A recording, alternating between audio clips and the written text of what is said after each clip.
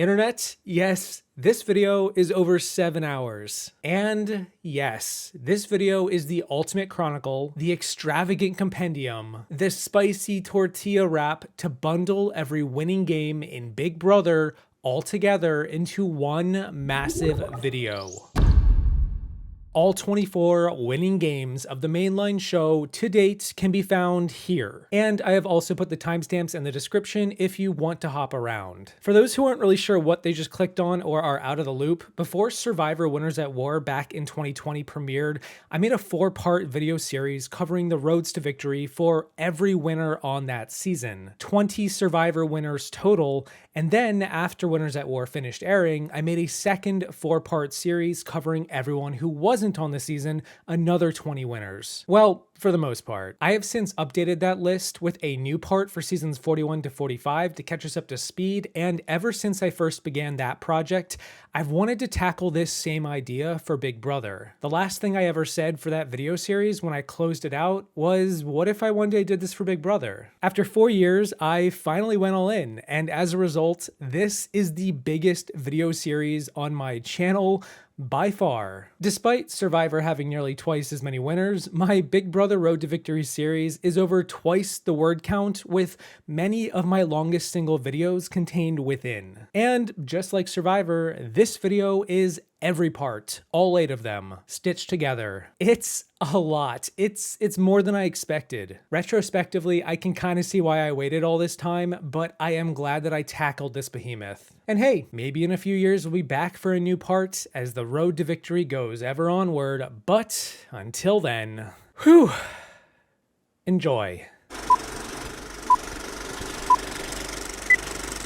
Let's jump right into it with the first winner of the game of Big Brother from all the way back in the year 2001 with Dr. Will Kirby on Big Brother 2. Will is going to be some very tough competition. He has a game plan in his head that's like the gears are just turning and turning and turning and they don't stop. I really am the world's leading authority on fat 70s clothes. Dr. Will Kirby entered the Big Brother 2 house, convinced he was the smartest player. He told the rest of the house on the first day that he was going to lie to them a lot, and that was his game. Kind of similar to Richard Hatch, Dr. Will had no plans to stab anyone in the back. He was going to stab you in the front. Surprisingly, this didn't foster the best relations out of the gates, but it did prove to be a valuable MO down the line. Will formed one of the first alliances in Big Brother history when he buddied up with Mike, Boogie, and Shannon, calling themselves Chilltown, because they all slept in the coldest room in the house. The first few weeks of BB2 were largely defined by Dr. Will, Mike, and Shannon's cliquey gameplay. They were some of the younger cast members in the bunch and preferred to have a wilder kind of fun than the older folk. They came across as disruptive and rude, brash, disrespectful, which caused a reactionary alliance to form called the Other People, which basically comprised of everyone else in the house by virtue of just not being Chilltown. Dr. Will was cheeky and devilishly charming, but most of his charm didn't extend beyond his group in the first few weeks. It actually irritated the other house guests and caused him to get nominated for eviction by week 3, which was the first time someone not in Chilltown or affiliated with it won head of household.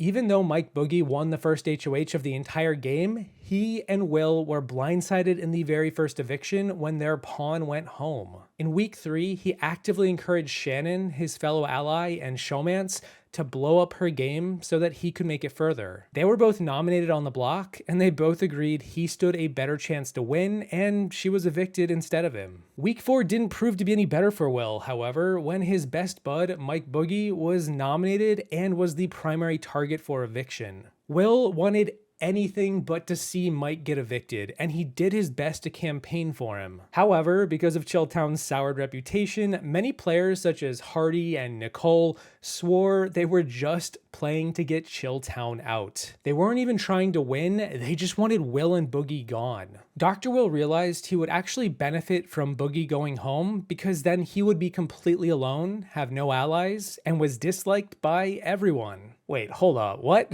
His target would become so huge, it would make him hidden in plain sight. That is to say, there's no reason to evict him when the next HOH would just nominate him too. He could serve everyone's best interest on a weekly basis. He was going to be a guaranteed nomination every single week. Why would you evict that person? In week 5, Will was nominated again by Hardy alongside Kent. However, Kent blew up at Hardy to a severe degree, which caused Kent to be the clear target for eviction over Will, despite Will being the last remaining member of Chilltown still in the house. While Will was a trickster and a known liar, he no longer had an alliance to run to and therefore was much less threatening to everyone.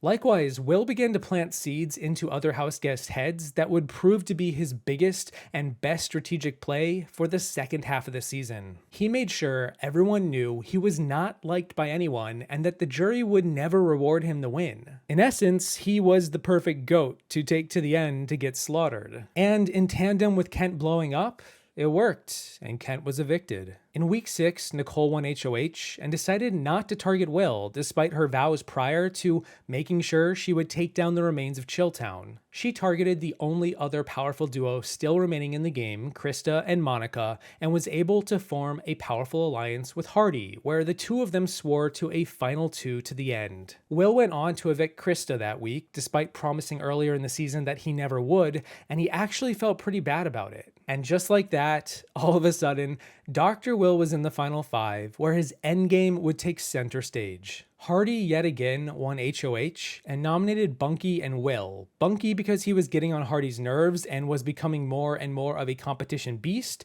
and Will because, well... Will, I nominated you because not nominating you would be like Christmas without presents. And, Kind of like cornflakes without the milk. Exactly. Dr. Will had a tumultuous relationship with Nicole throughout the season, and he used this on-again, off-again relationship to his advantage. He made it known to both her and Hardy that Bunky would win the final vote if given the opportunity, was building momentum by winning comps and coming very close to winning HOHs. And, most importantly, was gunning for the two of them and would nominate them if he won HOH at the Final 4. Will promised he would not do that if he won the Final 4 HOH, which meant all that Nicole and Hardy had to worry about was Monica winning HOH. Will protested to the audience that he was throwing competitions as a strategy to appear weak, though it is very possible this was more a case of crafting a narrative for the jury at home to believe that his shortcomings were a part of a larger strategy. Will demonstrated clear jury management by selling a story in the diary room to the producers, to the audience at home, fully aware of the fact that the jury was not sequestered and was going to be watching the episodes in their own homes with him front and center. So yeah, Will made a deal with Hardy and Nicole to not nominate them if he won the Final 4 HOH, but what he didn't say was that he had no intention to win that challenge either. Instead, throwing it to Monica, whereupon she would nominate Hardy and Nicole, and then he would get to cast the deciding vote. Will blatantly threw the competition and didn't hide the fact either, but he also didn't care to hide it at that point. The deed was done. He was still in the game. He was safe until the Final 3, and he was able to evict one half of a power couple where neither side would vote for him in his ideal Final 2 situation anyway. Will finally got revenge for all those times Hardy nominated him by evicting him at the Final 4,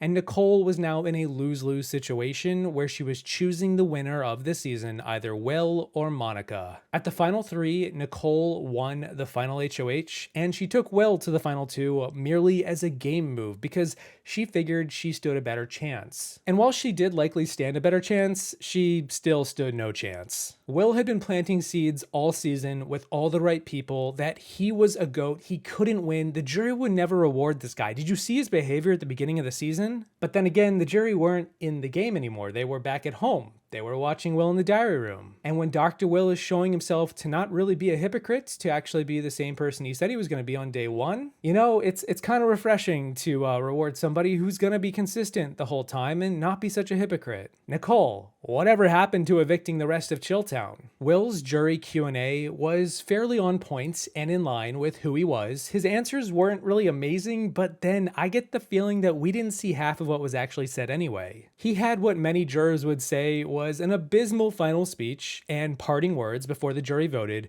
which, I gotta say, par for the course, and Dr. Will, it made for great TV. It also didn't seem to lose him any votes in the end, so maybe the concept that the jury already has their mind made up going into the vote holds true even in the very first instance. Dr. Will won the game with a 6-3, or with a last-minute twist included, 5-2 jury vote, becoming the first winner of the strategic Big Brother game we know and love today. Congratulations.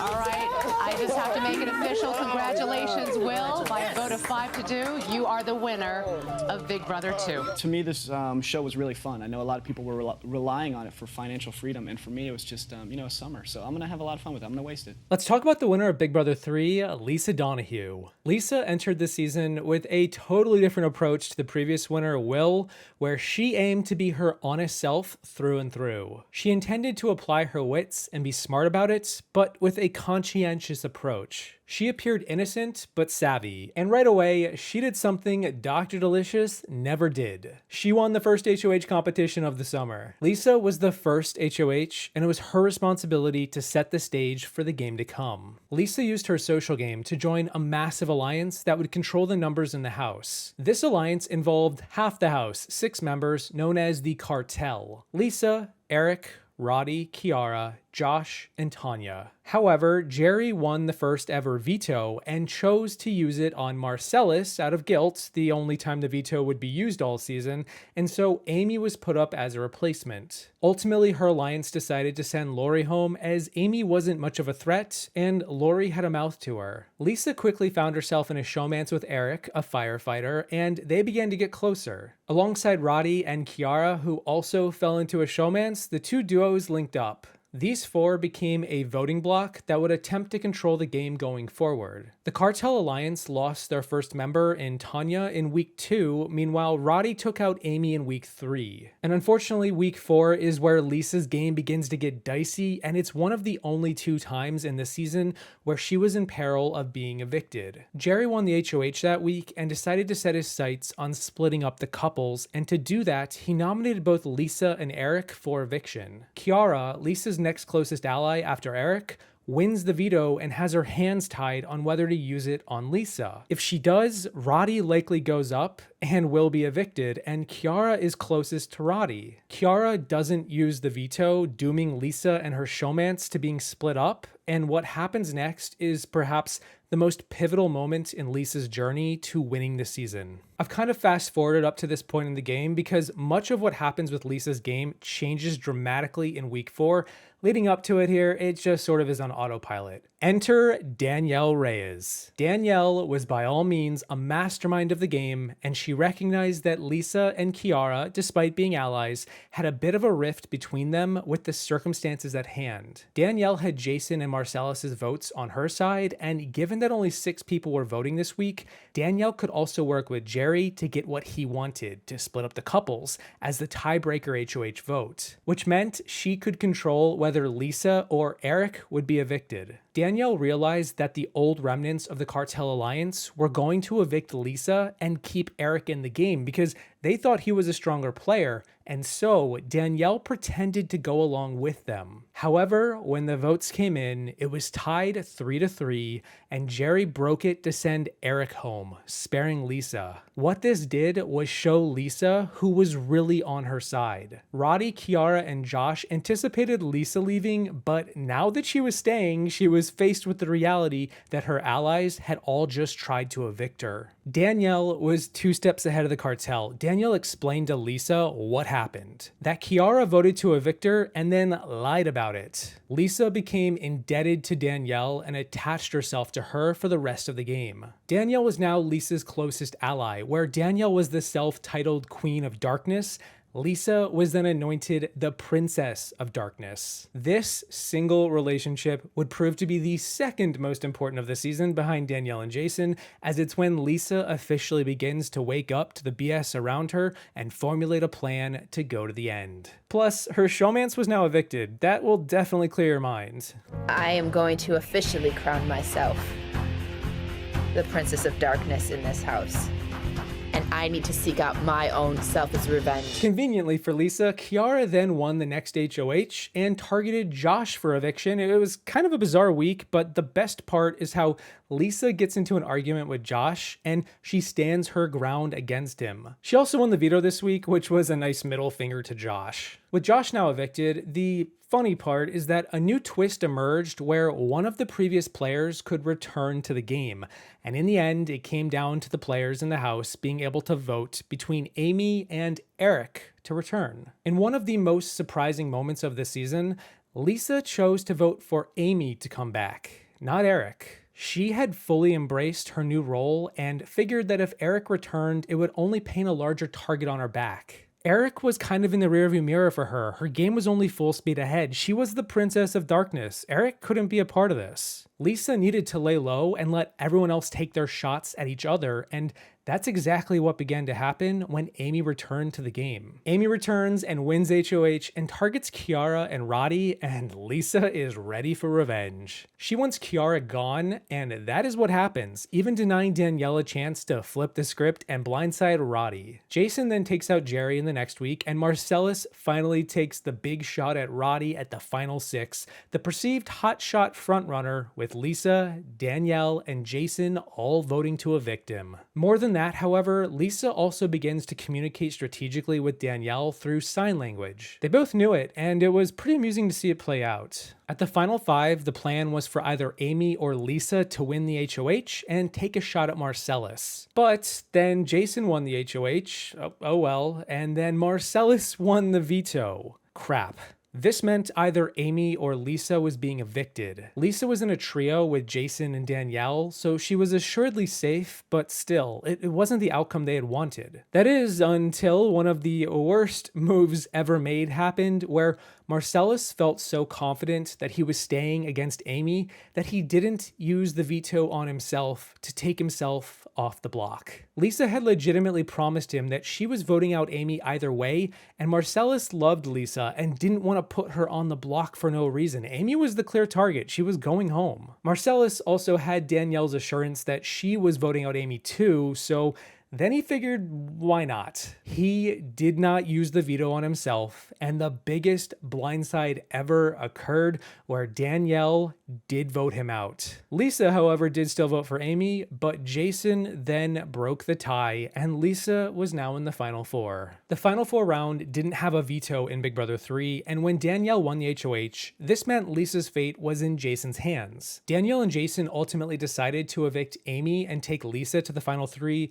which proves to be a colossal blunder for both of them. They both truly liked Lisa and had been working with her for half the season now and didn't believe that Amy deserved it. They also had said that they would rather lose to Lisa than Amy if that were to happen, so hey, it's better to keep Lisa. Lisa planned to take Danielle to the Final 2 from early on when she became the Princess of Darkness, though Danielle always planned to take Jason and vice versa. Lisa was the underdog, but at least she was still in the game at the Final 3. Lisa wins part 1 of the final HOH after cutting a deal with Danielle to take her to the Final 2, which Danielle accepts. My only major hiccup for Danielle here being that Lisa was going to do that anyway, but hey, it was nice for Danielle to hear. Lisa then crushed Jason in part 3 to bookend the seasons as both the first and last HOH of the summer, evicting Jason and taking Danielle to the Final 2. Lisa defeated Danielle in the most lopsided jury vote margin in BB history, 9-1, a record that lasted for the next 19 seasons, where Danielle only got Jason's vote to win. Lisa was a reflection of the jury's desire to have a heroic winner emerge after Dr. Will's devilish dominance the year before. The jury this season did not want to see a repeat of what looked like the villains, the bad guys winning from Big Brother 2. Danielle was the Dr. Will of the season, and she was the mastermind, and Lisa had no blood on her hands. And with that, Lisa became the winner of Big Brother 3 with a road to victory where she shed her rookie tears in the first half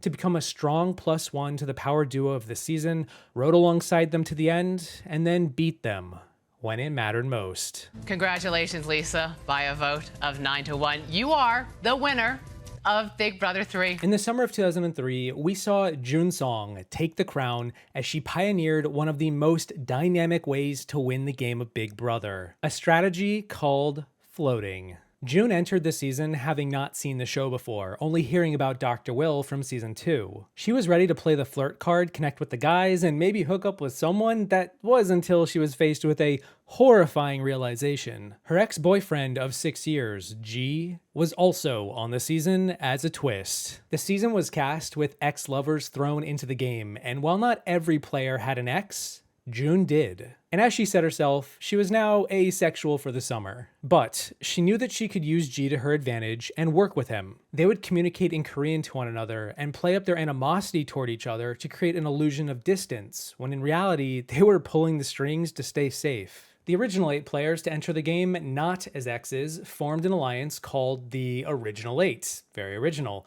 And so G and Amanda, 2 exes, were nominated right away. When Amanda's ex lost his cool and was expelled a few days later, Amanda became the house target, and G was spared from being the first one voted out. Jun positioned herself as someone playing the middle at almost all times throughout the season. Because of the twist, 2 sides of the house formed. One side involved her ex, G, as well as 2 other exes, Justin and Robert. They were known as the Dream Team, or the Three Stooges, depending on who you ask. Jun was connected to them, but not considered in the alliance. When G won the second HOH after Amanda was evicted, Jun helped the Original 8 alliance blindside the Stooges by convincing them that Erica was the target and Michelle, the 4th ex in the game, was just a pawn. But then a blindside came in and Michelle was evicted instead, leaving G in a state of shock. Jun's closest ally after G was Dana, and lucky for her, Dana won the 3rd HOH. Dana had grown closer to the Three Stooges over the first couple of weeks and actually had a thing for Justin,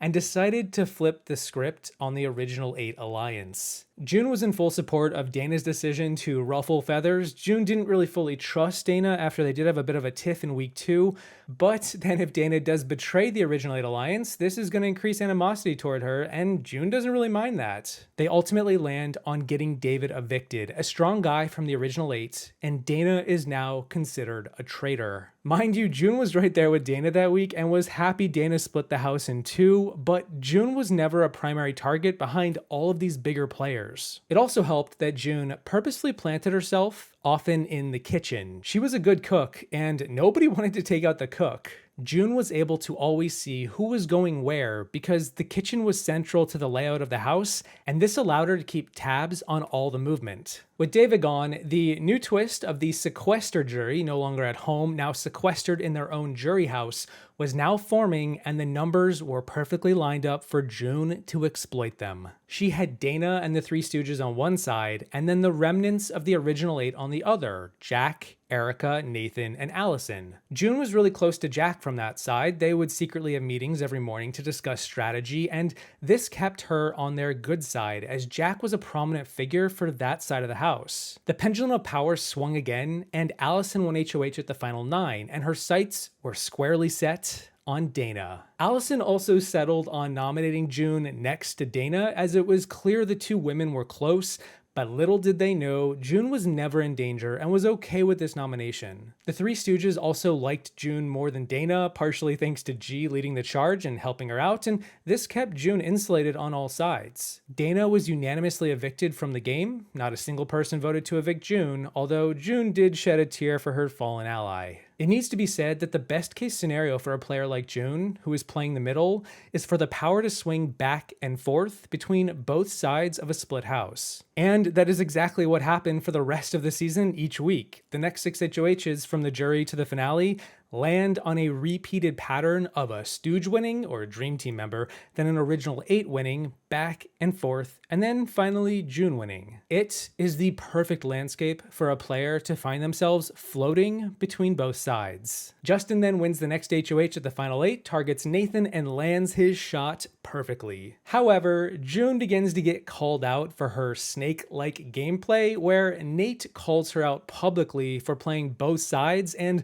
not having any loyalties. Jun tried to play Allison against Nathan, and it didn't work. Allison was aware of what was happening, and not before long, it became clear to both Jun and Allison that the 2 of them were playing very similar games. Allison was in a showmance with Nate and was using him to her advantage, not too dissimilar to what Jun was doing with G, minus the showmance part. When Nate was evicted at the final 8, Allison became untethered to that side of the house and began to just exist in no man's land, in the middle. and she happened to see Jun in the same spot. The Three Stooges didn't want to target Jun if they ever won power because there were still original 8 members left. Meanwhile, the remnants of the original 8 alliance were also still working together, so if anyone on their side won power, they had to deal with the Stooges. And Allison, who is now kind of free-floating, found herself now in the same position as Jun, and at first the two women began to plant seeds to get the house to target the other, with Jun trying to get Jack and Erica to target Allison. Meanwhile, Allie was saying the same thing about Jun. There could only be one true floater in the house, and it was a Cold War battle for the mighty middle. Allie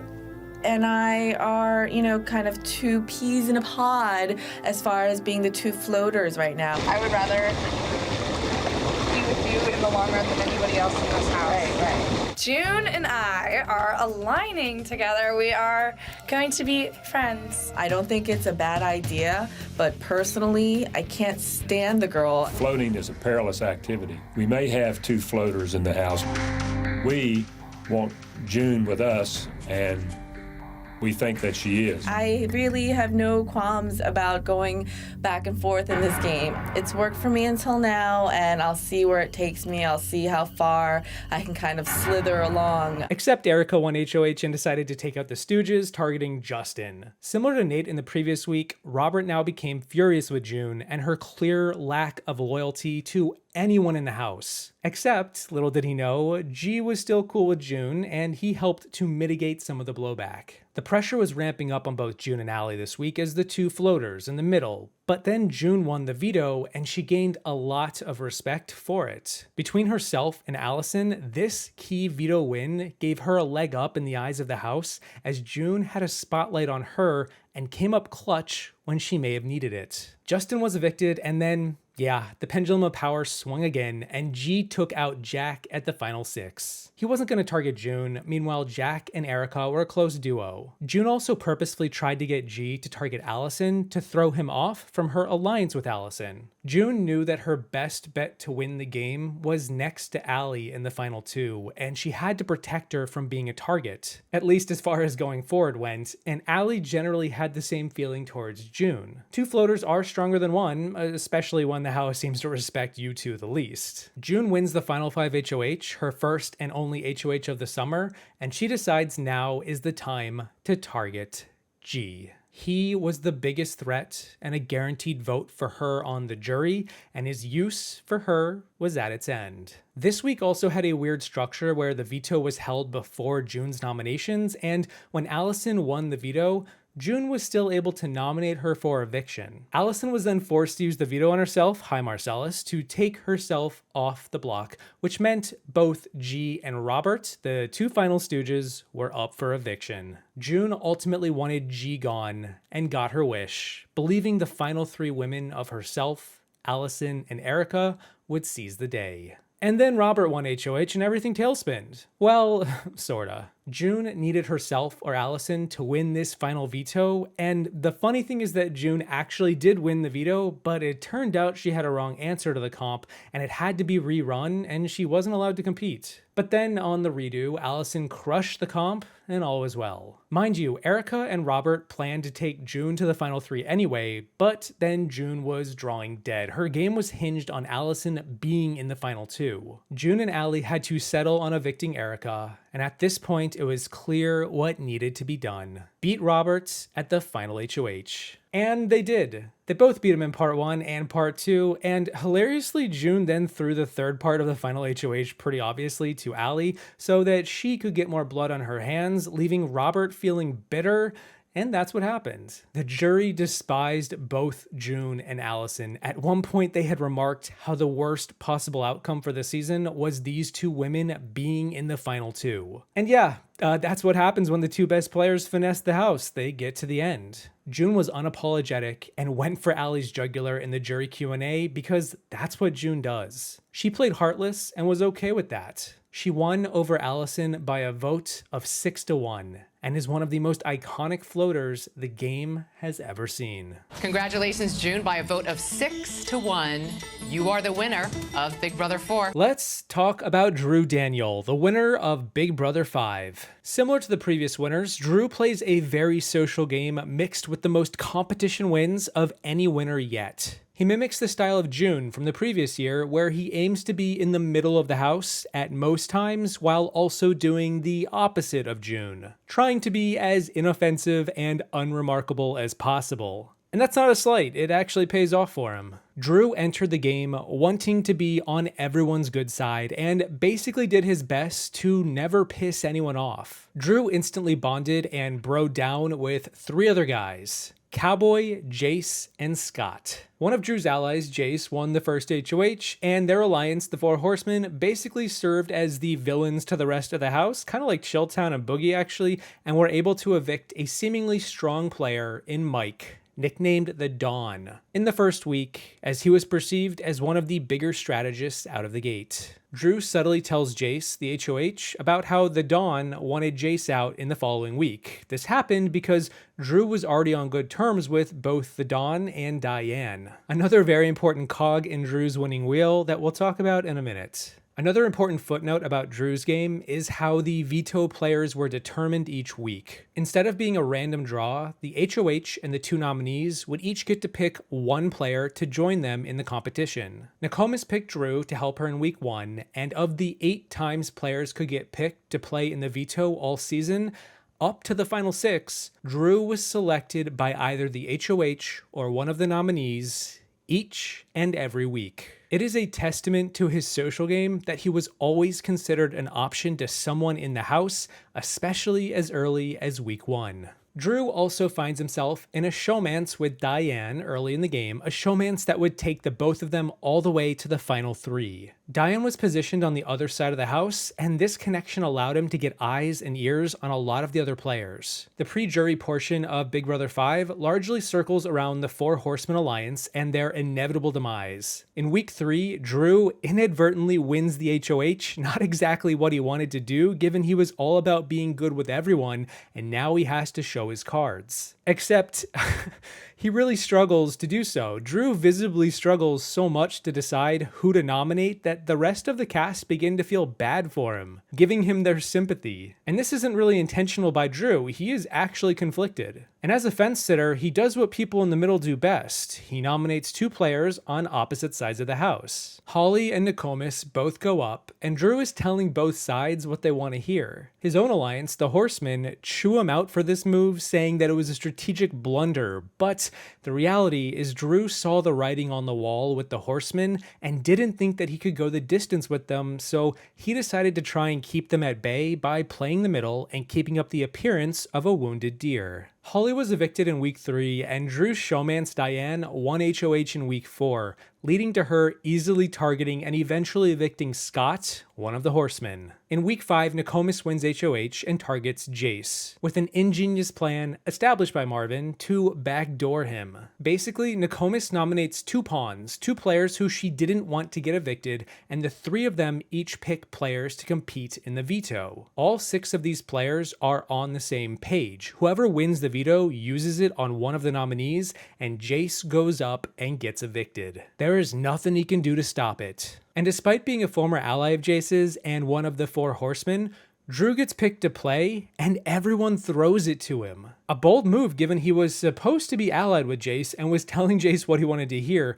and after Drew wins the veto, he eventually tells both Cowboy and Jace that he plans to not use it. He plans to go against Nokomis' backdoor plan. Except Drew was lying to the Horsemen, he did use it, and Jace went up and was subsequently evicted. Now that kind of wraps up the demise of the Horseman Alliance and Drew's beginning half of his game, but I did skip over a major twist in this season that happened after the Scott eviction. It turned out that one player, Adria, had a secret identical twin in the game who was swapping in and out every few days. Once they reached the final 10, her twin, Natalie, could enter the game as her own player. They succeeded, they made the final 10, and now there were 2 Adrias in the house instead of 1. With Jace as the house target, as I just talked about, this twin twist proved really beneficial for Drew, as he was able to bond with Adria Adria and Natalie over having an identical twin as well. Yeah, talk about a plot twist within a plot twist. Drew's twin wasn't in the game, but it was just a really odd coincidence. Even weirder was that Drew's showmance, Diane, also had an identical twin, also not in the game, and so the four of them came together to form a twins alliance. Drew, Diane, and the twins. I gotta think the producers were trying to cook with this. I was so pumped when Drew stood up to Jace and, gave him a little piece of his mind. You looked at me like I stuck a dagger in your heart, man. Once Drew finds out that Adria and Natalie have been playing, the whole game together and switching, I think he's gonna understand it, and maybe even try to build a really good alliance with them. Right now, I feel like I'm a spider in the middle of its web. My web is attached to each person in this house, and it's pulling me in all these different directions. Adria won the next HOH, which would kickstart the jury, and she targeted Will and Marvin for eviction. This week ruffled a lot of feathers and soured the reputation of the twins, Adria and Natalie, to the rest of the house. Drew was safe while the twins were in power, but he quickly realized that he couldn't work the twins alliance beyond a week-to-week basis. Drew began to stop trying to work with big groups and instead focus solely on key relationships, largely with his showmance Diane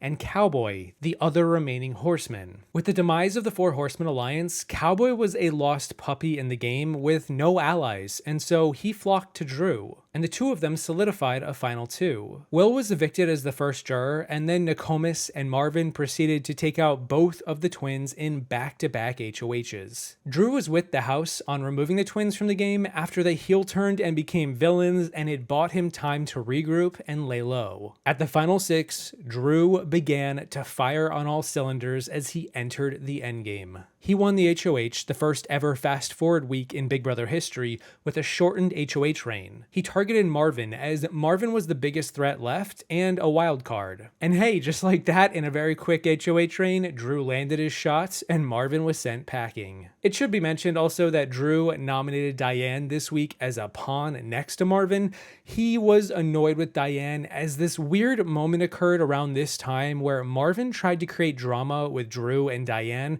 by pretending to kiss her in front of Cowboy. Cowboy then did what Marvin thought he would do. He went and told Drew about it, spreading the news, and it just caused tension and tears. Diane was close to Marvin, but not that close, but he wanted Marvin out, and Diane was a vote for him to stay, so he put her on the block. Diane was blindsided at the nomination. Drew didn't really care as he wanted her to be blindsided in the first place. It sold it better as if she was out of the loop, which, well, she was. And hey, Marvin ended up leaving anyway. The final five was the most dubious round for Drew's game, as Nokomis won the HOH and nominated both Drew and Cowboy. This meant that if anyone but Diane won the veto, either Drew or one of his allies, Cowboy or Diane, were getting evicted. Drew and Cowboy managed to throw the veto comp to Diane to ensure that she was able to be safe and use the veto on Drew, forcing Nokomis to nominate Karen, her last ally remaining in the game, allowing Drew and Diane to evict Karen. This was a pretty brilliant strategy, and it just so happened that the veto comp that they played in allowed them to do this, and hey,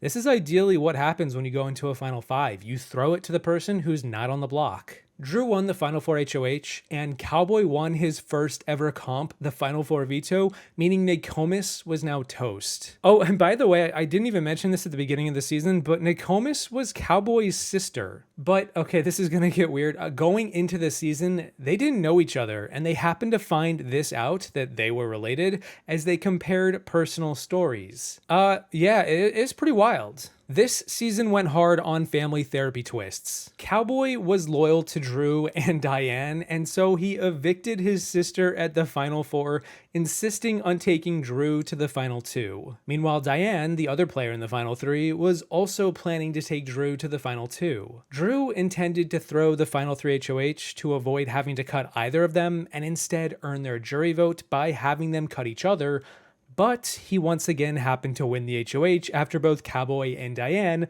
threw it to him. The night before the final eviction, Diane got a little tipsy and spilled to Drew about her odds to beat him in the final two, and while Drew had repeatedly said he planned to take Cowboy to the end, This only confirmed to him that it had to happen. He did have feelings for Diane, but he was here for the game first. Their relationship could take center stage after the season. Drew won the final HOH and cut Diane in a devastating blindside to her, but even then, she was still rooting for him to win over Cowboy. Drew defeated Cowboy by a final jury vote of 4-3, a razor-thin margin where Cowboy got the twins' votes as well as Nokomis, his sisters, so it kind of makes sense. Drew played a very subtle social game and won the right competitions when he needed to. He adapted to the players in the house as the dynamics changed each week, and he ultimately rode that mighty middle to victory up until the very end.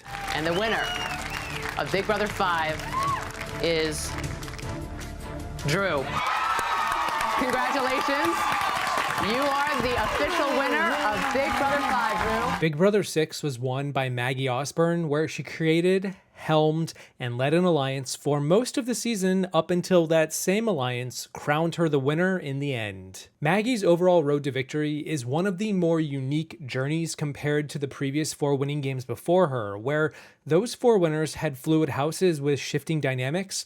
Maggie's season was primarily dominated by a split house. 2 sides, 2 alliances where mostly everyone knew where they stood, and it was just a matter of who won the power each week to take the shot at the other side. And I guess there were technically a few people in the middle trying to float, but were there really? On paper, this should have meant that the alliance with better competition beasts would just win out. They win the HOHs and get rid of the other side. But when you consider Maggie was against the best competitor in Big Brother history with Janelle, as well as other strong comp players like James and Rachel, you then might realize it wasn't really just comp wins that the better players this season leaned on. Even with a split house and nowhere to hide, the upper hand was won through social finesse and tactical brilliance. But we'll get to that in a minute. Maggie entered the game with a secret relationship, her friend Eric, also known as Cappy, and the two of them immediately decided to divide and conquer. Eric formed a men's alliance. As there was a gender imbalance, he rallied the men while Maggie focused on the women. This would mean they could have protection from both sides in the event that their names were ever floated as a potential target. The problem for them is that, as it turned out, the big twist of this season was that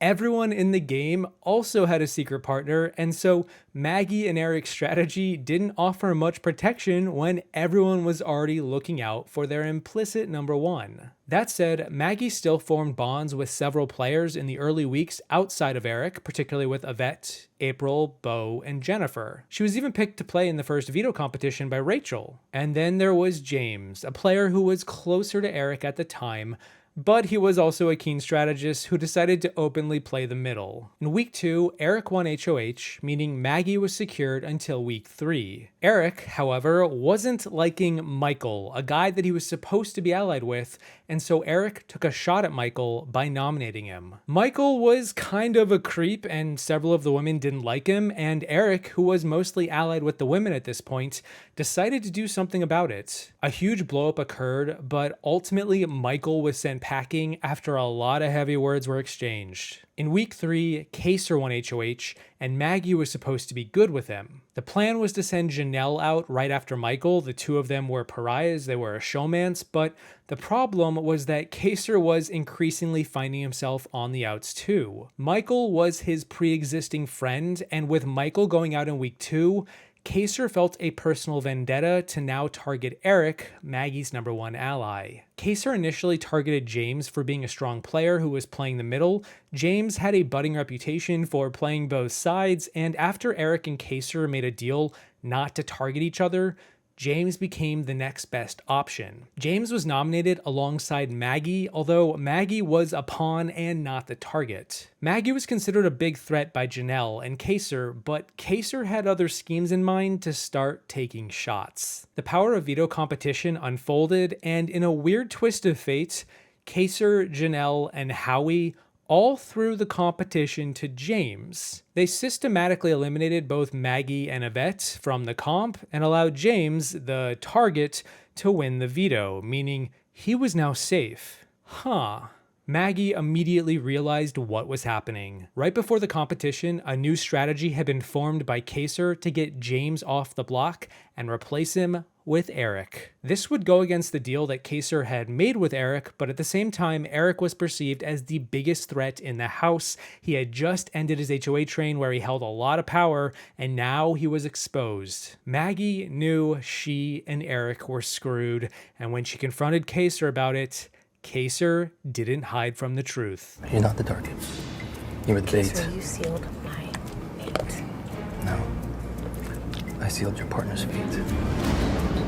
Eric was nominated next to Maggie in week 3, and all of a sudden, Maggie's game was crumbling down around her. While she was a strong social player with a lot of allies, her number one ally was now going home, and she had a personal connection to this betrayal. It wasn't just someone she had met a few weeks ago, it was her longtime friend. Maggie felt awful for Eric, how this eviction was set in stone because of the numbers. Kaycee had the numbers to get Eric out, and Maggie even tried to fall on the sword for Eric by asking the other players to vote her out over him. Eric didn't want this, however, and believed that she was the stronger player between the two of them, and so ultimately Eric was evicted, despite Maggie's closest allies all voting to evict her. Maggie was one vote away from being evicted, and this being the end of her journey, and yet she survived. She was always going to survive given the circumstances, and she instead used this eviction to fuel the rest of her game.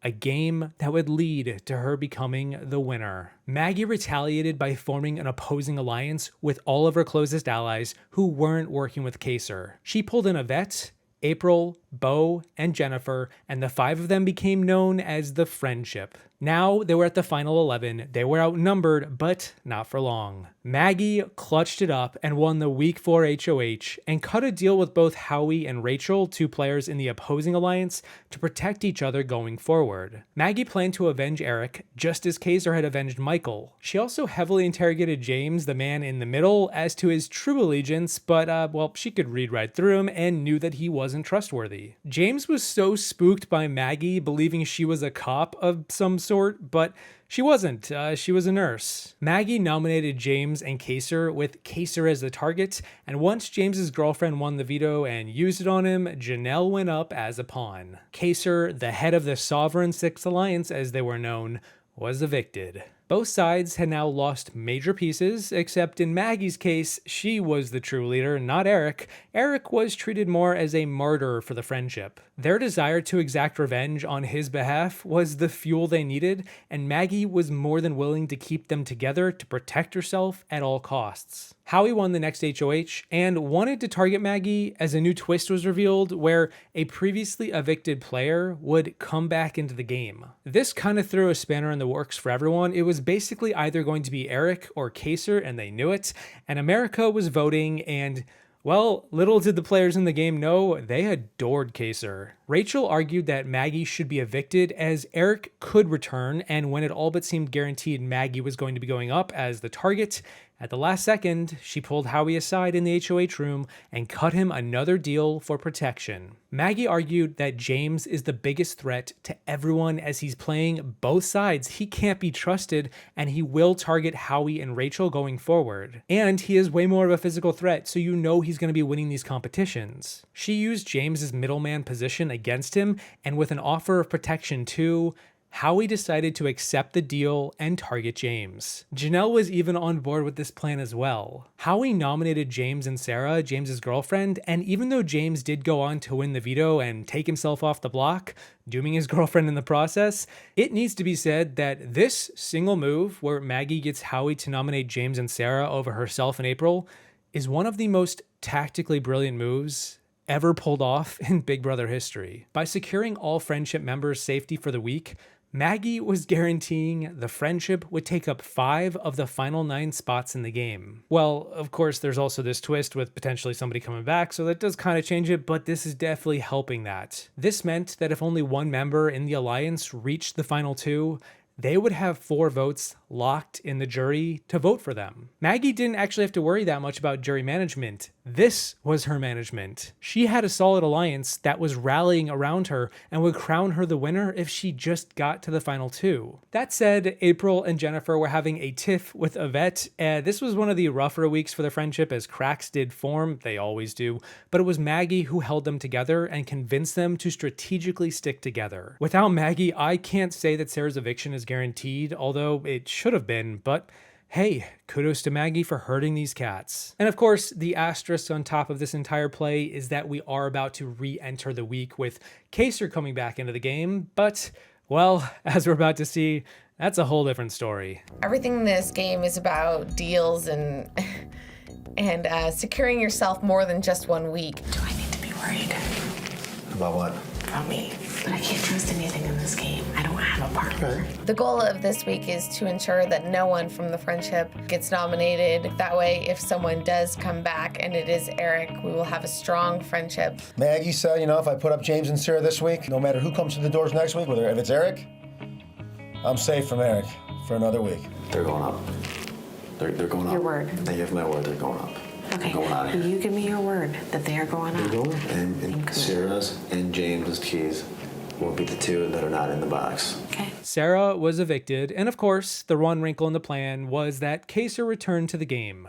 Kaycee, the leader of the Sovereign Six, was now back to get revenge on Maggie for evicting him a couple weeks prior. However, after the longest competition in Big Brother history unfolded, the pressure cooker, lasting 14 hours, at the very end, Kaycee chose to cut a deal with Jennifer, a member of the friendship, to still go after James, the man in the middle, and at least nominate one player from her side next to him. Jennifer accepted the deal and became the new HOH, and, well, Maggie tells Jen that she has to target Kaycee. It's that simple. He is the leader of the other group. He would put any of them up if he had the power. You gotta do what you gotta do. So Jen puts up 2 pawns, Janelle and Rachel, thus frustrating Kaycee, and after Rachel wins the veto, it isn't James who goes up, but Kaycee. Kaycee is re-evicted like a revolving door, and the Sovereign Six are not happy with Jen's decision. Karma kicks in, and despite Maggie pushing the Kaycee eviction,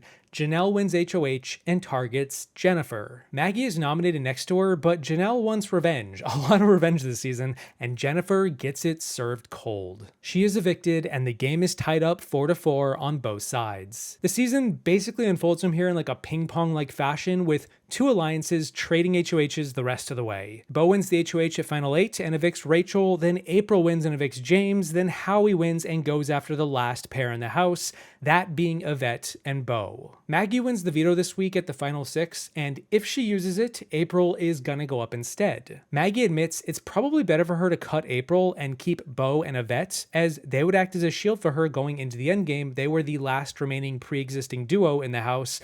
But, on the other hand, she likes April and believes that April will work in Maggie's best interests in the endgame. Maggie goes with her heart and doesn't use the veto. She spares April, and Bo is evicted. Maggie then throws the Final 5 HOH to Yvette to allow herself a chance to win the Final 4 HOH instead. Yvette was closer to Maggie than April, and when Janelle wins the veto and takes herself off the block, it is April who goes up in her place, not Maggie. Howie is evicted, and Maggie is now in the Final 4 with both Yvette and April, 2 players who want to take her to the Final 2, where they will both lose. The only thing stopping Maggie from winning now is Janelle, who wins the Final 4 HOH. Both Yvette and April lose their cool on each other, and when Yvette wins the final veto of the summer, she easily cuts April to take Maggie to the Final 3. Maggie excels by listening, not talking, and just laying low.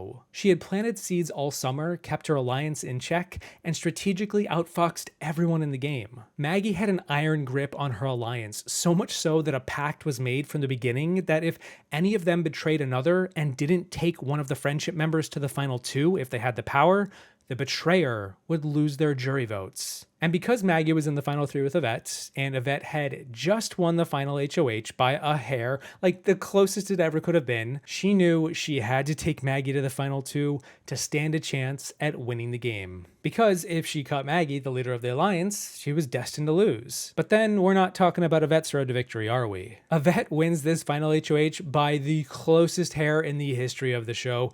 Yvette cuts Janelle, takes Maggie, and it's gotta be said that up until season 24, Maggie was the only winner in Big Brother history to never win part 1 or part 2 of the final HOH, and yet still go on to win the game. From desiring to fall on her sword back in week 3, to commanding the season with the greatest moves and Jedi mind tricks of any winner yet, Maggie won the final jury vote 4-3 over Yvette, becoming the winner of Big Brother 6. Congratulations, Maggie. You are the winner of Big Brother 6. Come on out, Maggie and Yvette. You both have a few people who would love to see you.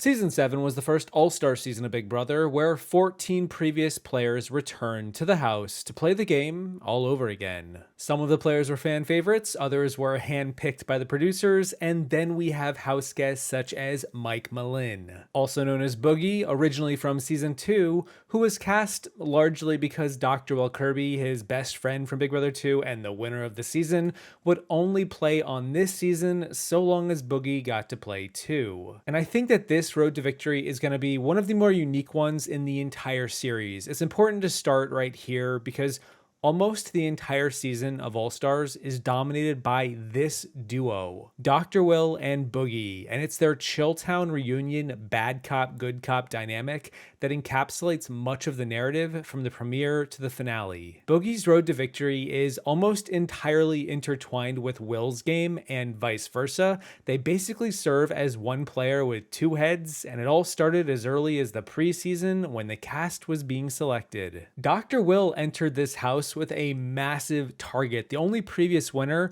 and Boogie was seen as his Robin to Will's Batman. They reunited and raised the Chilltown banner. Their Season 2 alliance was back and ready to take the game by storm. Chilltown swore to take each other to the final 2, and then some. They were riding with each other until the wheels fell off, and they planned to do it with as many schemes as possible. And given the nature of the season with returning players, and all of these players knowing each other before the season began, past relationships absolutely came into play. Chilltown had a deal with a few strong players such as James from Season 6 and Danielle from Season 3 called the Legion of Doom. Likewise, Boogie knew Erica from Season 4. They had dated before the season even began, which is a funny footnote to consider given the outcome of both of their journeys. Janelle, likewise, had a crush on Will, and then I guess so did Howie as far as their one-sided bromance goes. Chilltown were known threats and targets because of their obvious ride-or-die relationship. They didn't hide it, but in turn, they used that to their advantage, to encourage other players to keep them around as shields and targets. Likewise, Chilltown repeatedly promised to keep packs of players safe going into the following weeks, seemingly without realizing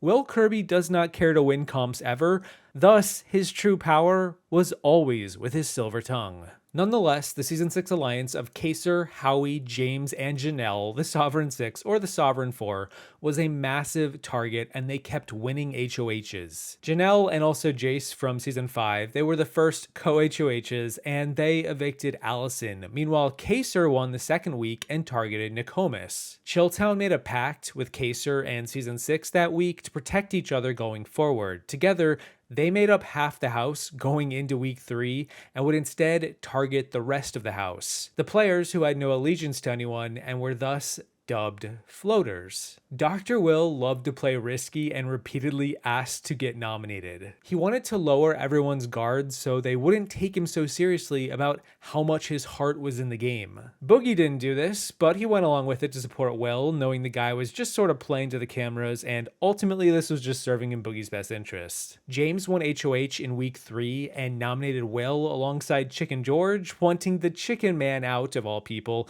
and the first reveal of the Legion of Doom alliance with James and Danielle is formed. Boogie also begins to outwardly romance Erica as well as campaign for Will to stay, and once Jace is revealed to be one of the biggest floaters of the season, he gets replaced after Chicken George wins the veto and turns into a giant blueberry, and the entire house votes Jace out while sitting next to Dr. Will. Janelle wins the HOH in week 4, and it is a total season 6 steamroll up to this point. 4 straight HOHs. Dr. Will begins to romance Janelle and pitches a deal for Chilltown to work with Season 6 even deeper into the game with the plan to target and eradicate all of the remaining floaters. To keep up appearances of going after Chilltown, Janelle nominates Boogie alongside Erica, his showmance, but this didn't mean that much when Boogie goes on to win the veto and then takes himself off the block. Diane, a floater, is renominated and evicted. That said, a major rift forms here in week 4 between the Season 6 alliance, largely thanks to Chilltown. Yes, Chilltown was working with Season 6, but they were also kind of working with everyone, and they needed the Season 6 steamroll to slowly start to crack.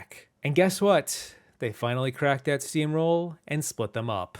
Despite being in a preseason alliance that were also working together, James knew that Will was a massive threat and a strong player, and pitched hard to Janelle for her to take out Will instead of Boogie. But Will had put in work with Janelle, and Janelle was not having it. James was pissed off at her after he took out Jace in the previous week instead of taking a shot at Chilltown. He did that for the Season 6 alliance. That's what they wanted. That's what Janelle wanted. But now Janelle won't make the better move for that same alliance this week. Chilltown needed to get split up, and instead Season 6 unintentionally split up. From James's perspective, when he saw how selfish Janelle was being, this actually drove him closer to Chilltown and wanting to now work with Will and Boogie going forward. Danielle wins the HOH in week 5, the first non-Season 6 player to do so, and targets Janelle for eviction with James as a pawn. Chilltown were in a very comfortable spot, and so during the veto competition, despite having both Janelle and James's loyalty and pledges to win the comp for each of them,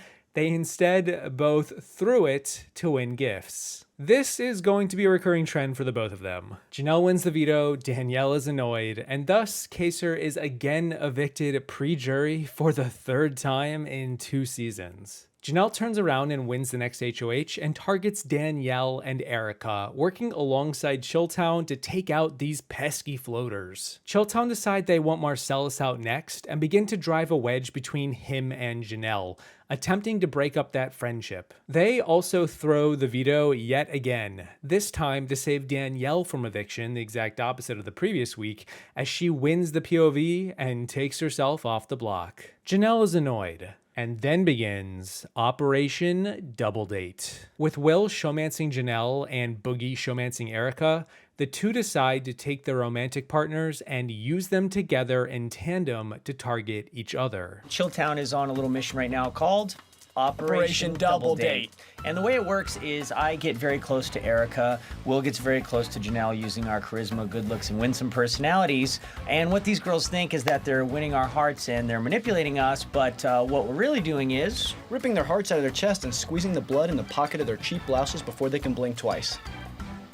Will convinces Janelle to have her nominate Marcellus as a pawn to take out Erica, and it works. Marcellus goes up, and then Chilltown blindside Janelle by voting out Marcellus with the rest of the house. Up to this point, with Marcellus on his way out the door, Chilltown now had fake alliances with everyone in the house. The Legion of Doom with Danielle and James, Operation Double Date working over Janelle and Erica, and then the Target the Floaters alliance that included Howie. And then there was Chicken George, who was kind of just there, but hey, he liked Chilltown and he wasn't a threat, so whatever. Oh, right. And then Chicken George won the next HOH, and so Chilltown appealed to him to target Janelle. George nominates Erica and James. James then wins the veto, and now George is in a bind. You see, George kind of wanted James out. He didn't want to target Janelle, but Boogie hardcore wants George to put Janelle up so they can vote her out. But then, separately, Will approaches George and has a different plan. Will asks George to nominate him instead, and they vote out Erica. George takes this opportunity to do what the doctor ordered. He tells Erica that Will is going to go up and get evicted, which then prompts Erica to go tell Boogie what George is thinking of doing. Erica knows Boogie is tight with Will, and this will hurt Boogie's game. I mean, it will also hurt Erica's if she gets evicted over him, but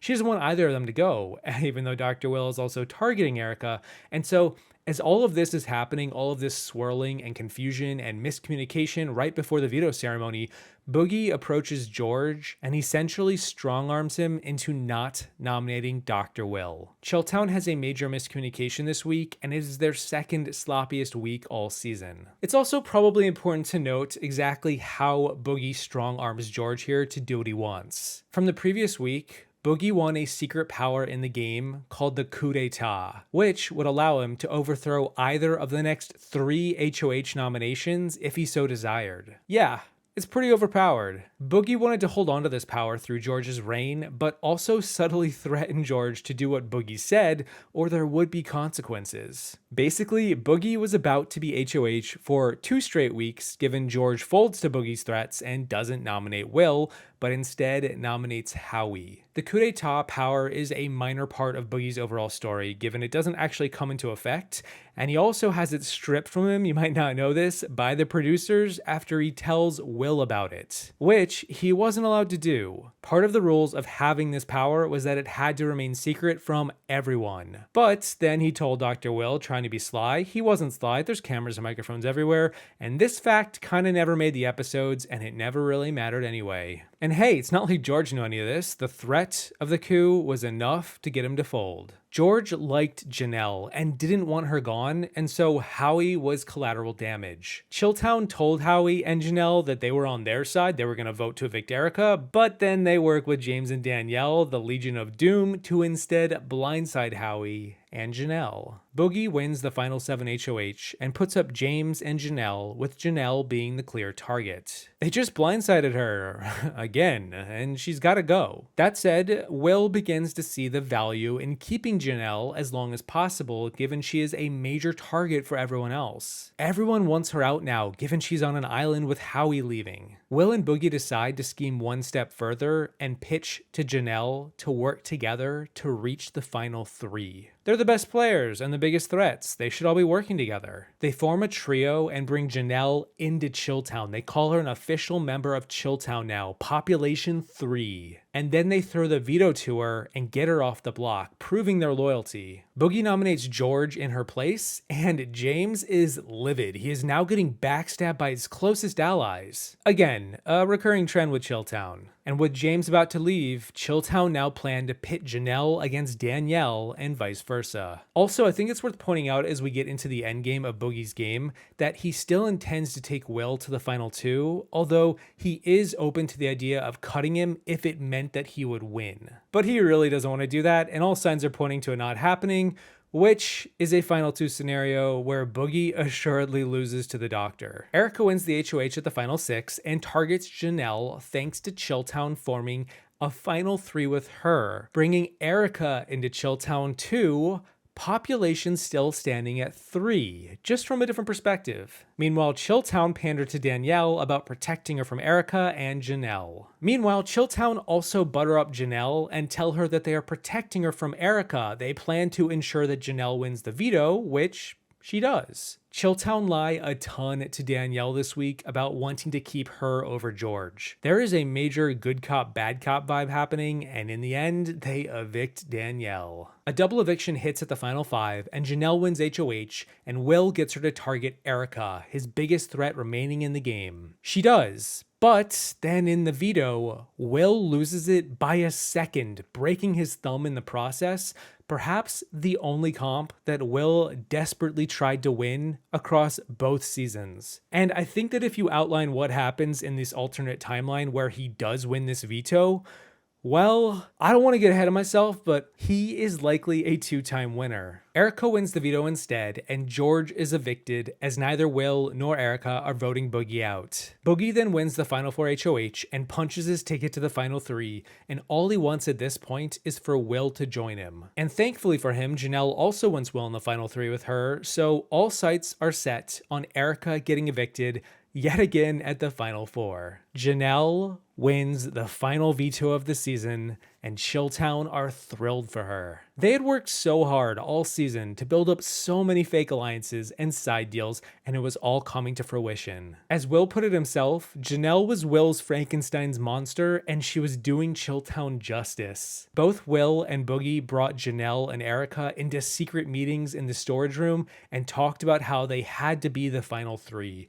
Which Final 3 didn't matter to them, but it did to the two women. Operation Double Date from weeks ago was proving to be a massive success, and this was it. This was Chilltown's crowning moment. And then the other shoe dropped. With Janelle holding the veto, Erica had no choice but to turn on Will. It was either going to be her or Will getting evicted. She campaigned hard for Will to get evicted, and two major sticking points came up that helped Janelle make her decision. The first was nothing that Erica said, but it was actually that Will refused to kiss Janelle in the hot tub. Janelle just wanted a kiss, but Will couldn't do it. He actually had a girlfriend outside the house and didn't want to take his relationship with Janelle beyond just flirting. Janelle was scorned and upset, and when she spoke with Erica, Erica revealed that she was in Chilltown with the guys, which then set off a chain reaction for Janelle to put the pieces together. She was also in Chilltown. They were both in Chilltown. Oh my god, the boys used the girls to go against each other, and the gig was now up. Screw those boys. Janelle was ticked off and vengefully evicted Will at the Final 4 for all of this, ending Boogie's true Final 2, breaking up the real Chilltown, the real one, and blindsiding Boogie in the process. Boogie was devastated. He was blindsided. He actually ate that humble pie and admitted he could dish it out all season, but now that he was on the receiving end, he didn't like the taste of it. He went into the first part of that final HOH and attempted to mimic Richard Hatch from season 1 of Survivor by throwing the competition right out of the gate on live TV before the first commercial break. This move startled Janelle and caused her to accidentally remove her hand from the endurance competition, eliminating her as well, giving Erica the victory for part 1. And to be honest, as much as I doubt Boogie needing to do this, and honestly I think that he probably should have tried here to win, this is also probably one of Boogie's best moves of the season, despite it also kind of being unintentional. Inadvertently creates the shortest endurance comp we have ever seen. Hey, Julie. Yes, Mike? You remember Richard Hatch? Yes, I do. They both have to take me to the finals. What? Janelle? Boogie wanted the women to believe they both needed to take him to the Final 2. They couldn't beat each other, but the reality is Janelle actually could beat Erica, and that was her plan. Boogie throwing this was risky, but it worked out for him as he went on to defeat Janelle in part 2 of the final HOH, where he then faced off against Erica in part 3. And before they competed for the final HOH, they both agreed, Boogie and Erica, to take each other to the Final 2 and oust Janelle, recognizing she was in fact the biggest threat to win. Boogie won part 3 of the final HOH over Erica. He evicted Janelle, getting revenge for Will, and did a great job with his jury Q&A back and forth. He was quite colorful, dare I say charming, and gave great answers to both Danielle and Howie in particular. He absolutely owned his game and explained it really well, and it was his devilish guile that won over the jury against Erica, alongside a dash of Dr. Will championing him hard in the jury on behalf of Chilltown. All of that got him 5 of the 7 jury votes to beat Erica and become the first ever All-Star winner of Big Brother. Bring! Hello? Hey, Boogie, it's Will. What's up, man? How you doing? Dude, are you in the final 2? And this vote from Will goes to Mike. Congratulations with both votes. You are the winner of Big Brother All-Stars. Mike Malin, come on out here. Let's talk about Big Brother 8 with Richard Donato, also known as Evil Dick, the oldest winner to date at 44, who entered the season as a part of a unique twist. Similar to Big Brother 4 and 5, one of the big twists this season was how 3 players had rivals who would also play the game too. These 6 players had animosity between them in some capacity. One was based around ex-lovers who ended on a sour note. Another was from an unpaid $5 loan back in high school who didn't like each other. Is this the Mean Girls prequel? And the final pairing was Dick and his estranged daughter, Danielle. Dick and Danielle did not get along. Danielle distanced herself from him, and now they were living in front of the entire country to air out their dirty laundry for the summer. This was an unpleasant surprise for Danielle, who did not take to the news very well. She did not want her dad in the game and was frustrated to see him crashing this party. Dick was a little bit more open to the idea, but either way, similar to Chilltown from the previous season, the 2 of them would link up from the jump and basically serve as a single player with 2 heads who operated in tandem throughout the season. And unlike Dr. Will and Boogie, the Donatos would both reach the final 2 and be crowned the winner and the runner-up. After letting the initial disappointment rush through her, right away, Danielle put aside her frustration, and both she and Dick vowed to reach the final 2 together. They were going to watch each other's backs as much as they could. That being said, Dick was a loudmouth with very little filter who enjoyed calling people out on their BS. And there is a lot of BS on BB, and yeah, if you do the math, you can see where this is probably going. Dick instantly feuded with another player, Jen, and the 2 of them became the true rivals of the season. This rivalry is one of the most heated in the show's history, where we would eventually see the 2 of them get quite nasty with one another. Later in the game, Dick would burn Jen with one of his cigarettes. Meanwhile, Jen would go on to destroy Dick's entire cigarette stash. Yeah, it gets pretty ugly. And week 1 involved one of these rivals getting evicted, Carol, ending the saga of the $5 loan. It was a short story for the ages. Week 2, however, was a different story. Jen won HOH on a fluke and immediately turned her attention toward Dick and Danielle. Dick calls her self-absorbed, a trait Jen doesn't really mind being called, and in turn she nominates the Donatos. As early as week 2, Dick and Danielle were in trouble and facing eviction. While Dick would yell at Jen for being too much into herself, Danielle also had begun to flirt with Nick, and it was clear Jen also had a thing for Nick too. This created a love triangle of sorts between the 3, and it only led to more drama. But Danielle won the veto and used it on herself, and Joe goes up as the replacement. Joe was the ex-lover from the Rivals twist, and Dustin, his ex, wanted him out badly. Despite Dick being loud, Joe was evicted with 9 of the 10 votes, preserving the Donatos for another week. And if the Rivals twist was spelling doom for the players involved, you would think that Dick and Danielle would be in trouble here, but then Dick won the 3rd HOH and took a revenge shot at Jen for her previous nominations, as well as Hale for being the only player in the game to not vote out Joe. On top of that, Dick began to feud with Hale too. When Dick was up against Joe on the block in the previous week, Hale attempted to rally her secret alliance to vote Dick out. Hale was even so desperate that she made a pitch to Danielle about evicting Dick, her own father, and Danielle did not feel good about it. She told Dick what Hale was doing, and this led to another major blow-up. So Dick justifiably nominates both Jen and Hale, and Hale begins to spill the beans to Dick about her secret group of guys called the Mrs. Robinson Alliance. Nick, Zach, and Mike were all in it, and this puts them on Dick's radar. During the veto comp, in an attempt to get Dick to lose, Mike attempts to troll Dick into falling off his perch. This greatly annoys Dick, and after Jen wins the veto, Dick decides to put Mike in his place by making him the replacement nom. Pretty bad gameplay from Mike. Low-key, some of the worst gameplay I've ever seen. Dick also ends up fighting with more players this week, such as Amber, Jamaica, Jen, and Nick, mostly personality clashes. With any other winner up to this point, it would be worth diving into, but with Dick, it's kind of just par for the course. He gets annoyed with a lot of people. Mike is evicted with 7 of the 9 votes, Dustin wins the next HOH, and he wants to target the remnants of the Mrs. Robinson Alliance. Zach, Nick, and Hale are his targets, alongside Jen for being Jen. 11 people are left in the house, and a majority alliance forms with the remaining 7 players called the Late Night Crew. Alongside Dick and Danielle, they also work with Dustin, Eric, Jessica, Jamaica, and Amber. Dick and Danielle are in a decent spot now as Dustin nominates both Hale and Jen.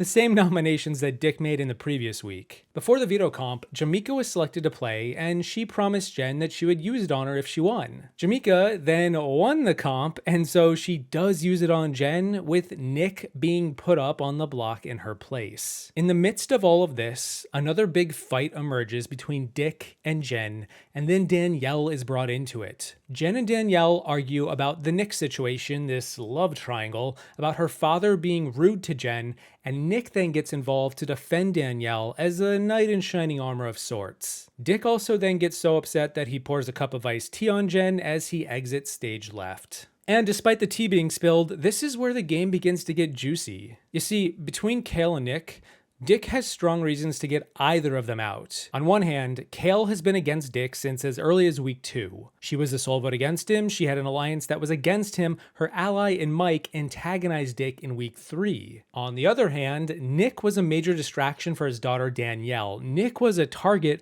but also caused Danielle to get torn between her attraction for Nick and her out-of-the-game boyfriend back home. This dilemma created a lot of drama for Danielle, and by proxy Dick, as he cared for Danielle a lot. I mean, she was his daughter, despite being estranged, and he wanted the best for her. He didn't want to see her so torn up inside and figured, you know, if Nick was gone, that solves the problem for now. Dick had also fostered a good relationship with Eric in the previous weeks. Eric was the biggest strategist of the season, and Dick had a soft spot for him. He listened to the guy. Eric pitched to Dick to get Hale out over Nick, and Dick was on board for Hale to go, but then he also remembered how Nick was in that secret Robinson alliance and never admitted to it when Dick was HOH. Dick was really conflicted at a crossroads. He didn't know which way to go, but he ultimately decided to take out Nick, believing that he was the bigger threat. Certainly the bigger physical threat. Nick was evicted with 6 of 8 votes, and this vote count began to seem weird. Danielle won the next HOH, an endurance comp upside down in the backyard, and while the competition was taking place, a banner plane flew over the house proclaiming that both Eric and Amber were liars. Liars about what? Danielle became frustrated at the overall vote count as she really wanted Nick to stay over Hale. Both she and Dick voted Nick out, but had they switched their votes, that would have given Nick a good shot to stay, given they could have also gotten Jen to flip too. Danielle felt like she had betrayed Nick, and seeing this, Dick got defensive and decided to go on a witch hunt to unearth who didn't vote for Nick. Zach immediately outed himself as a Hale vote, which didn't surprise him, but the other vote didn't speak up. Jen, Amber, Eric all said they voted out Nick, but that couldn't be true. Given Eric was a big gamer and strategist and kinda shifty, Danielle immediately suspected he was the rat. I mean, heck, the banner plane said it itself. Eric was a liar. She also suspected that he was another hinky vote during the Mike eviction when 2 people went against the grain. She was right, Eric was both hinky votes who went against the established plan, and the Donatos believed they were onto something. That Eric is casting rogue votes to set players like Nick up, to give the rest of the house a reason to target him. Given they just evicted Nick, it seemingly worked. Eric was a mastermind. And so, with this in mind, the Donatos decided to backdoor Eric. For the 3rd straight week, Jen and Hale are nominated, but Danielle has set her sights on Eric with the veto being used. Jen wins the veto, uses it on herself, and Eric is nominated next to Hale. The Late Night Crew Alliance was shocked and immediately turned on the Donatos. Jamaica, Amber, Dustin, and Jessica all want to keep Eric, and given that they had 4 of the 7 votes for the week, it seemed the backdoor plan was in trouble. Dick was able to curry favor with Zach, Jen, and Hale this week, the previous outsiders, and rallied them to his side, but given Danielle was HOH and couldn't vote, and Hale was nominated, it meant Dick was outnumbered. The rest of the LNC lied to Dick about their votes, and Hale was evicted 4-3, with Dick being blindsided by his former allies after they were just blindsided by him. Jessica wins the next HOH and nominates Dick and Danielle. They have never been in more trouble than right now. Dick does end up winning the veto, but sacrifices his game for his daughter by using the veto on her instead of himself, leaving Jessica with a renomination. The former LNC only needed 3 votes to evict Dick this week, and because they held 4 votes, they decided to just kind of rub it in Dick's face by nominating one of their own next to Dick. Dustin volunteered to sit on the block as like a middle finger to Dick as a courtesy flush, as he says, believing that he held the votes of Jamaica, Amber, and Eric without question. Well, given Dick wins this season, that move is about to get questioned. Instead of the vote being 3-3 with Jessica breaking the tie against Dick, the vote becomes 4-2, with Eric flipping yet again to keep Dick in the game. And before the vote unfolded, Eric rallied Jessica, his showmance, to flip the game on its head to work with the Donatos. They were major shields, and the former LNC were pretty useless without Dustin in the game. After a lot of convincing, Eric and Jessica both flipped, and Dustin was evicted in a major blindside. I stand before you merely as a courtesy flush to the pile of crap who sits next to me. And That would be so funny. I don't know, it's like a risk or whatever, but I don't. Yeah, it's not. It's not. It's not. By a vote of 4-2, Dustin, you are evicted from the Big Brother house. Dustin, if you're seeing this, I pulled off the biggest coup in the history of this show. Ha ha. See ya. This is like storybook, isn't it?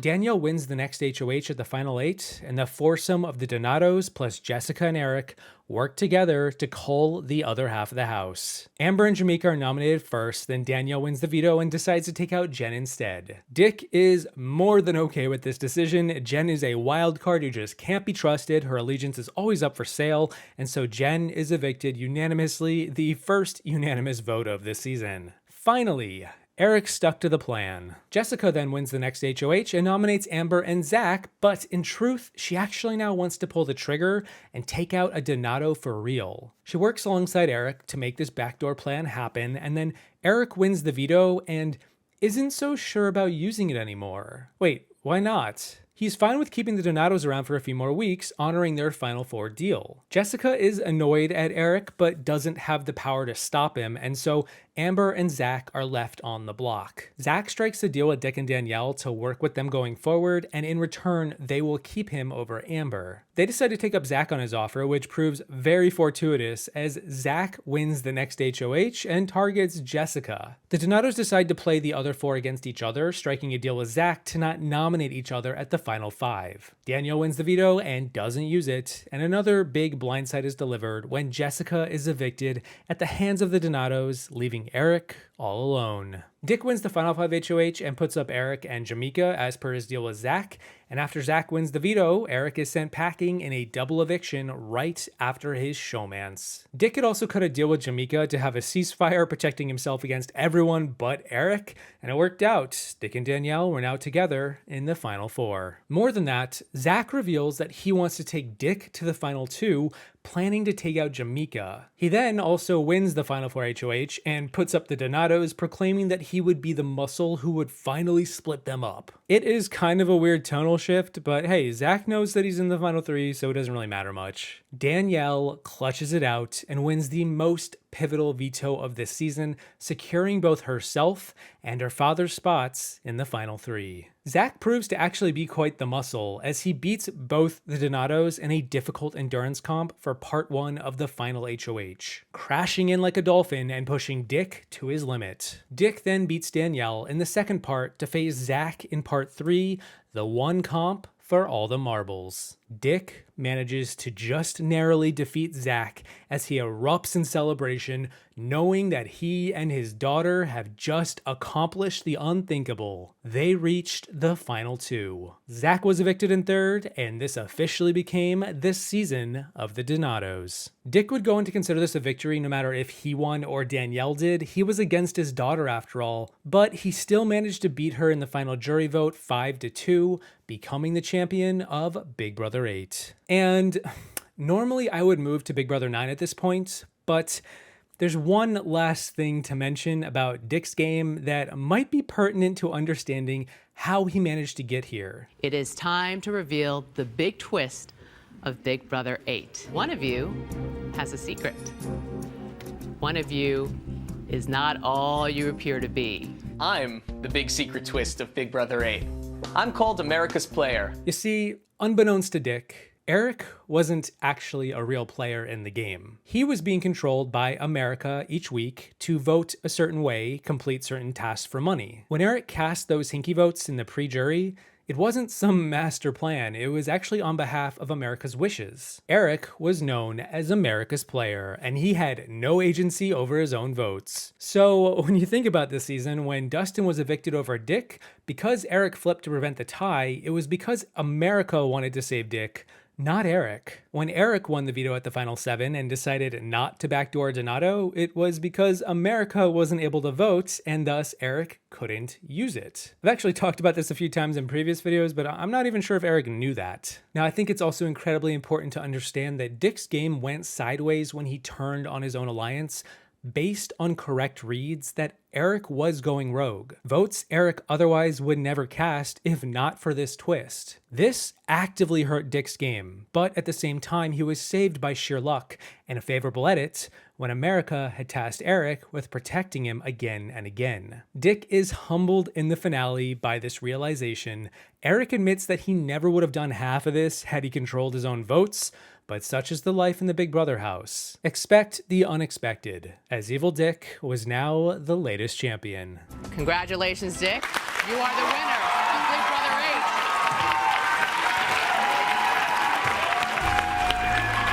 8. There was a lot to say about the circumstances around Dick's win on Big Brother 8, which is gonna contrast quite starkly with the next winner from Big Brother 9 with Adam Jasinski. A season subtitled Till Death Do You Part, because it was the first season to air over the winter months over Valentine's Day, and the producers decided to lean into this holiday with a major twist that would pair up random strangers to play the game as duos. Adam entered the game as a single man and was instantly paired up with Sheila, a single woman 16 years his senior, and Sheila was not happy, to put it mildly. The first fight of the season commences in the premiere when Adam and Sheila get into a petty squabble because Adam kept calling Sheila Ma, like mother, and she doesn't appreciate it. Oh, how the times have changed. She also calls him out for calling mentally handicapped kids the R slur, which he says is totally acceptable because he works with children who have disabilities. Right. So this season is kind of a dumpster fire from the beginning. If you love Inglorious train wrecks,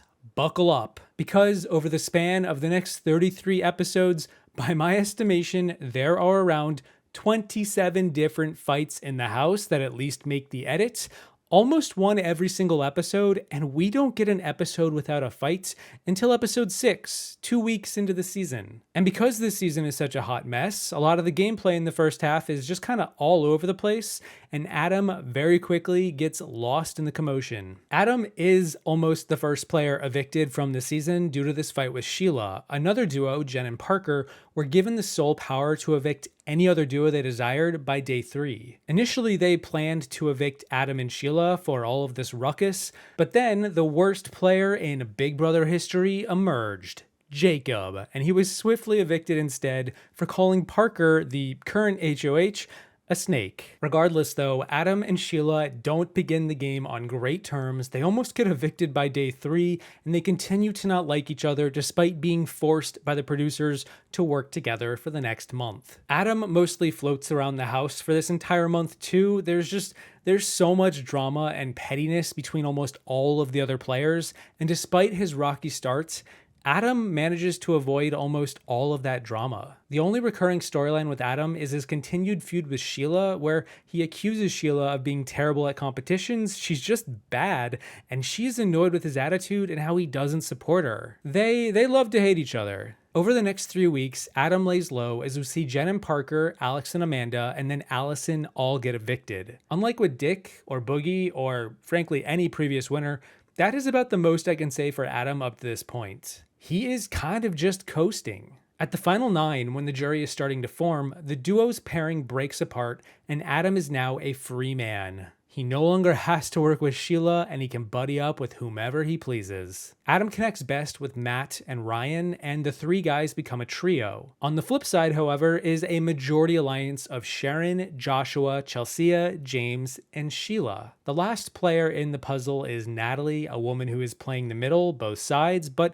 she does have a massive crush on Matt, one of Adam's allies. From here, Adam's game begins to take an upward trajectory as he gives up $10,000 to Sheila in the final 9 veto. Sheila actually praises Adam for this decision in the diary room, while on the flip side, Ryan then takes that same $10,000 from her and gives her the infamous red unitard instead. And given that Ryan and Adam would be the final 2 of the season, I find this discrepancy rather amusing. She needs the money, she's a single mother. I was just like blown away. I was like, you're giving me $10,000? It shocked me.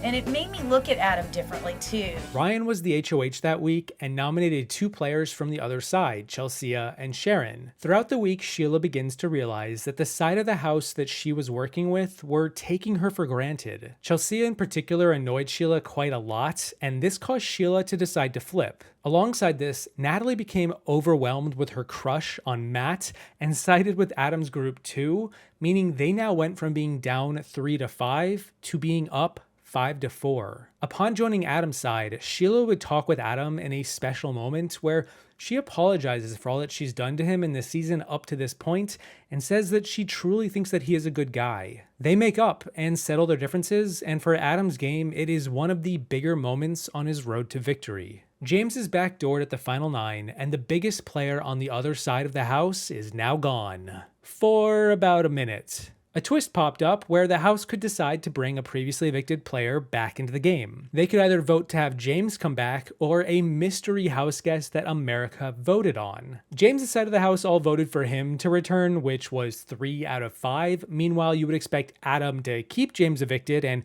vote for the mystery house guest to return instead. But Adam instead votes for James to come back. With Adam's vote, James manages to secure 4 votes and is at least tied, but then Natalie also decides to vote James in too, likely to continue to just, play the middle. Adam's closest allies all voted to keep James evicted, and the reason that Adam gave for not going with them is because he felt bad for evicting James in the previous vote. He felt bad for the guy and wanted to give him a second chance. And I think that is kind of one of the upsides of Adam's game that we're going to see throughout this story, throughout this journey. He kind of has a big heart, and while he's not the most strategic, I don't know if that really matters that much. This decision to vote James back would prove to both be a good move and a bad one, as James wins the next HOH and interrogates both Adam and Matt about their votes. Adam admits that he voted for James to return, as does Matt, and James doesn't believe either of them. Adam was being honest, but James just didn't see the strategy in it, so you're telling me Adam just voted based on emotion? Well, yeah, pretty much. James nominated Ryan and Sheila, Adam's closest allies, and then also won the veto and was really close to nominating Adam as the replacement, but he instead chose to backdoor Matt. Matt was pissed, but got voted out in a 3-3 tiebreaker vote, with James breaking the tie and sending him home. Going into the final 8, the numbers were split 4-4. Adam then won the next HOH, a very clutch one, his first comp win of the season, and he targeted James for evicting Matt. Yeah, James, the guy he just voted back in. But James was a comp beast, and he once again won the veto, and so Chelsea, James's showmance, was the next to get evicted instead. It was also during this week that Adam's side of the house, with Ryan, Sheila, and Natalie, would become an official alliance known as Team Christ. Oh Lord.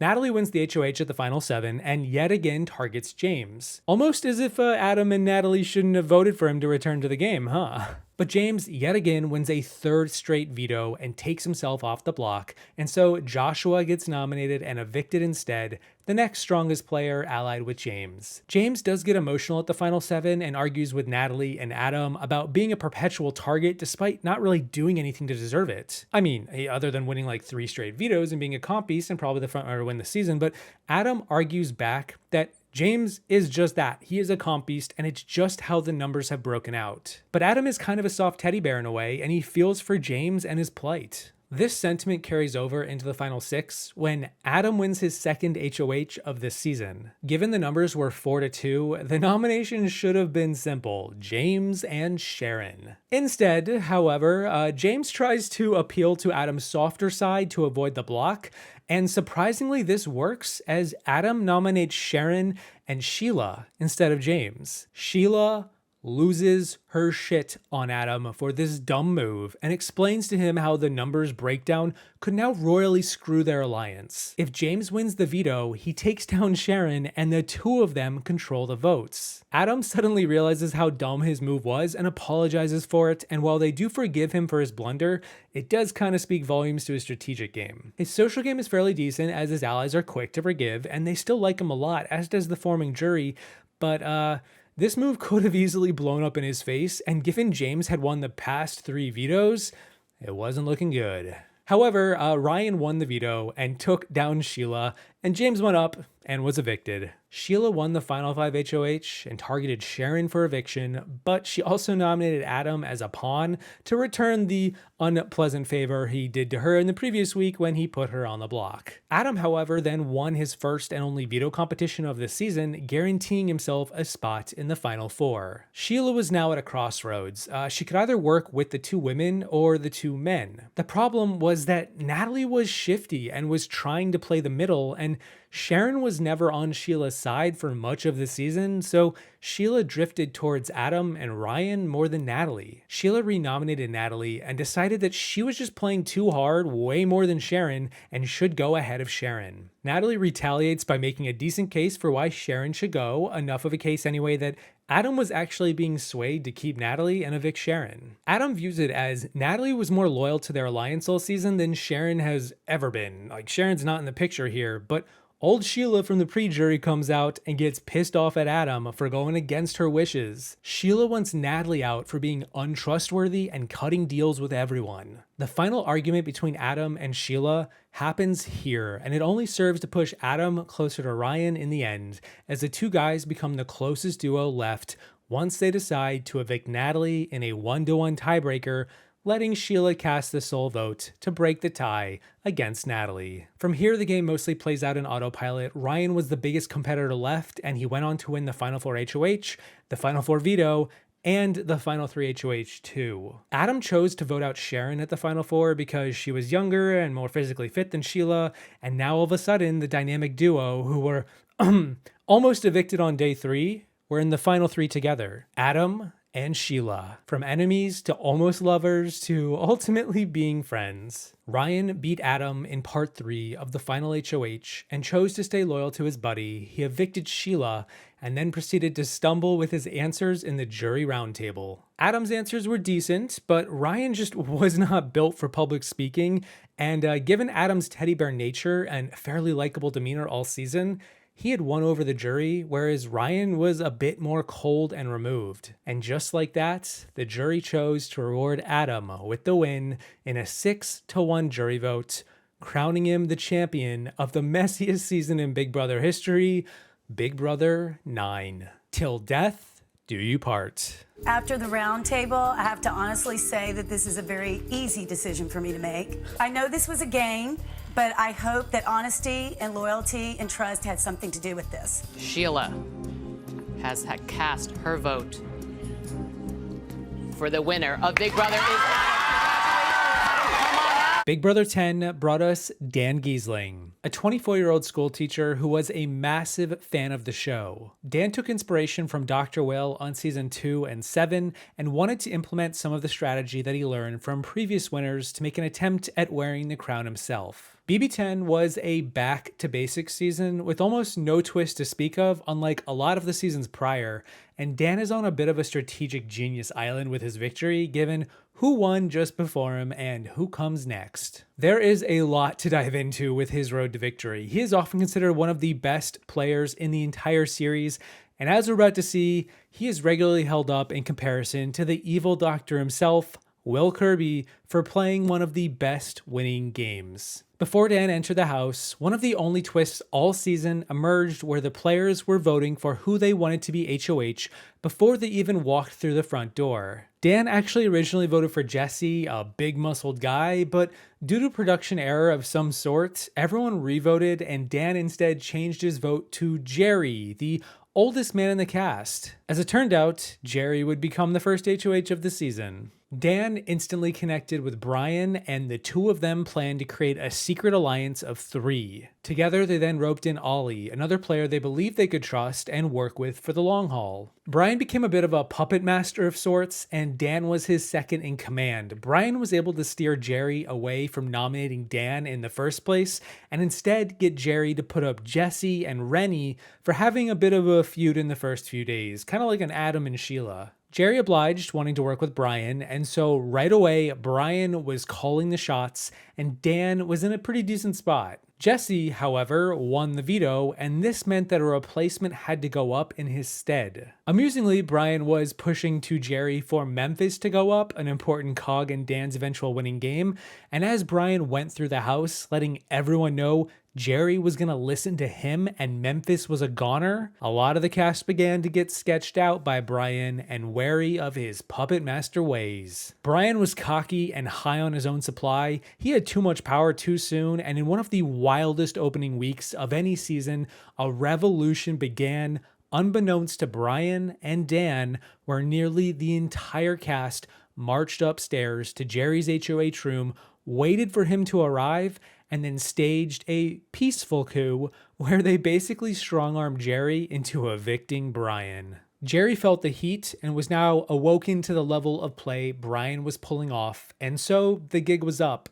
Jerry nominated Brian as a replacement, and it was lights out for Brian and Dan's early machinations. Dan was in shambles. To lose his closest ally in the first week at the first veto ceremony was not the trajectory he anticipated. But you know what they say, it's always darkest before the dawn, and this moment kicked Dan into high gear, and he began to outline a long-form strategy to take advantage of this predicament and plan for the future. Dan figured out what happened. Ollie actually told him that he flipped on Brian because he was being pressured by some of the women. Ollie got into a showmance with April, and he spilled the beans to her about Brian's level of control. This spread like wildfire and eventually led to the coup. Dan decided to remain loyal to Brian throughout the first week to show that he was a loyal player to the bitter end. He didn't rub it in people's faces, he just wanted the house to recognize that he was a stand-up guy and could be counted on. He was the only player to not vote to evict Brian out of the 10 votes.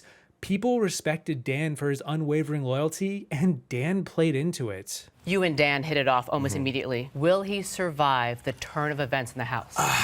I hope so, but I don't know if his conscience will allow him to do what he needs to do to win. Who is the most underestimated player right now? Who does everyone have to watch out for? Oh, Memphis has this thing. If I had to put my money on it, it'd be Memphis, absolutely. Jesse then won the next HOH, and the remaining players who were closer to Brian, particularly Dan, Steven, and Angie, were all targeted next. Dan and Steven were nominated, and Dan yet again leaned into this unfortunate situation. Going into the veto, instead of trying to win the comp, Dan threw it on the first question and was eliminated. He purposely wanted to lose to appear weak. Meanwhile, Steven tried his best to win it and almost did. And this was a major reason why Steven was evicted over Dan after Michelle won the veto and chose not to use it. Dan was likable, friendly with everyone, played the pity me card, and it was kind of working. The rest of the house preferred Steven to go, especially Jesse, after Steven didn't even want to go up to Jesse's HOH room reveal,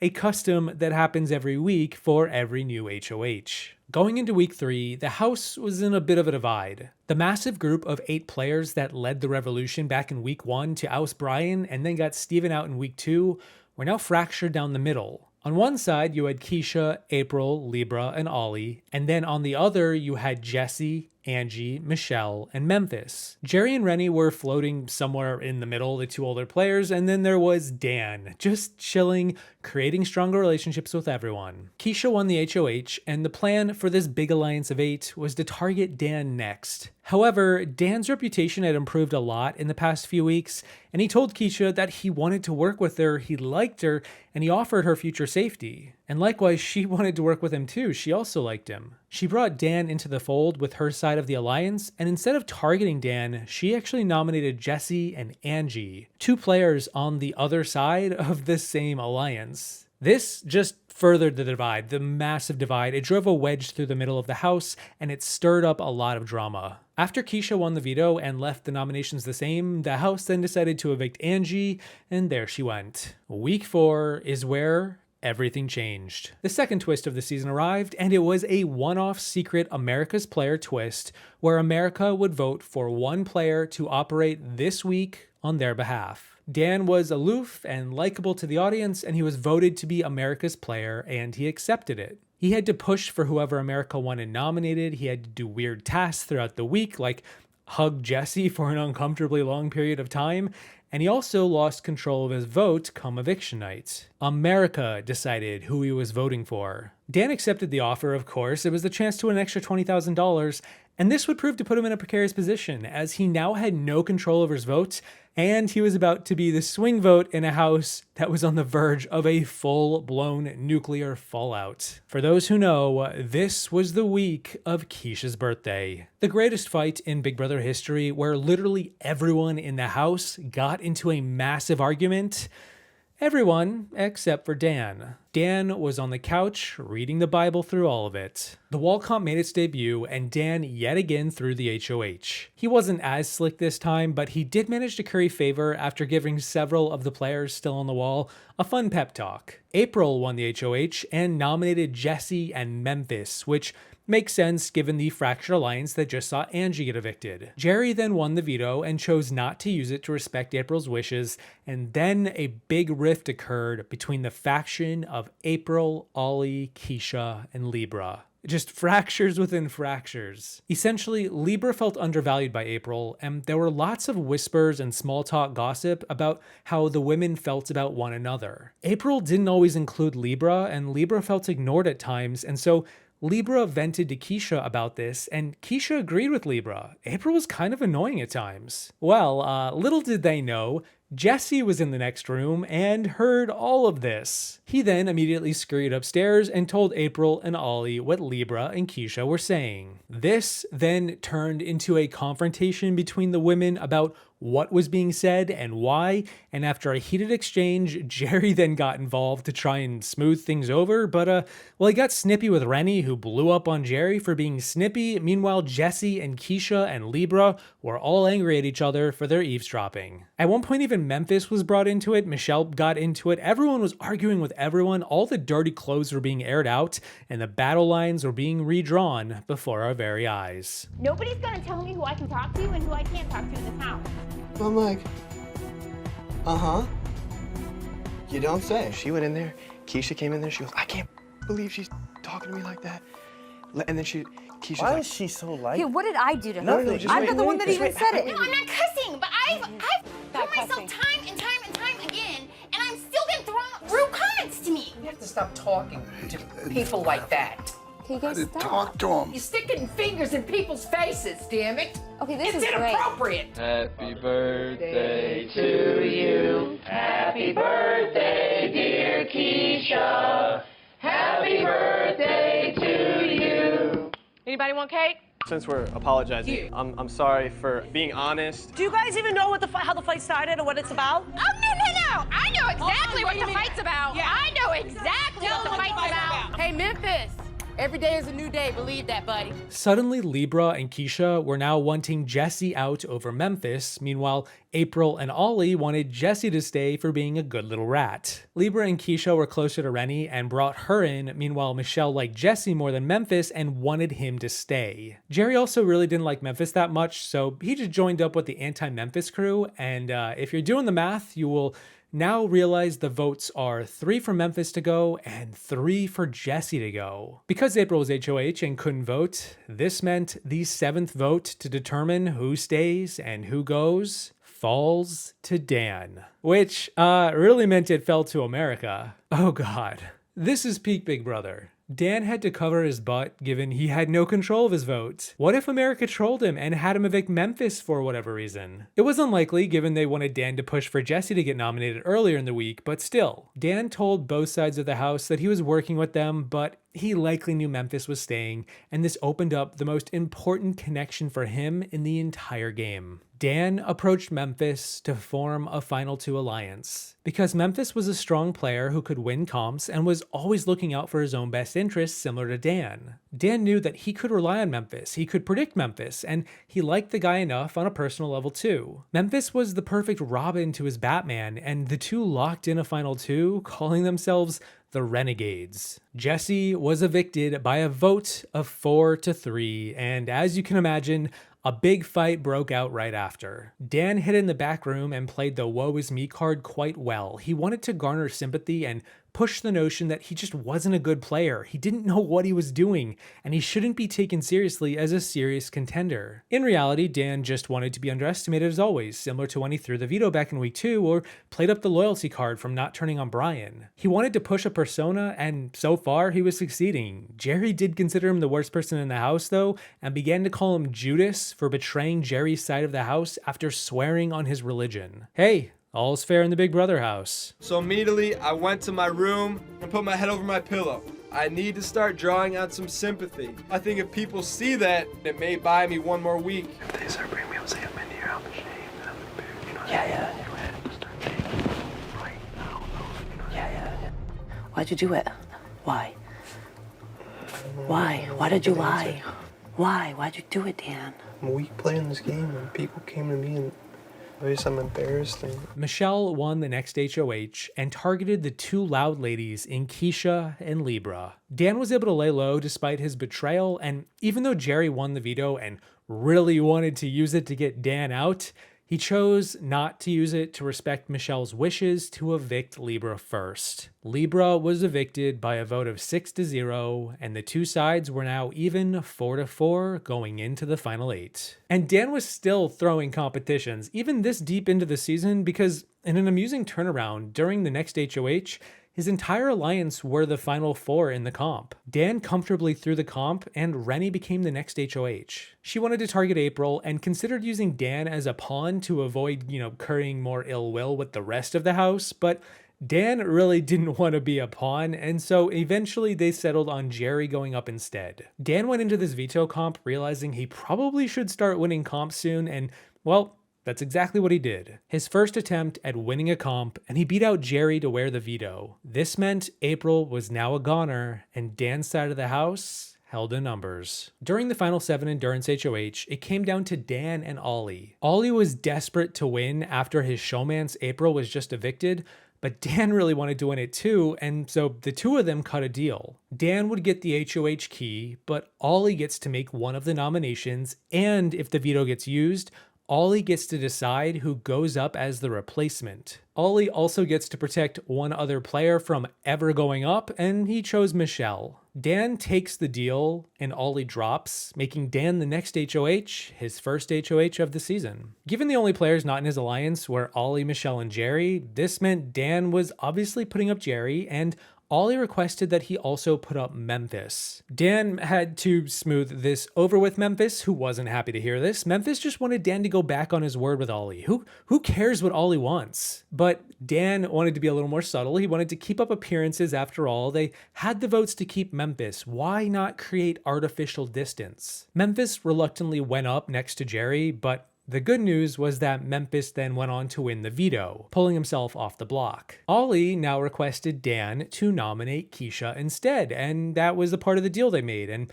so it was at this point that Dan knew he couldn't keep up the act any longer. Yeah, subtlety, it's out the window. Dan had a 3-person alliance with Keisha and Rennie, and their plan was to take Memphis to the final 4 and then cut him. Meanwhile, Dan also had a final 2 with Memphis, and his true plan was to take Memphis to the final 2.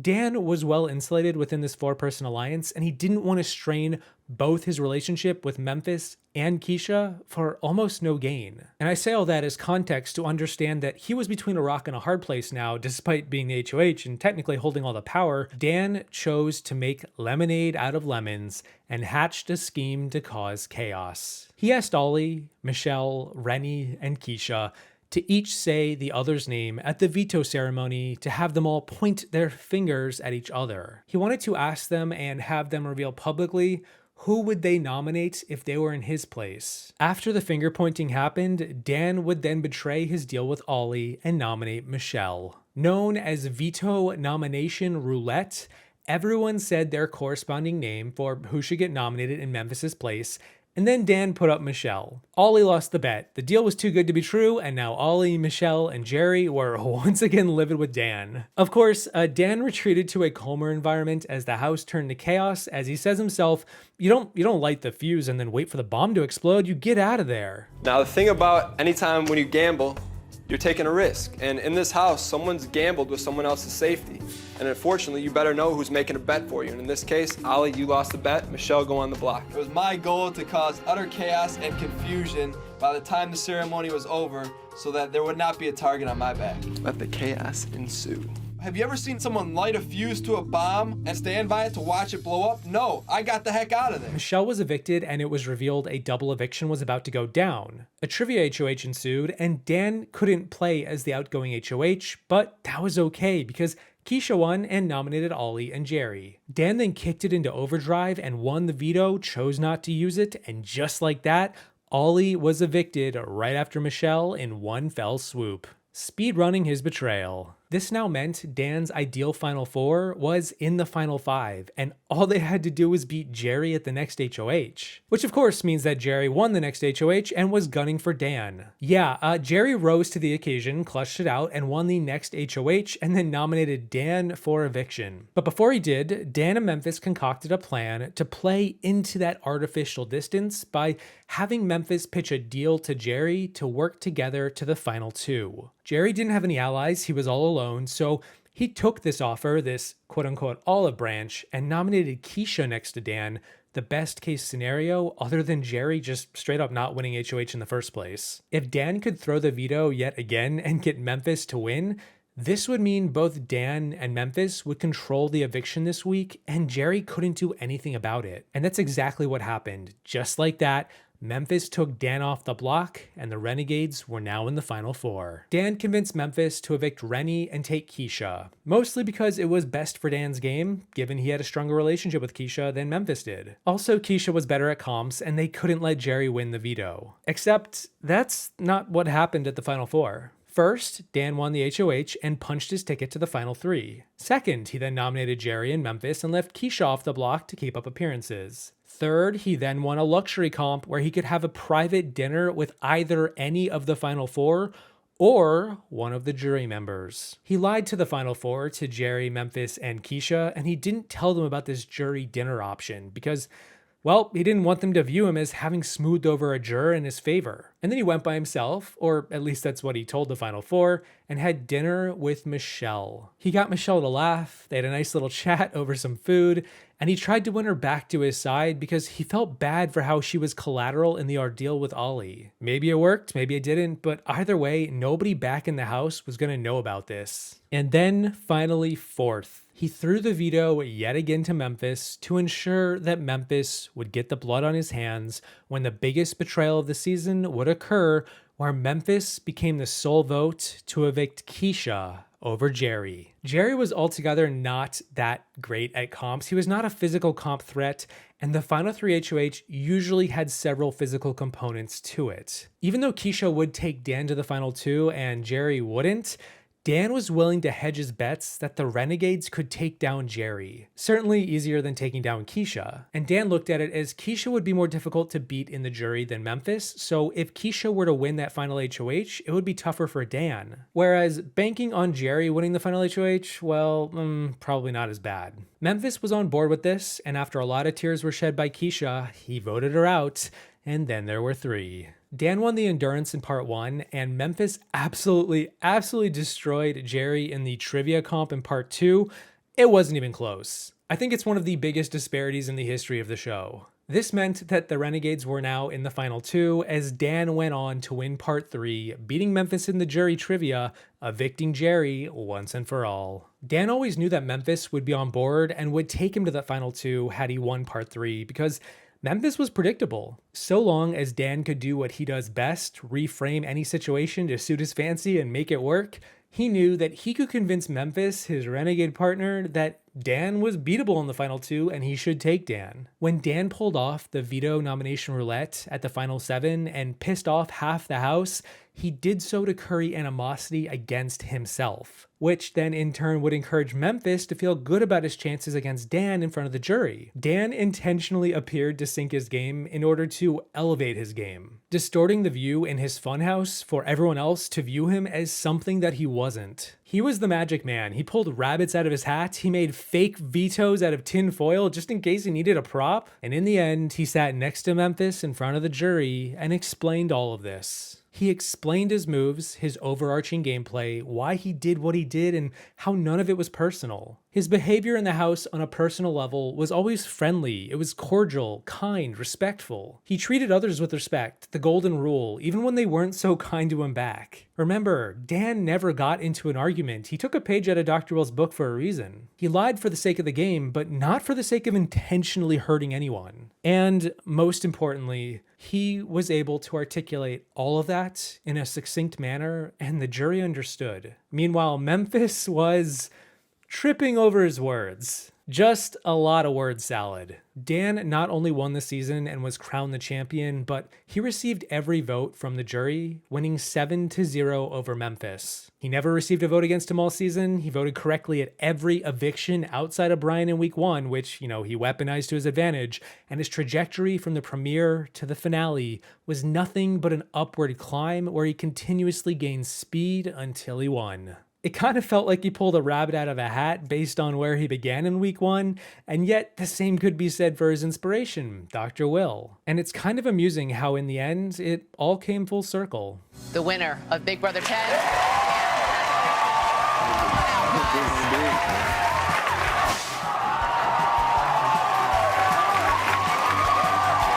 And just for the record, we want to show the final 3 votes cast by Rennie, Keisha, and Jerry all went to you, Dan. Let's trek ever onward with our next champ, the affable Jordan Lloyd from Big Brother 11. Jordan Lloyd entered the house as a young waitress from North Carolina who was kind of just ready to hang out and have a fun summer on TV. Self-admittedly not the biggest strategist or tactician or a comp beast, she's best known for her just generally pleasant demeanor. How she's not someone who ruffles feathers or gets you to feel threatened about her presence. Jordan is a player often characterized by how unthreatening she is, and it's that trait that allows her to slip through the cracks on any given week. She is unassuming, disarming, and it's pretty easy to underestimate her capabilities. Upon entering the house, Jordan was split into a clique. This was a major overarching twist that impacted the first half of the season, where each player was selected by the producers to form a team. And if any one player on your team won HOH, the entire clique would be safe for the week. It was trying to mirror high school, that was the theme, and right away Jordan was placed in the popular clique, competing against the athletes, the brains, and the offbeats. To increase the stakes, the first HOH comp revealed that whichever clique won the comp,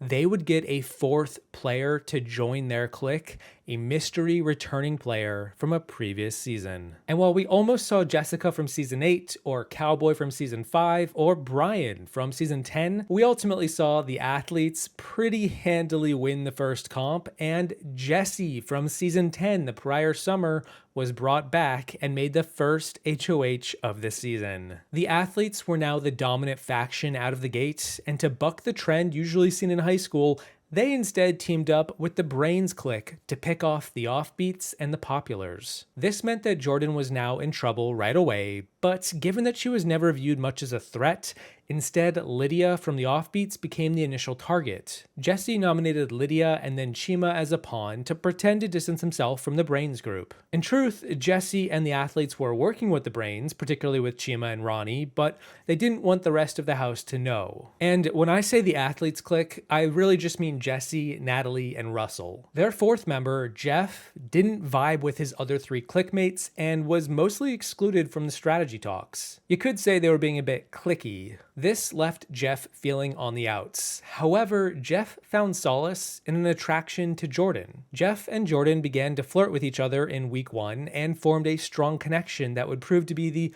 most important relationship of the summer. Jordan leaned on Jeff for coordination and strategy, and Jeff was physically a good player who could win comps. Jeff was also considered likable, at least in the eyes of America, and given his status as the underdog amongst the rest of the powerful athletes, this positioned him and Jordan to be America's sweethearts. I'm just like sitting back kind of watching like, he's hot with his shorts and the shirt off, you know, like a garden boy. When I first saw Jeff, I just thought he was a goober, kind of like all-American type guy. I thought he'd be stuck on himself. That's why sometimes I just like to be alone, you know? But like then when you come in, I'm happier. I wish everyone was more like Jordan. I wish everyone shared the same heart as Jordan. She just reassured me that there are good people out there. If you had to be any animal, what would you be? An eagle, Why? because they're cool and they fly. I would be a squirrel. You could be any animal in the whole world and you'd be a squirrel. What's wrong with the squirrel? They hang out in neighborhoods and stuff. A squirrel. Jeff also wasn't the best tactician out there, and nor was Jordan, but they did have a coalition of players forming around them in the first week. In truth, the athletes were annoyed with Jeff and how he wasn't working with them. They wanted to get Jeff out more than anyone, but they couldn't due to the click twist giving Jeff safety. After the veto that Russell won, he got into a major fight with Jeff, which then brought Jordan into it too. And you know, Jordan could get loud too. Jeff and Jordan were able to recruit Michelle, Kaycee, Laura, Ronnie, and Brayden to their side, giving them a majority of 7 out of the 13, or 6 out of the 10 votes being cast. Russell used the veto to take down Lydia, and Jesse replaced her with Brayden, the next strongest guy after Jeff, who was close to Jeff. This was about as direct a shot at Jeff as Jesse could take, but the votes were in favor of Jeff and Jordan, so things should break their way. Until they didn't. Jeff, Jordan, and their whole lot were blindsided when one member of their group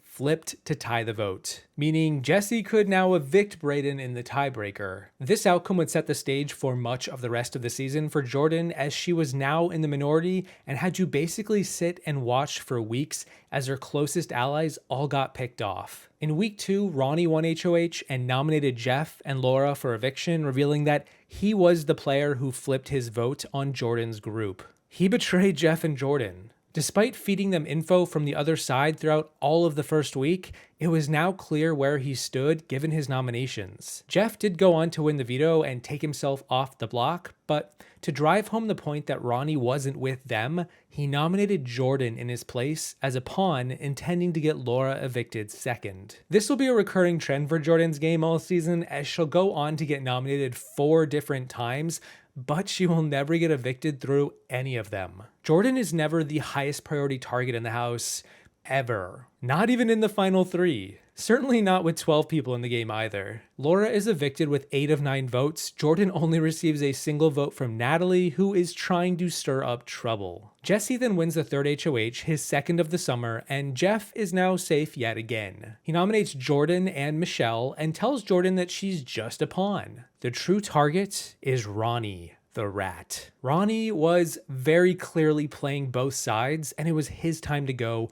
But in reality, Jesse and his side of the house were gonna backdoor Kaycee, the next strongest player, working with Jeff and Jordan. Jeff and Jordan didn't know this, although they suspected something could be up, and man, they were losing allies left and right, and they couldn't do much about it. In week 4, Russell won HOH, but right before this, it was revealed the click twist was now over, meaning Jeff could be targeted even if an athlete won power. That said, Russell had enough of Ronnie's rat-like behavior and targeted him for eviction instead. And as per usual with the Big Brother 11 house, there was a lot of drama leading up to this point, but Jordan was mostly clear of it all, just kind of flirting with Jeff in the backyard or the have-not room, hoping for a miracle. And hey, what do you know? That's exactly what happened. A secret twist called the coup d'etat popped up back from season 7 in All Stars, and America was given the chance to vote for who they wanted to have it. They easily awarded it to Jeff, the biggest underdog of the season,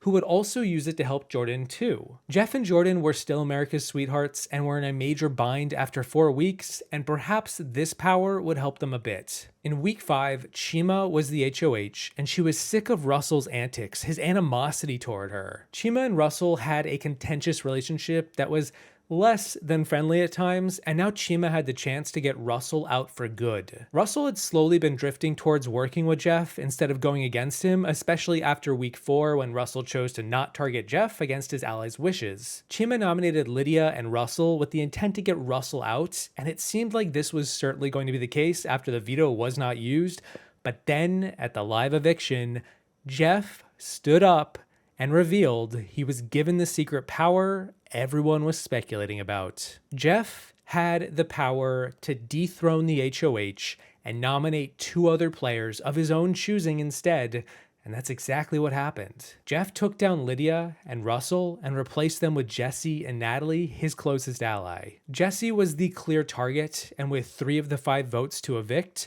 with 1 of those votes coming from Jordan, Jesse was evicted just like that. The leader of the opposition in the House was removed from a secret twist, all thanks to America awarding Jeff for being popular with the fans. Not exactly the best gameplay, but you know what? Hey, that's Big Brother. Expect the unexpected.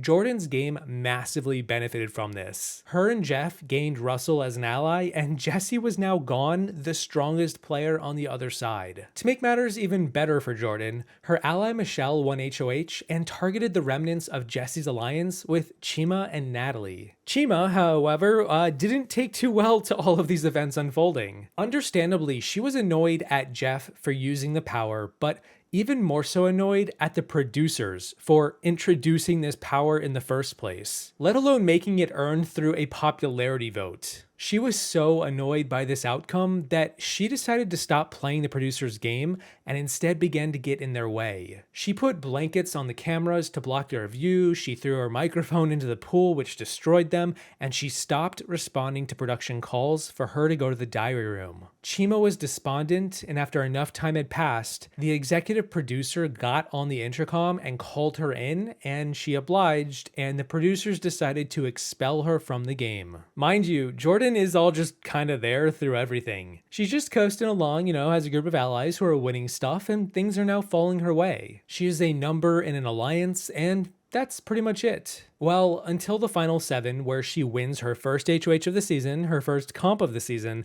and decides to take out either Lydia or Natalie. In the midst of this week, Kevin, who was somewhat in the middle of the 2 sides, though he wasn't really ever on Jordan's side, sold a lie to Jordan and Jeff about Russell wanting to get Jeff out next. Jordan believed Kevin's lie and almost backdoored Russell. She won the veto this week too. She held all the power, but decided to hold off and continue to remove Jesse's allies first. Lydia was evicted next, and then Jeff won HOH at the final 6, and things began to fall apart. Basically, Jeff and Jordan decided to work with Kevin and Natalie to reach the final 4. They believed Russell was turning against them, against Jeff, and figured he was their biggest competition anyway, so why not blindside him? Jeff nominated Kevin and Natalie as pawns, and after he won the veto, also holding all the power this week, similar to Jordan last week, he chose to take a shot at Russell and put him on the block. Russell was enraged, upset, pissed off,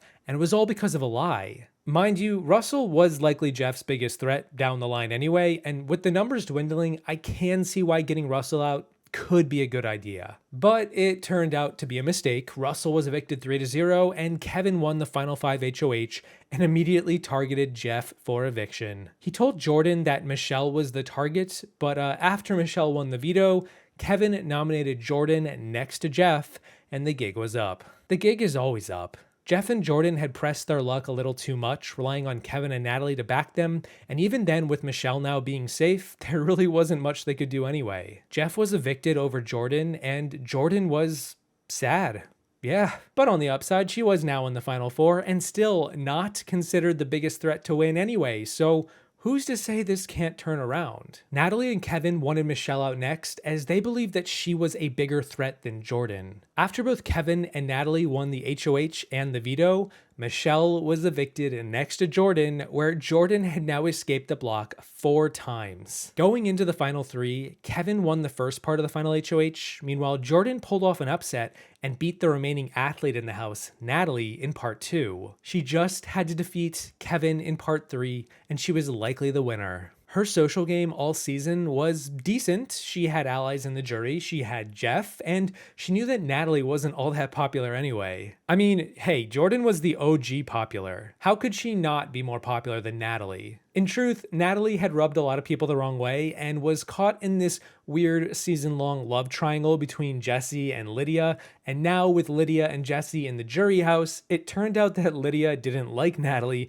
and got Jesse to turn on Natalie too. Regardless though, Kevin has admitted both on the feeds and post-season that had he won part 3 of the final HOH, had he beaten Jordan in part 3, his plan was to evict Natalie and take Jordan to the final 2. I don't know for sure if Kevin wins that matchup. It's likely a 4-3 vote either way, but then hey, it's all speculation as Jordan pulls off the biggest upset of the season when she defeats Kevin in part 3, evicts him, and then goes on to beat Natalie in the final 2 by a final vote of 5-2. Because Chima was expelled, America was able to vote for the winner, and they easily gave it to Jordan, crowning her the winner of Big Brother 11. Jeff's vote goes to, congratulations, Jordan.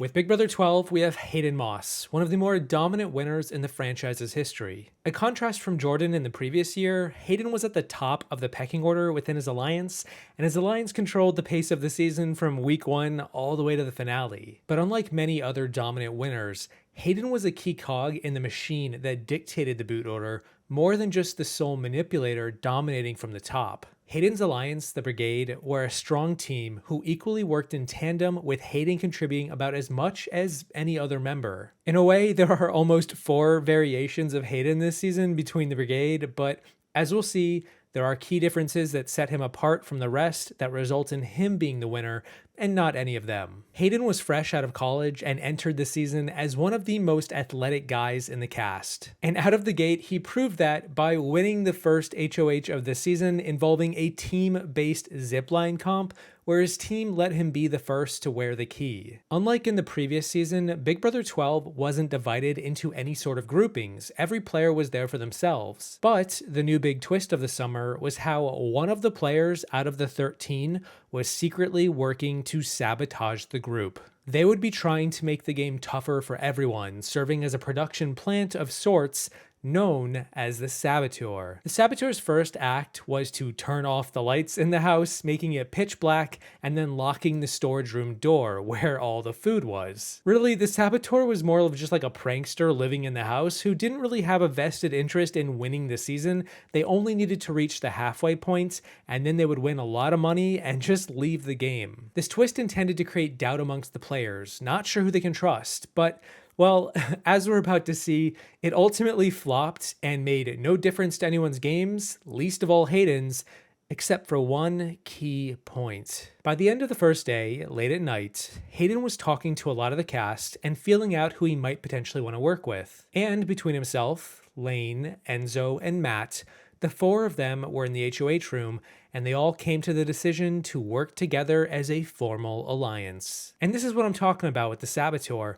None of these players suspected each other of being the Saboteur, as they were all sitting next to one another on the sofa when the lights went out, and could confirm from the continuous banter the entire time that none of them were guilty. This established immediate trust, and thus the Brigade Alliance was formed. Each of the 4 of them had their role to play and were given nicknames like a corny action movie. Hayden was the animal, Lane was the beast, Matt was the brains, and Enzo was the meow meow. And Lane didn't even know what a brigade was. From here, the Brigade outlined their strategy over the first week and how they wanted to divide and conquer. Each of them would reach out to another player and bond with them, rope them in as a duo, and together the 4 Brigade men would become the center of the house, with each of their duo partners serving as votes to be controlled when it came time to vote, or as parachutes to be evicted in the event that they were ever nominated. For example, Hayden worked closely with a woman named Kristen. The two of them became a showmance, and so in the event that either of them were ever targeted, Kristen would be the one to get evicted over Hayden every day of the week. These players were the +1s to the brigade. They would save each member if the block ever got hot. It also meant that they would have a lot of influence in the house between their 4 votes as an alliance, as well as potentially 4 more votes with their parachutes. Hayden roped in Kristen, Matt worked with Reagan, Lane flirted with Brittany, and Enzo kind of just had like a good social game where everyone loved him and never wanted him to get evicted. Enzo was the overseer who would later assist Hayden in bringing in Brendan into the fold, but for now was just mostly a goofy guy who tried to deflect the rest of the house from looking at the brigade. I got this gut feeling that these guys got my back. I am going to venture to say we're the strongest alliance in Big Brother history. What's the name of the squad, the name of the team? Like, I thought the brigade. We're the brigade, bro. It's like, we're like the A-team. And I have no clue what a brigade is. Brendan and Rachel became a showmance right away, calling themselves Brenchel, bonding over their love of science. Next to Hayden, Brendan was the other most athletic man, and given Rachel was ruffling feathers with half the cast in the first few days, as well as the fact that several players believed Brendan could actually be the saboteur, Hayden decided to nominate both Brendan and Rachel in the first week. This duo became pariahs amidst the cast, and soon enough, a third player joined them, Annie, who Brendan was also flirting with before he began his showmance with Rachel. They had a trio going, and once Brendan won the first veto and used it on himself, Annie was put on the block next to Rachel. The brigade initially intended to split up Rachel and Brendan, but they wanted Brendan first, and now they couldn't get him. As the first week unfolded, they realized that Rachel was such a lightning rod for drama and attention that, you know what, if they kept her in the game, she would draw heat for each week that she was around, which meant the brigade could use her as a shield to eventually discard down the line. So instead, they rallied the house to evict Annie, where Annie was voted out in a unanimous 10-0 vote. And upon leaving the house as the first boot, it was revealed she was, in fact, the saboteur all along. And when I say all along, I mean 1 week. Which also meant the saboteur twist was now dead and we could resume our regularly scheduled programming of playing normal Big Brother. And I just gotta say as an aside that this was the first week I ever watched this show, and I thought that the saboteur twist was pretty damn cool, and it got me hooked into just keeping up with every episode. And when Annie was revealed to be the saboteur and got evicted, I kind of just sat there for a minute and went, well, what are we supposed to watch now? What's the point? Oh, how little did I know. Rachel won the second HOH of the season and had a bit of a mean girl situation with Brittany and Monet, and so Rachel targeted the two of them for eviction. Brittany won the veto and planned to use it on herself, and to build a bridge with Rachel and Brendan's showmance, Matt, the brains of the brigade, offered himself up as a pawn as like a courtesy to make Rachel's reign a little easier. She took him up on the offer, he was nominated next to Monet, and Monet was sent packing 7-2. Matt went on to win the third HOH in an endurance comp, and now the brigade were back in the HOH room, ready to plot and scheme from up high. The brigade were getting ready to finally split up Brendan and Rachel for good this time, feeling that they didn't really need to keep them around any longer, but Matt insisted the timing was just too early and they needed to wait a little longer. Matt instead cut a deal with Brenchel to guarantee their safety so long as they did the same thing with him going forward. They agreed, and so Matt targeted Andrew, a player who was kind of close to Brenchel and not affiliated with the brigade much at all. Brendan won the veto and decided not to use it to respect Matt's nominations, despite Andrew trying to get Brendan to use it on him. Andrew began to feel the heat this week and decided to exit the game guns blazing, lobbing grenades left and right. He first swore to the house that he was gunning for Brenchel and would follow through with getting them out if he were left in the game, but then also turned around on eviction night and called out another showmance. He called out Hayden and Kristen and wanted to alert the rest of the house to their duo as well. Everyone was so focused on Brenchel, but Hayden and Kristen were actually even bigger threats and needed to be considered too. This led to a bit of drama, and then Andrew was unanimously evicted right after. Going into the final 10, Hayden and the brigade were in great shape, in spite of Andrew trying to blow up Hayden's spot just moments prior. All four of them were still in the game, they all still had their parachute +1 duos, and Brenchel were still pariahs and the focus of most of the drama. Nobody was working with them or wanted to work with them, and unless they won HOH, they were in trouble. And then, Of course, Rachel won the next HOH. Rachel also didn't get along with Kristen much, and given the ruckus that just ensued with Andrew, both she and Kristen got into one of the more iconic fights in the show's history. Rachel liked Hayden quite a bit and didn't hold any ill will toward him, but she did want Kristen out next, and so she nominated both Hayden and Kristen the next day. But this was exactly what Hayden was expecting and the brigade were hoping for. Hayden had a visible alliance with Kristen and a hidden one with his bros. And so Kristen was now going to be sacrificed for Hayden to stay in the game. When Brittany won the veto, Hayden and Kristen attempted to work with Brenchel to save the two of them and target Kathy instead. Kathy was the only unknown entity in the house who didn't really have allegiance to anyone, and she didn't really care much for Rachel as is, but if Hayden could get her out on Rachel's HOH, that would be the best outcome. Brittany was open to the idea of saving Hayden. The problem was that Rachel despised Kristen even more than Kathy, and when it came to replacement nominees, she realized Kathy was kind of a waste of a week. Without confirmation of what Rachel would do, potentially even nominating Lane next to Kristen to punish Brittany, Brittany decided not to use the veto, and Kristen was now doomed. Hayden was completely safe, but he wasn't safe from his sad boy broken heart as his showmance and his side piece was about to be evicted pre-jury. Kristen was evicted 6-1, with only Kathy voting for Hayden. Going into the jury phase and then the final 9, yet again the power ping-ponged back as Matt won the next HOH, creating a 4-week pattern of Matt and Rachel winning the key. Matt finally chose to indulge the rest of the brigade's wishes and target Brenchel, nominating them both for eviction. When Brittany won the veto again and chose not to use it again, it was now locked in place that Brenchel would finally be split up.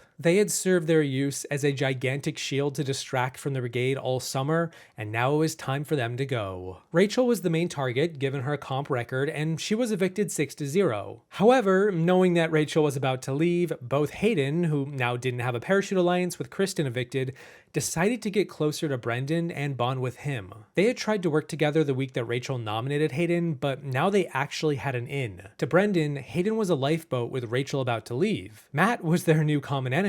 Brendan wanted justice to avenge Rachel by evicting Matt, and Hayden played along with him. Enzo also joined in, and these three guys formed a new trio. It wasn't a real alliance to Hayden and Enzo, but it didn't really matter so long as Brendan was on board. And with Rachel evicted, Brendan then went into Mach 9 and won the next HOH. Huh, look at that. Perfect timing. Brendan nominated Lane and Reagan, desiring to backdoor Matt, and once Reagan won the veto, his plan was in place. Reagan took himself off the block, Matt was renominated next to Lane, and the brigade knew it was finally time to cut ties with Matt. Matt had built the best resume of the four of them up to this point, and was sometimes speculated by Hayden, Lane, and Enzo to be closer to Reagan than the brigade. Hayden was comfortable with cutting Matt, and since they now had no choice given he was next to Lane, a brigade member had to leave here, this was the perfect time. Except Matt had an ace up his sleeve. In the previous week, he had earned a secret power called the Diamond Power of Veto, which allowed him to take a nominee off the block and pick his own nominee on eviction night. And so when Brendan put Matt next to Lane, and the brigade sadly wiped their crocodile tears as they were ready to evict Matt, instead, Matt surprised everyone, took himself down, and nominated Kathy in his place. Kathy was the only player left in the game with no ties to the brigade, and so Matt deigned to remove her from the board. In truth, Matt was loyal to the brigade, and this move proved it. Matt liked his friendship with Reagan, but he prioritized the brigade first, even though the other three guys weren't so sure of that. Hayden, Lane, and Enzo had spent the week readying themselves to cut Matt. They were already accepting of his eviction and were strategically prepared to make it work for them going forward. So when Matt survived, this left them shocked. Matt was still loyal to the boys, but Hayden still wanted Matt out as soon as possible. Kathy was evicted over Lane, and Brittany won the next HOH, targeting Brendan for eviction. She nominated him and Enzo, but then Brendan won the veto, and the game continued to get dicey. Given that Lane was the closest player to Brittany all season, they had a flirtmance and Lane had the most influence with Brittany, he encouraged her to cut Matt. Technically, Reagan was on the table too, but to the rest of the brigade, Matt was the biggest target and the best player, and they could do without him. Matt was put up next to Enzo, and this time he didn't have a secret power to save him, as the brigade evicted him 4-0. It was then revealed that the next round of the game would be a double eviction, a week of Big Brother in one night. And Hayden managed to win the next HOH. With no time to strategize, he went for the jugular on Brendan and nominated him alongside Reagan. Reagan went on to win the veto, take himself off the block, and so Hayden put up Brittany next to Brendan. Hayden had promised Brendan he was safe, but this was clearly not the case given the circumstances and Hayden's choices as HOH, and just like that, Hayden evicted Brendan in a 3-0 vote. Like ripping a band-aid off, it kind of hurt for a second to see Brendan get betrayed, but then it was only for a few minutes, and that's better than an entire week. As you can probably tell, the brigade, particularly Hayden, were always in control and in a comfortable spot pretty much every week. He was never seriously close to being evicted, and for the most part, he was covered no matter who won power. Lane won the next HOH at the final 5 and targeted Reagan. He nominated Enzo next to him, and when Enzo won the veto, Hayden was put up as the replacement, so Lane could save face with Brittany. Hayden and Enzo were a little bit worried that Lane might prioritize Brittany over them. The two of them had bonded quite heavily as the season progressed, and Lane even admitted later on that he wanted to take Brittany to the final 2 if he could, but either way, Lane was still loyal to Hayden more than Reagan, and so Reagan was evicted at 2-0. The final hurdle was the final 4, except the bar was so low, and yeah, Hayden won the final 4 HOH against Enzo and Brittany. He also then won the veto and allowed Enzo to cast the sole vote to evict, where Enzo decidedly split up Lane and Brittany by choosing to evict Brittany. This would mean the brigade would dominate the endgame, a member of the alliance was guaranteed the win, and there was no temptation to change the narrative and let a non-member somehow reach the final 2 and potentially upend everything. And I guess I should probably end the season on this note that right before Brittany was evicted, Hayden, Lane, and Enzo brought Brittany into the HOH and spilled the beans to her about the alliance and how she was kind of doomed. Brittany believed that there could have been a guys' alliance at various points in the season, but to have it confirmed was devastating to her. She was crushed, especially by Lane. But this was the ultimate goal of the brigade, to make it this far together, and hey, there can only be one winner anyway. They lay low all season and distracted the rest of the cast with more visible bonds that didn't mean as much to any of them on a strategic level. They used Brenchel as a shield, they won all the comps that they needed to, and in the end, they dominated all the way from night 1 to the final night. Final 3. Final 3, the brigade, best alliance ever, man. You believe that we could have made the final 3? No. I thought we were out week 2. I still don't believe it, man. Day 2. Day 2. We came together. All the chips are down.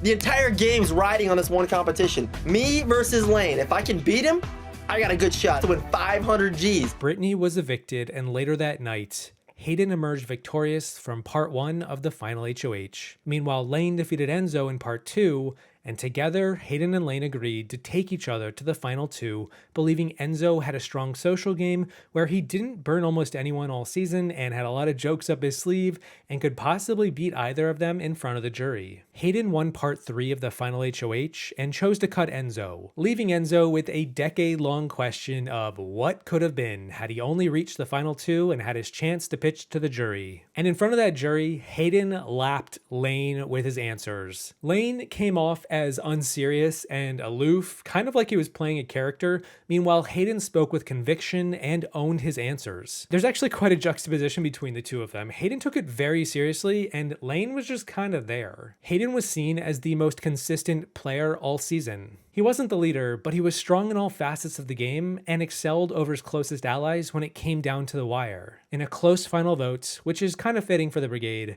Hayden received 4 votes to win over Lane's 3, crowning him the champion of Big Brother 12. And the winner of Big Brother is... Congratulations, Hayden. You are the winner of Big Brother.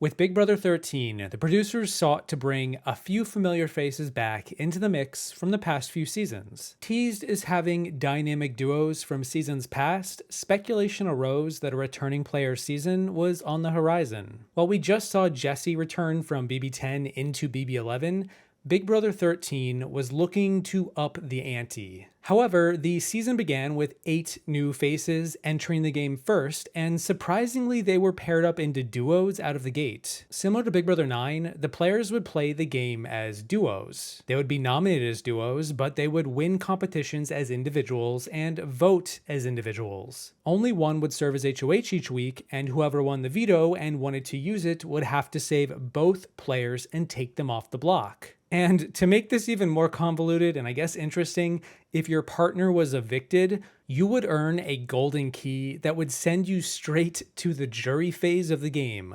You were safe until jury. Huge stakes. Very convoluted. Why? Well, because the other 6 returning players entering the season were veterans, returning faces, where we saw Dick and Danielle return from Big Brother 8, Jeff and Jordan return from Big Brother 11, and Brendan and Rachel from Big Brother 12. Ah, I see. Protection to ensure that half the vets would at least make the jury. Very clever of you, producers. Rachel entered the season with perhaps the worst reputation of anyone. She was the most recent big name to come from the previous year, and she was best known for being a major antagonist who rubbed people the wrong way, was a lightning rod for drama, and could crush competitions like she was the next coming of Janelle. She wasn't really met with the warmest welcome, unlike Jeff and Jordan or even the Donatos, and it seemed like she might be in trouble right away. Well, that was until she did what she does best. She won the HOH comp and guaranteed herself safety for the first week. This enabled her to create inroads with the other players early as she held the power. Rachel benefited greatly from being a returning player as she entered the season with her boyfriend Brendan, also from Big Brother 12, as well as the other 4 veterans who all rallied around her. Dick laid out a plan to get them as far as they could. The veterans already had a built-in 6-person alliance, and they had the experience on their side. With this in mind, the veterans made a pact to stick together as long as possible. And so, Rachel nominated Portia and Keith for eviction, another duo, 2 newbies. Dick was leading the Vets Alliance in the first week, and he pulled Portia aside with a deal to have her work with the Veterans Alliance, and in return, they would grant her a golden key to get her to the 4th week of this season. The deal was honestly really good, and Portia took advantage of it. On the flip side, Keith was operating as a member of a counter alliance called the Regulators, with himself, Cassie, Dom, and Lawan. They were gonna try to oust the vets if they could, but could they? Rachel then won her 2nd comp of the season with the power of veto, granting her ultimate power for the week. She chose to leave the noms the same because they had their target right where they wanted him. With 10 votes on the table, Keith needed 6 to stay, and he believed that he had 6 of the other newbies in the game to save him. Portia would be a goner as the newbies rallied together to protect their numbers advantage. Except they didn't, because both Shelly and Kalia approached Rachel to cut a deal to work with her and the other vets, a similar deal to what Portia was offered. Basically, Shelly and Kalia, if need be, would go up on the block to sacrifice their partner to be granted a golden key. In a way, it almost sounds like a very on-the-nose and almost bizarro brigade strategy. The Vets Alliance took them up and began to use them when counting votes, meaning Rachel now had a massive voting block on her side each week. Instead of Keith staying with 6 votes, he was evicted with 6 votes when Shelly and Kalia flipped and Portia was saved. Rachel's alliance suffered a major loss, however, as halfway into the first week, Dick, the leader of the Vets Alliance, had to walk from the game due to a medical emergency. Dick was officially out of the game and wasn't returning, granting his daughter Danielle a golden key.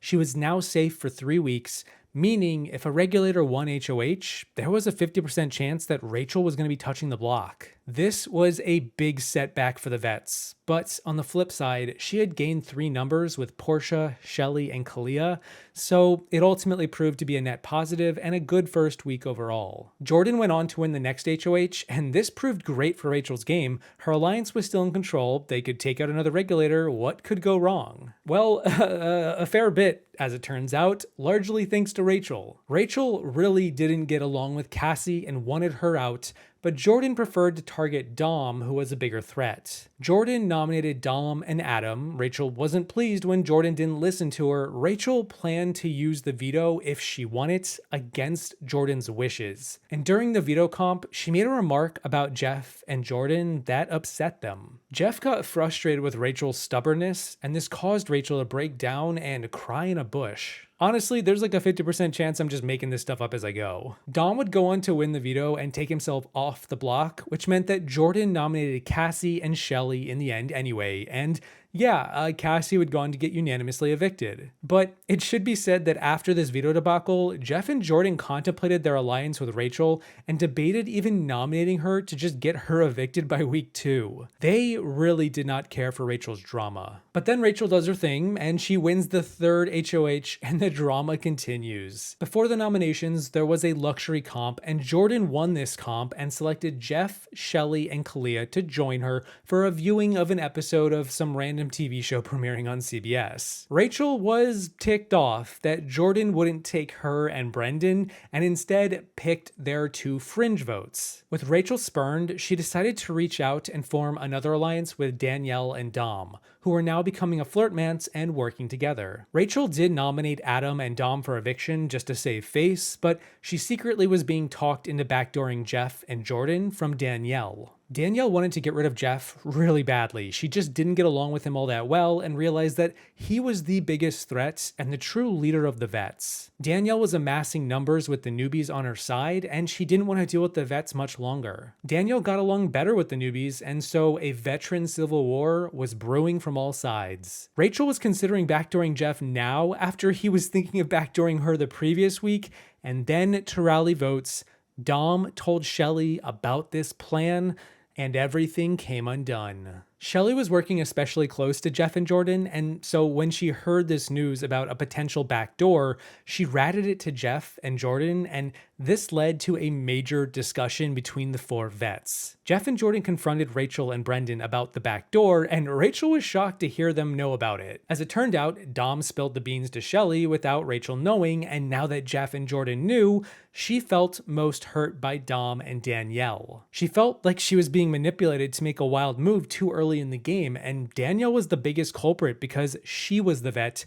Dom was just a newbie. Brendan went on to win the veto, and given all of this commotion, he chose not to use it to get back at Dominic. A house meeting was held not long after, and they put Danielle and Dom on blast for their schemes, which led to a ton of drama with over half the house involved. And yeah, Dom was evicted 3rd, with now 3 of the 4 regulators leaving back to back to back. The Golden Key twist ended at the start of week 4, and spurred on by the loss of Dominic, Danielle roughed it out to win the 4th HOH. This was absolutely the worst case scenario for Rachel. She had just evicted Danielle's closest ally after their alliance fell through, and now Brenchel was back to being target number 1 and 2, just like Big Brother 12 all over again. Danielle made a deal with Jeff and Jordan for 1 week of safety and swiftly nominated Brenchel. Rachel spent much of this week crying, depressed, feeling like she had no one other than Brendan. Brendan did go on to win the veto, meaning there was a slight chance they could get through, and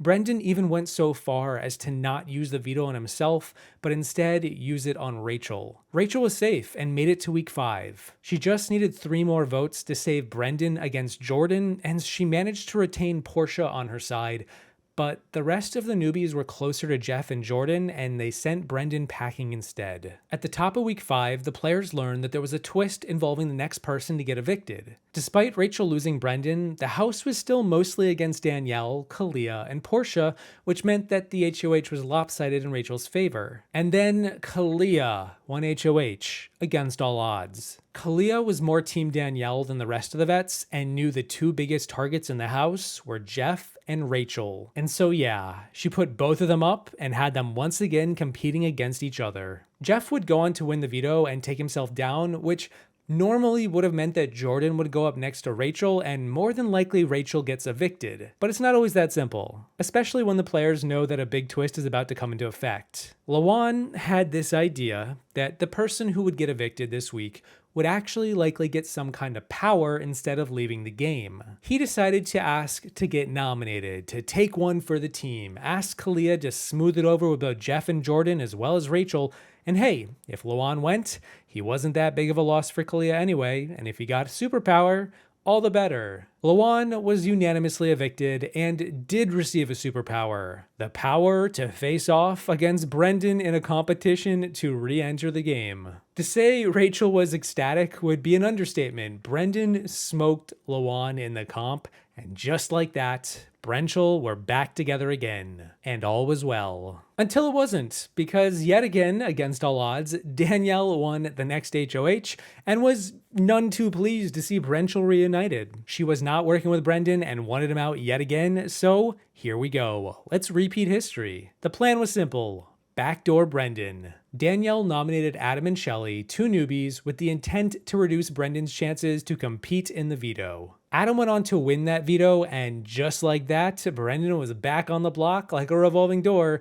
and Rachel was just incredibly sad all over again. However, one major silver lining to this bad situation was that Brendan was at least going to be on the jury now instead of in the pre-jury watching Rachel slay from his sofa, which meant Rachel always had at least one jury vote ahead of anyone else. Revenge is a dish best served cold, as we saw the pendulum of power swing back the other way after Jeff won the next HOH at the final 8. While Jeff wasn't that close with Rachel, he was still working with her as veterans, and Rachel wasn't going anywhere after all that beef between Danielle and Jeff arose, with Danielle targeting the vets and Kalia nominating Jeff just a few weeks prior. Jeff wanted to backdoor Danielle, and so he nominated her 2 closest allies in Portia and Kalia, and then after Jeff won the veto in a similar situation to Brendan, Danielle was now up on the block and about to be evicted. The only problem was that the other newbies were starting to wisen up to the veterans and debated flipping the game on its head. Shelley was debating keeping Danielle in the game as a shield. Meanwhile, Portia preferred Danielle to stay over Kalia. Jordan and Rachel were ready to evict Danielle, and so the vote fell to Adam, who ultimately held more loyalty to those who protected him more through the game, that being Jeff and Jordan, unlike Danielle, who had nominated Adam in the previous week. Danielle was evicted in a very close 3-2 vote, and Rachel's biggest competition thus far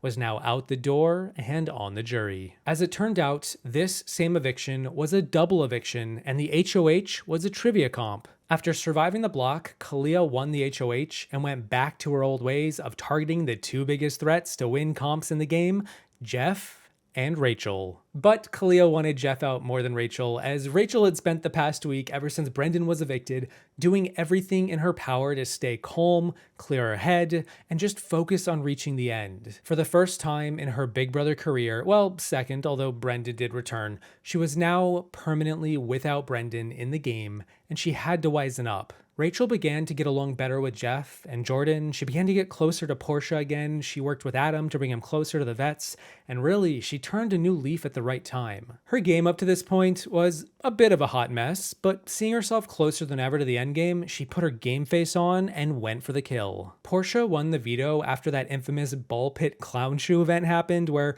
Jeff accidentally threw his clown shoe out of the pit. Had he realized what he had done here, he'd probably win this competition, but since he didn't and he couldn't find that shoe and he needed both of them to win the veto, he lost the veto and now he was in trouble. A big bout of drama erupted here as Jeff and Shelley came to blows about the vote. Portia wanted Jeff out, but Jordan clearly was voting for Rachel. This left Adam, who was closer to Jeff, then Rachel, and then Shelley, who was up to this point in the season also closer to Jeff than Rachel. Shelley actually didn't care much for Rachel all season. She didn't like Rachel's hysterics, and so you'd once again think that Rachel would have been in major trouble. I mean, what can you say? She just got unlucky with how the cookie crumbled and would likely now get evicted. But Shelley had a mind of her own, and after she voted to evict Kalia over Danielle while Jeff was HOH in the previous week, this series of events led to some major arguments. Basically, before Danielle got evicted at the top of the double eviction, Shelley got caught passing info and plotting against Jeff. And Jeff, of course, then got mad at Shelley for wanting to basically play her own game and not stay loyal to Jeff all season. Shelley wanted Jeff out eventually, and after this blowup, this was that time. Now we're in the double eviction, Jeff is on the block and he is very exposed, and Shelley voted to evict Jeff instead of Rachel,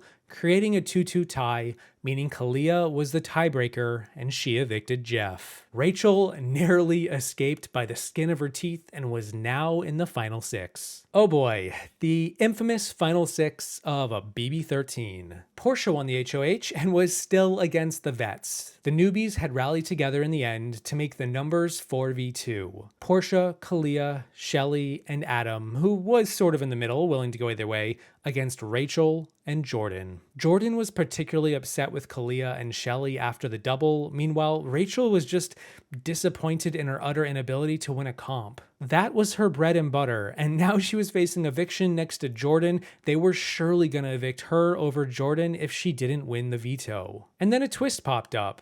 Pandora's box, where Portia opened it and made the duo's twist return for the week. Yep. Pretty crazy twist to happen at this time, quite convenient. This meant that Portia and Kalia were now a duo, Adam and Shelly were a duo, and Rachel and Jordan were a duo. This also meant that if you won the veto and pulled yourself off the block, that your duo partner would also be saved. Okay, I see where this is going. Even more coincidental was how the veto comp was a return to form.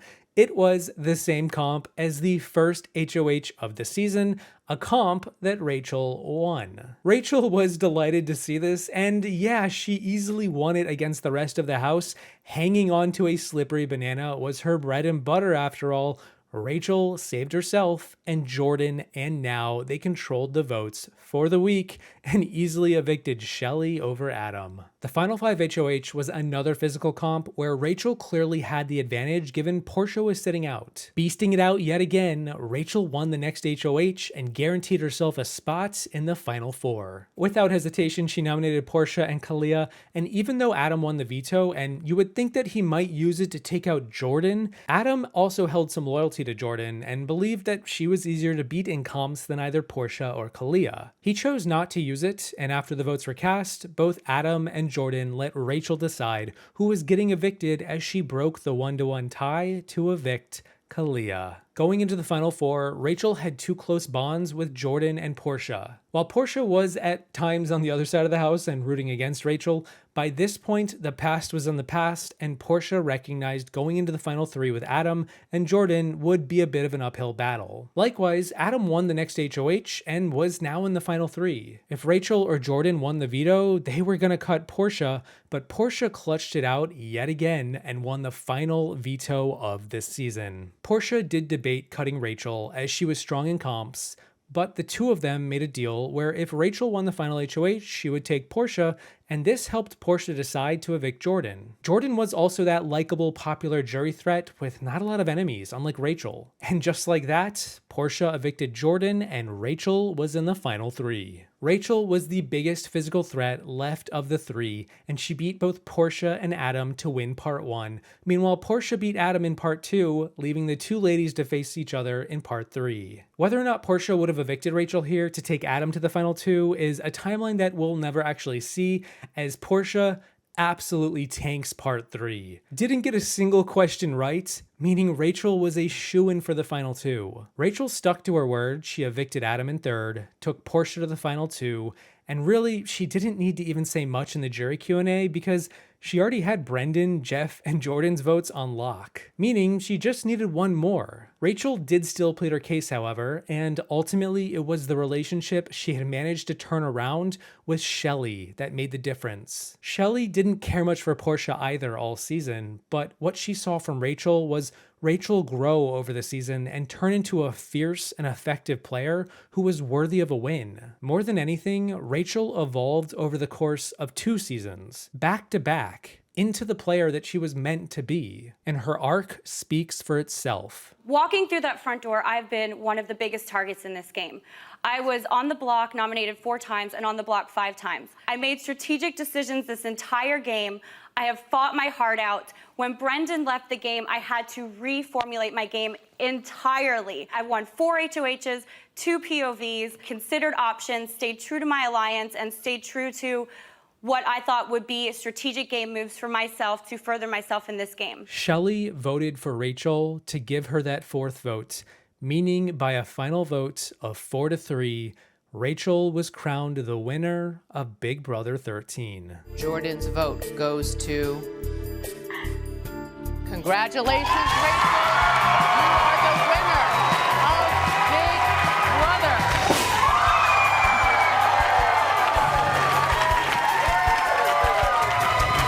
Ian Terry was a massive, massive fan of Big Brother. Debatably the biggest fan to ever get a chance to play, to walk through those front doors. He entered the house as the youngest player on the cast and was immediately confronted with a game-changing twist. Many of his favorite players were entering the house to join him for the summer. Kind of a superfan's dream, but here's the catch. They weren't going to be players, they were going to be coaches. Brittany from season 12, Dan from season 10, and Janelle and Boogie from season 7, 6, and 2. These were all-stars, and they were inconspicuously in the house to just play fantasy Big Brother amidst Ian and company playing actual Big Brother. Each coach was able to draft 3 of the newbies to join their team, and Boogie chose Ian to join him alongside Frank and Jen. This was going to be Ian's team, and if any of them were ever HOH, all of them would be safe. On the flip side, Dan's team lost the first HOH comp, and this meant that Dan had to instantly evict one of his own players. He chose Jody because his other 2 teammates wanted her to go, and he needed cohesion. If any coach were to lose all 3 of their players, that coach would also be evicted. But getting back to Ian, Ian was this quirky guy who was mostly looked down upon by a lot of the cast. He was the kid of the house, the superfan who idolized these players. He was hyped as all get out to be in the house, and he immediately showed that to the world when he began streaking to commemorate past players who did the same. Or how he just kind of stood there and looked at people a little too long for his own good. Ian was green behind the ears and needed to get the excitement out of his system because to the rest of the cast, he was kind of weirding people out. But it also needs to be said that Ian was a strategist who entered the season with a plan. He wanted to be in a 5-person alliance and toward the bottom of their pecking order. I know, kind of weird to be at the bottom, but he wanted to consider and have the option of flipping on them if need be. He wanted a showmance, or at least someone that he could flirt with on the side as sort of a quote-unquote parachute duo like the Brigade. He wanted to throw comps early and eventually turn on the afterburners in the second half. And he wanted to have the option to get taken to the final 2 instead of absolutely needing to win at all costs. Ian prepared all of this ahead of the game and did have a tactical mindset despite his week 1 social missteps. And as we're about to see, a lot of what he planned for came to fruition, albeit in ways that he didn't anticipate. A new competition arrived called the Coaches Comp, and the coaches would compete for the power to save one of their players from being nominated. Boogie won the comp in week 1 and chose to save Ian, realizing the guy was in a lot of trouble and was the leading target for eviction. All of a sudden, Ian was now safe, and Frank, Ian's ally, was nominated instead, as week 1 eventually devolved into a war with Brittany and Janelle's teams against Boogie and Dan's. Ian blended into the background and desired to keep Frank, and that's what happened, as Frank narrowly survived against Cara. The first HOH, Willie, caused a lot of drama with this anti-returning player stance and how he tried to rally the troops against Frank. Willie was a hothead and he turned a lot of the house against him by the end of the week, and this all came to a head in week 2 when Frank survived the block and immediately won HOH and targeted Willie. This caused a commotion where Willie became the house pariah and got into an altercation with Joe. Willie was then expelled from the game, and Frank was able to retain his HOH status and chose to nominate Willie's 2 other teammates, JoJo and Shane. Shane won the veto, and so Danielle was nominated as his replacement, meaning Dan now could be evicted from the game if Danielle were to get voted out. Dan had already lost Jody, he just lost Cara, he was now looking at being evicted by week 2. But Ian was safe because Frank was HOH, and throughout the week, Ian began to flirt with Ashley. He had a crush on her and was encouraged by Boogie to take her on a date. Ian established a connection with Ashley, and their date turned into a fun little moment for the season, even though Ashley would eventually end up making out with Frank not long after. Regardless of all that though, JoJo was evicted and Shane won the next HOH, and given that Shane was now alone on his team with his coach Brittany, and Dan was alone with only Danielle, The four of them formed a secret alliance to protect each other. They targeted Janelle's team and nominated Ashley and Joe as pawns, with the real plan to backdoor Frank if the opportunity arose. And it did. After Shane won the veto, Frank was put up on the block and Ian was blindsided. He was allies with Frank and he didn't want the guy to leave, but it seemed all hope was lost. Until a twist arrived to save the day. The coaches were given the opportunity to join the game, and all they had to do was say yes. They would. If only one coach said yes, all four would become players and would enter the game competing against the rest of the cast. 3 of them said yes, with only Boogie not wanting to do it. Put me in, coach, except the alternative. And because of this major twist, the eviction was canceled for some reason. Frank was saved. Ian still had his team intact. And it was time for the next HOH, the wall endurance. Ian made it to the final 3 of the wall against Danielle and Brittany, and he pitched a deal to gain safety with both of them. He would throw the comp if they kept him safe, and Danielle obliged. And just like that, Danielle was the next HOH, and Ian had a deal to be safe. Her eyes were set on finishing what Shane started last week, take out Frank the Tank. Danielle and Shane had become a showmance around this time, and they were rather inseparable. She nominated both Frank and Will for eviction, and then also won the veto, which meant that she held all the power. She could do whatever she wanted, and this was where the week and the season began to get even more interesting. When the coach's twist ended and Danielle won the HOH, Ian realized his team was in trouble and began to look for greener pastures. He solicited Brittany to work together to find some sort of stable ground going forward. She wanted to know if he would ever turn on Boogie and Frank, and he said that he would. During the veto comp, Ian talked about how he didn't mind taking punishments like being a have-not repeatedly or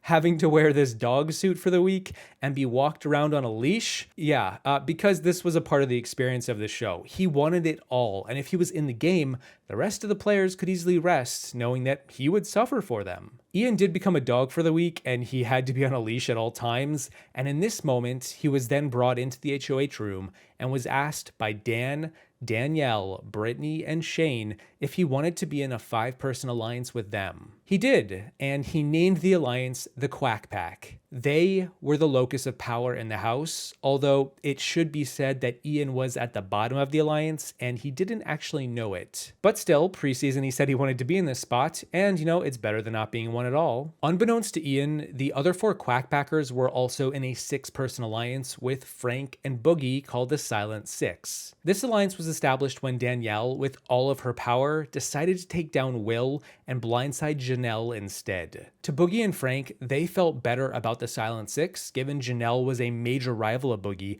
and he was now gonna best her this season. Janelle got evicted and we move on as Frank won the next HOH and kept true to his Silent Six affiliation. He put up Will and Joe, with Will being the target, and after Frank also won the veto, he contemplated betraying the Silent Six to nominate Dan. The Silent Six was a fake alliance for everyone, but also had this Cold War between the 6, and both Ian and Boogie talked Frank out of it. Frank did not trust Dan after his near blindside in week 3 when Frank was saved by the coach's twist evaporating. Dan told Boogie about how Frank was almost evicted if it wasn't for that button press to make them become players, which led to Boogie questioning how Dan knew that. It was because it was the truth, and Dan said too much in the heat of the moment. Frank could not trust Dan, but held off for now on pulling the trigger, and Will was evicted. Shane won the next HOH, and Ian's heel turn was about to be complete. Right before the eviction, Boogie told Ian how he and Frank were considering gunning for Dan and Brittany soon. They wanted to get ahead of the other Silent Six by roping in Ian, to which Ian then told Brittany and the rest of the Quack Pack about everything that Boogie and Frank were doing. Ian served as a double agent, a mole, and Frank and Boogie had no idea that for weeks, Ian was now against them. He had flipped 2 weeks ago, and they had no idea. After hearing what Ian had told them, Shane blindsided and nominated Boogie and Frank, And that's all she wrote. The Silent Six were officially dead. Boogie and Frank believed that it was Dan who caused Shane's nominations, not Ian, and even said as much to Ian in the back rooms. But Ian knew that Frank and Boogie weren't including him all that much. They were holed up with each other ever since Boogie became a player, and they barely included Ian in anything. Ian was ready for both of them to go. Dan was taking all the heat for Ian though, as were the rest of the Quack Pack too. They chose to not rat Ian out as he was loyal and they didn't actually need to. He was proving to be quite effective at what his job was, but also that little kernel of truth might come in handy for at least one of them down the line. Frank won the veto and Jen was nominated next to Boogie, but Boogie was now the main target. He believed that he could scrounge up the votes to stay so long as he had Ian, and when the votes came in later that week, he realized that Ian had turned against him when the numbers didn't add up. On Boogie's walk out the door, Ian told Boogie to get to steppin', a quote that Boogie told Howie during All-Stars when Howie was blindsided and betrayed by Boogie. Ian was a super fan and holy shit this was cold, and he just used Boogie's own one-liners against him, drilling home where Ian really stood. Ian revealed to Boogie in the goodbye messages how he was the downfall of Boogie, the double agent, and he can only hope that Boogie will respect him for it in the end. You might see things you don't like, but remember I respect you ever since the word. Take these. That ain't cool, doggy. Ian is not to be trusted. I know that already now. Just put that in the storage room. Ian, what happened, dog? Not cool, buddy. Not cool. Ring, ring. What is this telephone doing in the DR? Hello? Oh, hey, Janelle. No, my Boogie's actually not here, but I was just leaving a message for him. Is there anything you'd like to say?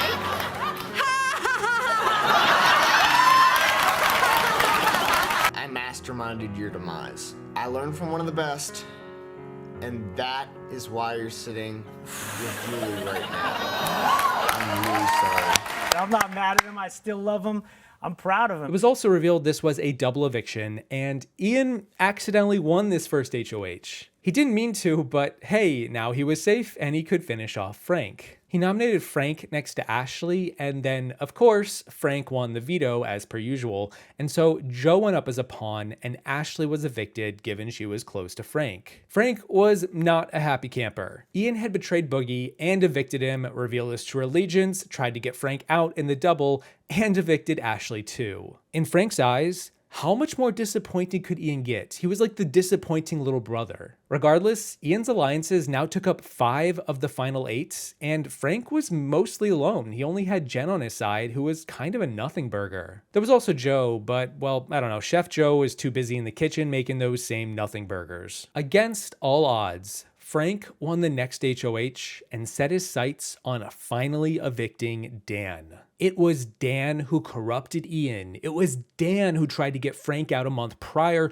It was Dan who was the big bad wolf in sheep's clothing all along. Frank nominated Dan and Danielle and then was offered a Pandora's box twist. He opened the box and a second veto magically popped out. Whoever could get the veto from the crane would be safe for the week, and hey, look at that. Ian managed to win this first veto. He was safe. But now the actual veto comp was held, and also against all odds, Jen won the veto. This meant that Frank could keep his noms the same, and Dan was a goner. That is, until Dan turned the entire game upside down. In one of the wildest moments in the show's history, even up to today, Dan held his own funeral in the living room. He wanted to say some nice parting words in front of the house before he was evicted. He went along and said nice things about everyone, except for Danielle. He said mean things about Danielle. Danielle was devastated. Likewise, Dan also told Frank that he wanted to take a moment to talk to him in private and just sort of apologize and,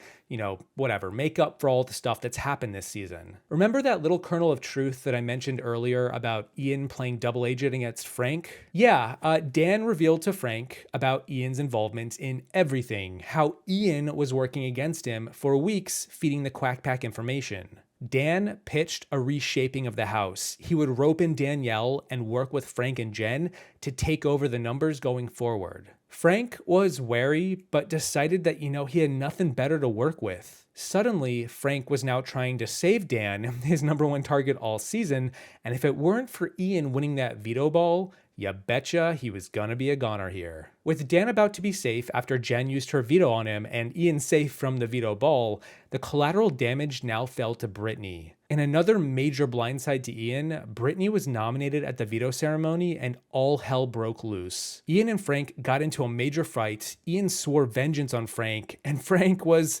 well, he was a giant carrot. Ian and Brittany were really tight ever since the early weeks, and now she was gonna leave when she wasn't even the target. Ian was crushed. Brittany was evicted. Ian then won the next HOH, and yeah, time to take out the garbage. He nominated Frank and Jen, and after Dan won the veto and used it to save Jen, Jo went up in her place, and Frank was a dead man walking. Frank believed that he could stay with both Dan and Danielle's votes, but deep down he knew Dan was a snake and the house was a viper's nest, and the day was lost. Frank was finally evicted. And then a second double eviction occurred, and Dan won the HOH and nominated Ian and Jo for eviction. Wait, Dan nominated Ian? Dan told Ian that he had to do it to pretend as if there was distance between the two. A week prior, Dan had brought Ian into a Final Two alliance, an extension of the Renegades, Dan's Final Two alliance from his previous season where he won. Ian was now officially a Renegade with Dan, and Dan had this little strategy where he would nominate his fellow Renegade to appear as if he were against the guy. In the case of Memphis on Big Brother 10, he wasn't against Memphis, it was just a ruse. But in the case of Ian on Big Brother 14, he was against Ian, and it was not a ruse. Ian believed Dan, but didn't love the idea. Dan realized that Ian was gaining momentum, he was winning competitions, and he had garnered a lot of sympathy. He was a threat. Dan needed him out, and the double was the best time to do it. That is, until Ian won the veto. For a fourth straight week, Ian was now safe, and just like that, Dan's plan was a bust. Dan also had Danielle and Shane ready to cut Ian too. Ian was the low man on the Quack Pack totem pole after all, but instead Jo was evicted next after Ian saved himself. And then Ian won his third HOH at the Final Five and targeted Jen, the last player in the house who was not in the Quack Pack. Despite the Quack Pack wanting Ian out in the previous week,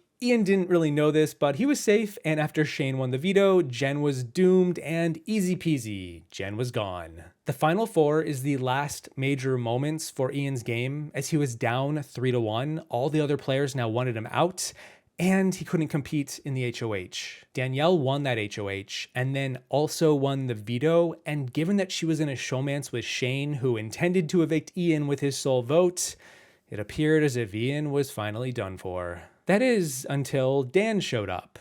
Dan had a change of heart with Ian, or a change of the mind. He recognized that Shane was the biggest threat to win the entire game, and now with the upcoming comps, he had to go. Dan also knew that Ian would take him to the Final Two, as would Danielle, so Shane really needed to go. Dan convinced Danielle to let him evict Ian instead of Shane evicting Ian, and she fell for it, and wow, I just can't believe that she fell for that. And yet another major blindside, Dan evicted Shane, and Ian was now in the Final Three. Ian always intended to take Dan to that Final Two, and as it turned out, Dan was planning to take Ian as well. Dan believed that Danielle was a bigger threat with the jury than Ian, and so after Dan won Part 1, Ian won Part 2, and then Ian won Part 3, he evicted Danielle, honored his allegiance to the Renegades, and was now sitting in front of the jury against one of the best players in Big Brother history. Ian argued his case for the win with some great points. He was a newbie, he only had 1 life, not 3, he won a ton of comps, more than Dan, and more than anything else, he wasn't slitting everyone's throats to scramble his way to the end. He was playing hard, but not so hard that he was amassing a trail of blood to get there. Dan was ruthless, and the jury had an ego, and he mismanaged how they would interpret his gameplay. On the flip side, the jury loved Ian, his little brother status, his underdog status, how he fought tooth and nail to get here, how he was a super fan and this was his dream, and how he wasn't afraid to rise to the occasion against one of the greats by facing Dan in this Final Two. I would like to say that Dan started this game with 3 lives and expended 2 of them within the first few weeks. I've had 1 life the whole time, and I've made it here to the end without losing any. I've played this game with 3 things: probability, statistics, and a little bit of heart. I covered my bases when I needed to. I made smart decisions for myself, and I controlled my own destiny in this game. The jury awarded Ian with 6 of their 7 votes to crown him the winner of Big Brother 14, one of the most hotly debated jury votes of all time. Frank's vote goes to... Congratulations, Ian. You are the winner of Big Brother. With Big Brother 15, we have Andy Herren, a 26-year-old professor who was also a major fan of the show, kind of like Ian. Andy entered the house with a strategy to socialize with everyone, getting good with everyone, and target the jocks as soon as possible. We just saw what Frank could do last year. Do we need a repeat? Andy initially bonded with Helen and Caitlin, but it was his connection with both Helen and Amanda that would largely define the trajectory he takes throughout the season. Both Helen and Amanda were strong women, strong players who were bold and not afraid to make big moves. Andy actually met Helen before the season began from casting, and this established their strategic partnership from the moment that they walked through the front door. McCrae won the first HOH and chose to nominate Candace and Jesse, and the big twist of this season was how a third nominee would happen every week as well. One person would be voted on by America to be the MVP, and then that MVP could make a third secret nomination. Alyssa was the sister of former winner Rachel Reilly, and so she entered the house with an already established fan base from her sister, and this meant that Alyssa would be the frontrunner to be MVP each week. Initially, Andy viewed Alyssa as a possible hindrance, but then realized that she could be weaponized as an ally going forward. A noticeable alliance formed with nearly half of the house called the Blonderage, and Andy wasn't in it. But to counter this group and to bring Alyssa into a formal alliance of his own, Andy, Helen, Amanda, McCrae, the current HOH, as well as Jesse and Judd got together to form Area 51. This alliance could use Alyssa for her MVP power to possibly throw a spanner in the works, no matter who won HOH. McCrae and Amanda also got into a showmance, and this spelled doom for the brigade-like alliance that had formed between 5 of the strongest men in the house. Nick, Jeremy, Howard, Spencer, and McCrae tried to emulate the brigade from season 12 by creating their own secret alliance called the Moving Company. They set their sights on getting David out, a strong guy who wasn't really with them, and this target worked for Andy and everyone in his group. The Blonderage side of the house, however, wanted Alyssa out instead, and after McCrae won the veto, he split the difference by nominating Alyssa, despite later working with her, and then worked with Area 51 to blindside half the house and send David packing. A bigger problem arose when Aaron, David's flirtman's partner, won the second HOH. Andy wasn't working with Aaron, but that didn't mean that he couldn't save face by being honest with her. Andy realized that everyone else was gonna lie about their vote to her, so Andy did the opposite. He told her the truth. But he played it off well, and Aaron respected him for being honest. Week 2 is around the time that Andy learned about the Moving Company alliance after McCrae spilled the beans to Amanda. McCrae decided that the guys' alliance was lame and just not gonna work, and well, he was right. Andy, meanwhile, was creating side deals with pretty much everyone. As he said himself, he basically had final 2 deals with half the cast. This enabled him to play his double agent between all factions. He was good with Aaron, Caitlin, Gina Marie, Jeremy, but he was then also good with Helen, Amanda, McCrae. Taking inspiration from June and Allison on Big Brother 4, Andy would float between all groups and relay information back and forth to win over all sides. He would never do it so much that the others caught on, only blending in as he was adaptable to everyone. Andy had a strong social game, and to those who watched the feeds, his movement in the house was so prolific, it felt like he was in different rooms at the same time, all the time. It was actually a bit like Ian from season 14 with Frank and Boogie, but in Andy's case, it was with like most of the cast. Aaron nominated Alyssa and Helen, 2 of Andy's allies, and it's not looking great here, but with Alyssa's MVP power, she nominates Jeremy in retaliation. Jeremy was another one of those dumb jock bros and really could go anytime. But then Jeremy won the veto, so Nick was placed on the block instead. Andy's 7-person alliance now only had 5 votes to save Alyssa, the main target of Aaron's group, and they needed to recruit at least one more member. With the moving company fracturing, Area 51 convinced Spencer and Candace to join the flip on Nick. Nick was someone that Andy wanted out sooner than later for being just an enigma to him. He could tell Nick was doing more than it appeared, and he was, but Andy was never included, so Nick could go. In a major blindside, Nick was evicted with 7 of 11 votes, and from there, Helen, Andy's closest ally, won HOH. Things were looking up. And they really were. With Helen as HOH, week 3 was a breeze. Aaron and Caitlin were nominated, and after Caitlin won veto, Jeremy was nominated as a replacement and sent packing. Week 4 saw a similar result when Judd won HOH and put up Aaron and Caitlin again, and after Alyssa won veto, Caitlin was evicted as she was seen as the biggest threat of the remaining Blanchage alliance. And what's really interesting is that Caitlin actually told Julie Chen after she was evicted that she was most hurt by Andy of all people, but she did also forgive him, signifying that Andy and her had a strong relationship that could also be salvaged, a recurring trend for most of this cast with Andy. That said, in these couple of weeks while Andy's group was seizing control, more machinations arose that would later establish the direction Andy took in the game. First, within Area 51, Andy created a 4-person sub-alliance with Amanda, McRae, and Judd. Andy also solidified his bonds with Helen and Alyssa and then worked with Spencer on the side. Spencer was like a lone soldier, abandoned from the moving company, and he had nowhere to go. Alyssa nominated him as a pawn in week 3 with her MVP power, but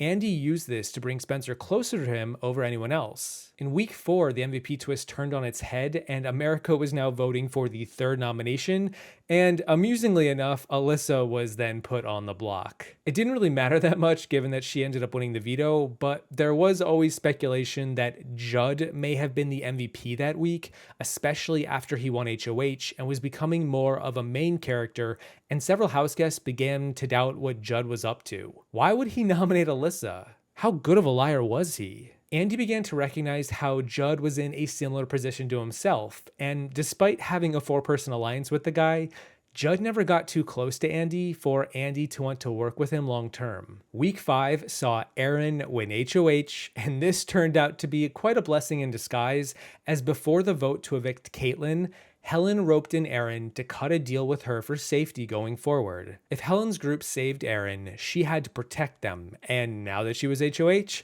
she ultimately targeted Howard and Spencer for eviction. 2 guys just kind of floating in the middle of the house. Spencer won the veto, and so Aaron put up Candace instead, with Howard still the target. Howard was kind of a spacey player who just spoke in riddles and didn't have the best strategy. That being said, I think it's important at this point to recognize that weeks ago, the Blanchage Alliance weaponized racism against Candace, with Howard protecting Candace from both Aaron and Gina Marie, and Aaron absolutely became the villain of this season from this point forward. And now here she was with all the power, and she had Candace and Howard as her nominees. Aaron was on a bit of a strange island where she was strong in comps, but didn't really have anywhere to go, which meant that she was ripe for stronger players to take advantage of her position. Amanda was also voted by America as a 3rd nominee, but Andy had her back even after Spencer and Howard tried to get him to flip the vote. Andy was the key player, and he diverted the attention away from Amanda time and again.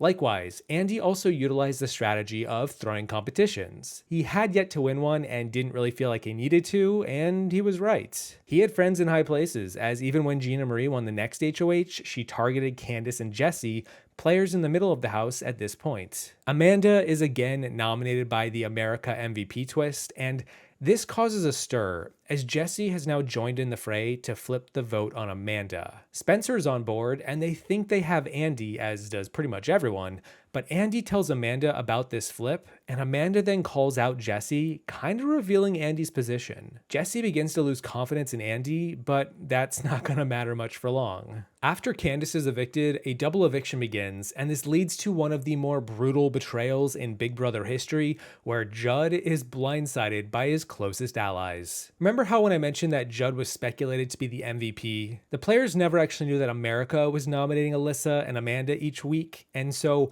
Amanda believed that it could actually be Judd. Andy took advantage of this alongside Helen and McRae to convince Herren that Judd needed to go next. Herren wins the HOH, and Andy is the most prominent player in her ear about evicting Judd. Jesse and Spencer are used as pawns, but after Herren wins the veto, the claws come out, and Judd is blindsided as the replacement. The lethal foursome of McRae, Amanda, Andy, and Helen oust Judd, and if you pause the video at the right time, you can see the exact moment where Judd's heart breaks in two. And guess what? Andy decides now is the perfect time to win HOH, and he does just that. Andy wants some comp wins under his belt, and he realizes with Jesse as the house target and his main opposition at this point, really his only opposition at this point, he could easily do what the house wants and what he wants to have an easy week. And he does. Everyone trusts Andy, everyone likes Andy, and wow, this is some of the best social work I've seen through 15 seasons of the show now. Winning HOH puts me in a dilemma because I've tried so hard to be everyone's friend in this game, but this week I'm essentially going to have to unfriend two people and put them up for eviction. I feel cool with Andy winning this HOH. You know, we've got a good relationship, so I should be safe. I'm really happy that Andy won HOH. We're really good friends. Andy and I jive very well together. I think me and Andy are pretty cool, you know, we were from the beginning. I feel more than comfortable that Andy won HOH. This could be the best possible scenario. So Andy goes on to nominate Jesse as the target and Spencer as the pawn, but Helen really pushes for him to target McRae and Amanda instead. They're a strong showmans, take the shot. This alerts Andy to just how strong Helen truly is, how bold she can be. She will turn on some of her closest allies. What if she does the same to Andy down the line? You can't have that. To protect himself further, Andy creates a 4-person alliance with McRae and Herren called 3 AM. And because Andy tells McCranda about Helen's hit list, they decide to rope in Helen with another 4-person alliance, including her and McRae and Amanda. They want to prevent Helen from taking shots across the bow. But Andy already has Helen in his pocket, and now he has McRae and Amanda in his pocket, and Herren and Spencer off to the side as the perpetual pawn. There are so many overlapping layers here for him, and yet Andy is always 2 steps ahead of everyone, never anyone's target. And yeah, Jesse gets evicted by the end of the week after Andy wins the veto and seals the deal. Herren wins yet another HOH, and thank God that he created that 3 AM alliance with her. 3 AM decides to have her take a shot at Helen as she nominates Alyssa and Helen together. After Alyssa wins the veto, the renomination starts to get dicey as 3 AM begin to blow up on each other with personality clashes. Basically, Helen is a strong player for a reason. She managed to convince Herren to not gun for her and to take out anyone else. Herren then trusts Helen enough to rat on Andy about being close to her, how Andy is probably against her, that he didn't want to win the veto, that he leaks info to Amanda. And then, to make this worse, Herren and Amanda get into a fight over something, I don't know, really stupid involving wine, and Andy just has to play diplomat. Herren wants to nominate Amanda, but Andy is using her as a shield and convinces Herren to just chill out. Let the rest of the house target Amanda next. Herren feels like she is doing Amanda's dirty work by taking out Helen, but Andy smooths it over and saves Amanda yet again. But Helen won't go down that easy. She thinks that Andy is the swing vote in this equation, a recurring problem Andy will face in the days ahead. Helen has Gina Marie and Alyssa's votes to stay. Meanwhile, she doesn't have McRae or Amanda's. Andy is in the middle. Andy gets annoyed at Helen for even questioning his loyalty, but Helen is still skeptical. Andy tells this to Amanda and now absolutely needs Helen to go, and that's what happens. Right after Helen is evicted, a battle back occurs where the first 4 jurors can compete to have one of them get back into the house. Andy mostly wanted Judd to return as he could share the blame with everyone else in Judd's eviction. Meanwhile, Jesse was solely under Andy's HOH, and Helen, well, let's just say Andy used the force to push Helen off that wall. Judd ended up winning and returned to the game, and right away, Andy pulls him aside, brings him into the fold, largely just blaming Herren, McRae, Amanda, and Helen for his eviction. Judd was now an outsider looking in and trusted Andy of all people. Alyssa won the next HOH and targeted Herren for eviction. She nominated McRae as a backup, but after Amanda won the veto, Andy knew that he was starting to be in trouble. Andy was 3rd string to McRae and Amanda and Herren.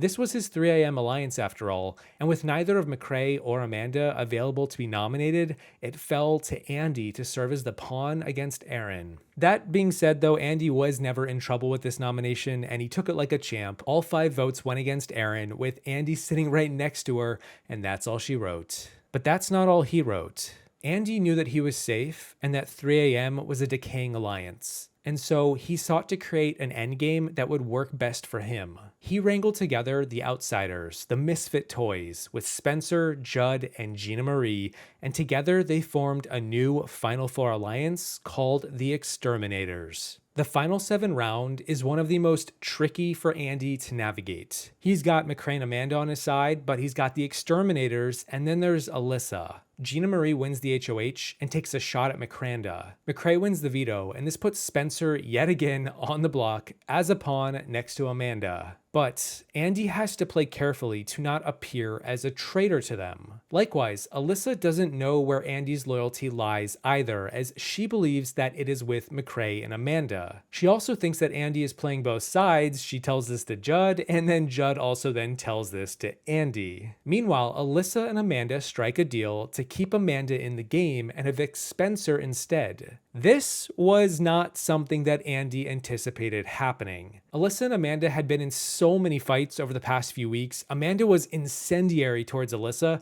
and the idea of them working together did not make any sense. But Alyssa had nobody, and Amanda used that to her advantage. And if Amanda had McCrae's vote and now Alyssa's vote, and she always had Andy's vote obviously, this meant that Amanda was now safe, and she was going to stay over Spencer in a 3-1 vote. Except, at this point, Andy wasn't loyal to Amanda. He was playing both sides, and he wanted Amanda out. He had the Exterminators alliance now. That was going to be his endgame. She was a strong player, and Andy didn't need her as a shield anymore. To drive home that Alyssa was serious, she gave Amanda her wedding ring as collateral. Alyssa was actually going to keep Amanda. What world are we in? Andy then realized that he needed to do something to get Amanda out and get ahead of the damage control. Because you better believe he is definitely going to vote Amanda out here. So he decided to concoct a plan where he was going to vote out Amanda and frame Alyssa going forward. The players suspected the next eviction would be a double. It was going to be fast. And if McCrae or Alyssa won HOH, he needed them to both believe that he was that second vote to save Amanda. He needed McCrae to turn on Alyssa and Alyssa to turn on McCrae, believing that the other one was lying. And so when the vote came in and Amanda was blindsided, she walked out the door to Julie Chen and knew that Andy was the culprit. But she also liked Andy so much that she got mad at Andy on the way out the door to help his perception look worse to the others so that they would want to take him further. I'm actually really dumbfounded. I think maybe Alyssa may have not voted for me, but she gave me some collateral that I think was real. So her wedding ring? I said to him, I thought I could trust you, and it was really just for his game, whether he's the one who screwed up my game or not. I wanted the rest of the house to think that he didn't vote for me. Dear God, find yourself a good juror like Amanda. That stuff is potent. Andy has everyone fooled and in the dark working for him, even outside the house now. McCrae wins the double HOH, and this is not great for Andy, but now the plan is in motion. Because Andy set this up with the Exterminators before the double, he roped in Gina Marie, Spencer, and Judd to enact the plan to manipulate McCrae into believing Alyssa was the flipped vote and had to go next. She could not be trusted. Even though it was Andy who flipped, he put on the performance of a lifetime by blaming Alyssa, framing her for his betrayal. Caught in the whirlwind of the Exterminators, McCrae nominates Alyssa, Judd wins the veto, and Alyssa is evicted despite trying to help McCrae the whole time. Andy did such a great job with this double eviction, from the planning to the acting to the execution, that he even convinced Alyssa that it was McCrae who betrayed Amanda, not Andy. Absolutely wild. McCrae, you're saying? You think McCrae? You're saying you think McCrae stabbed his woman in the back? Yes. Why do you think that? Because Andy looked so shocked. Spencer wins the Final 5 HOH and nominates McCrae as the target alongside Gina Marie. Andy and Spencer create a fake Final 3 with McCrae on the off chance that he wins the veto, and Well, he does. McCrae wins the veto. Well, at least another fake alliance was in place. Andy had a much stronger relationship with Spencer than Judd did, and Judd was renominated and re-evicted, with McCrae still the primary target going into that Final Four. Andy clutches the Final Four HOH in a come-from-behind victory, and then also wins the veto as the cherry on top. McCrae is now doomed as Gina Marie gets to cast the sole vote to evict. Andy also pulls a Brittany with the brigade by telling McCrae about the exterminators on his way out the door. Andy is choosing to stab him in the front instead of the back, which is a different approach, but it is proven to work when it comes time to face the jury. At the final three, Gina Marie planned to take Andy to the final two, mostly out of loyalty, and Andy was going to take her because she was the easier beat. She won part 1, Andy won part 2, and then he also won part 3 and the final HOH and evicted Spencer, locking in his nearly guaranteed win, sitting next to Gina Marie. I've said this before, but Andy's jury Q&A is the best in Big Brother history, while Gina Marie's might just be the absolute worst. The difference is stark. Andy owns his moves, his betrayals, but also takes jabs at himself by saying that he lied a lot because he's a coward, but also because it made sense for the game that he was playing. If you think about it, jury, you can't get in his way when you're only realizing the truth as you walk out the door. In the end, Andy was crowned the winner of Big Brother 15 by a final vote of 7-2, playing what many would argue is the single best winning game in BB history up to this point. Andy by far gets the worst edit of any winner the show has had, and yet Andy was insulated at all times, had numerous allies across the board, had nearly everyone in his pocket, was never a target, and adapted to the changing circumstances and adversity he faced at each and every twist and turn. Helen's vote goes to... Congratulations, Andy. You are the winner of Big Brother. Big Brother 16 brought us into the HD era of the show with new cameras, microphones, and a winner who was about to change the game as we've come to know it. If Andy played one of the best games through 15 seasons, then let it be known that Derrick Levasseur, a 30-year-old police sergeant who would go undercover upon entering the house pretending to be a Parks and Rec coordinator, was about to make winning look just that much easier. Well, okay, there are bumps along the road to get there, and nobody's perfect, but a lot of people do tend to believe that Derrick's win was just a smooth ride from start to finish, and as we're about to see, that's not entirely the case. Derrick walked through the front doors in the second group of 8 players and competed for the second HOH of the season. No, I didn't misspeak there.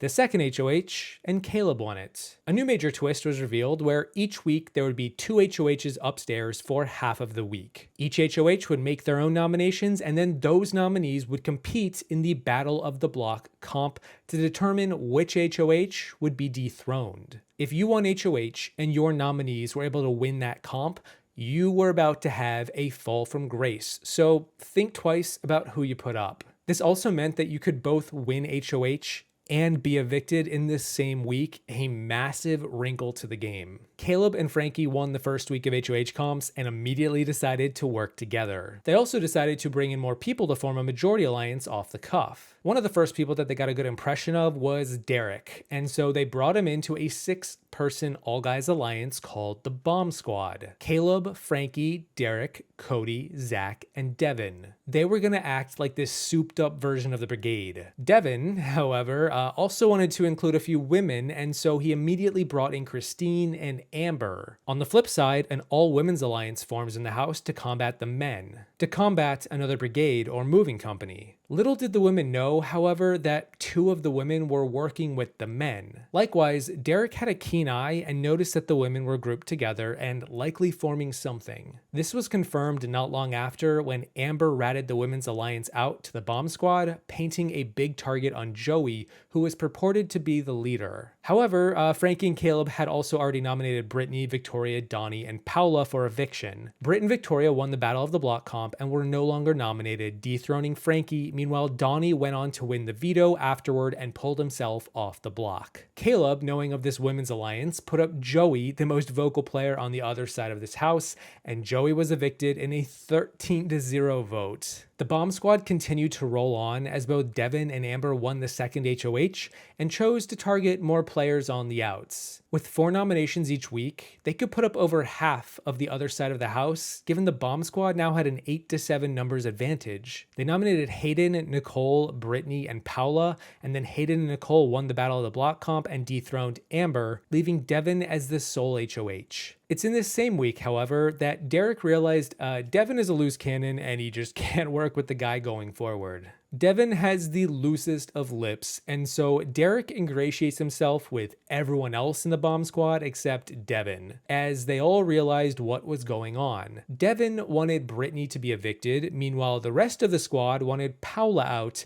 and this disagreement led to a fight between Devin and Caleb, and then Devin and Zach. To make things even more fun, Devin then won the veto and chose to use it on Brittany, after he had a change of heart when they talked one-on-one about being parents. Devin was kind of all over the place. He fought with his alliance, he changed his targets left and right, and then after his fight with Zach, he chose to take Brittany, his original target, off of the block and nominate Zach, his alliance mate, instead. The Bomb Squad were blown away at how much of a wild card Devin was, and because Zach had the numbers on his side, Paula was going to be evicted regardless. Another major event happened for Derrick this week as he was brought into a secret twist called Team America, where he, Donnie, and Frankie were supposed to be working together for the foreseeable future to accomplish tasks on behalf of America. It was kind of like the America's Player twist from season 8, except with 3 of them, and it was more so supposed to be like this silly and fun thing for TV than anything serious. Although Derrick was working with Frankie already, so this now gave him an ally with Donnie too, someone on the outs.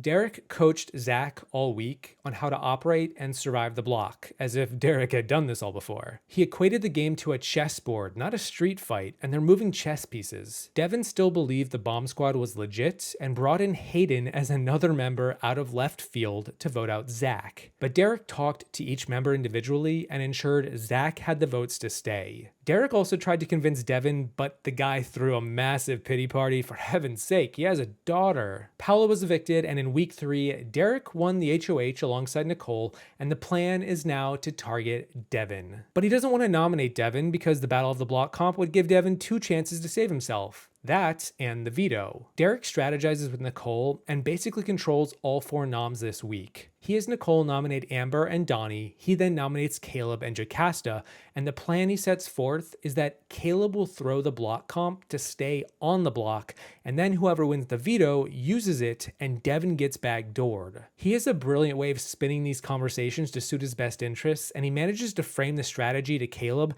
as a way for Caleb to sacrifice himself to save Amber, someone that Caleb had a major crush on. Derrick does such a good job that Caleb even throws out the idea of himself being nominated before Derrick can suggest it, even though that's exactly what he wanted to do and he was about to talk about it. Another major event happens for Derrick that actually occurred back in the first week, but it really wasn't reported on until now. Derrick became closer with Cody, and the 2 guys began to work together better than any other duo. They decided to create a final 2 in week 1, and now that Derrick had power, his true allies were beginning to take shape. Cody did also want Caleb out sooner than later. There was a bit of a flirting triangle between them and Amber, and Derrick was willing to pay lip service to Cody for the time being. The whole backdoor Devin plan goes through, and yeah, Devin is snuffed out of the game. Derrick had an easy layup of an HOH target, the whole house was on board, and he played it all masterfully. He also created a sub-alliance within the Bomb Squad between himself, Cody, Frankie, Zach, and Christine called the Detonators. This alliance would prove to be the most lethal alliance of the season. Cody and Frankie, 2 Detonators, both won the next HOH, and they landed with 2 more outsiders on the block, Brittany and Victoria. Victoria won the veto, and so now a replacement needed to happen, and Cody desperately wanted to take out Caleb, but Derrick strongly advised against this. Derrick wanted Donnie up instead, as Donnie was proving to be quite a smart cookie. After a lot of conversations where Derrick does tell Cody that he'll support his decision no matter what, Ultimately, Derrick convinces Cody the smart play is to wrangle in that big old cowboy Caleb and use him as a shield. Donnie is put up instead and believes that it wasn't actually Cody's decision, and he's right. But Derrick actually wanted Brittany out, as she was a strong player who had a tight connection with Amber, and Caleb was head over heels for Amber. He needed to weaken Amber, especially when Christine told Derrick about how Amber had created a secret women's alliance between herself, Christine, and Nicole. Brittany is evicted 10-0, and the detonators just keep steamrolling the game. And they can't stop steamrolling, as both Frankie and Zach win the HOH in week 5. Derrick locks in his final 2 with Cody by this point, as the two of them name their duo the Hitmen. The detonators could be a good thing going forward at this point, but it's still too large of a group and there's too many promises being made. So now me and Cody, we have a final 2 deal, and we can use that to our advantage. Dude, we should have this hashed out within 20 minutes. If you come up with something, just throw it out there. The bomb squad thought that they had everything under control, and me and you were one up on the entire thing. How about the Hitmen? Dude, you don't see it coming. I love it, dude. So there it is, folks. The Hitmen have been formed. And you better be careful, because when you find out you're the next target, it's already too late. And unfortunately, real-life tragedy actually strikes for Derrick this week, as he receives news from the producers that his grandfather had passed away. It was actually oddly coincidental, given that Derrick threw the HOH to Frankie for the same reason, because Frankie's grandfather had also passed away a few days prior. Derrick is basically working with everyone at this point in some capacity. He's got the bomb squad, which has 8 people. He's got the detonators. He's got a final 3 deal with Cody and Zach called Los Tres Amigos. He's got a final 2 deal with Cody. He even consoles Jocasta after she has a breakdown about missing her family. Nicole confides in Derrick about how shady Frankie is. She wants to backdoor him. Donnie even confides in Nicole about he believes Frankie, Zach, Cody, and Derrick are a unit.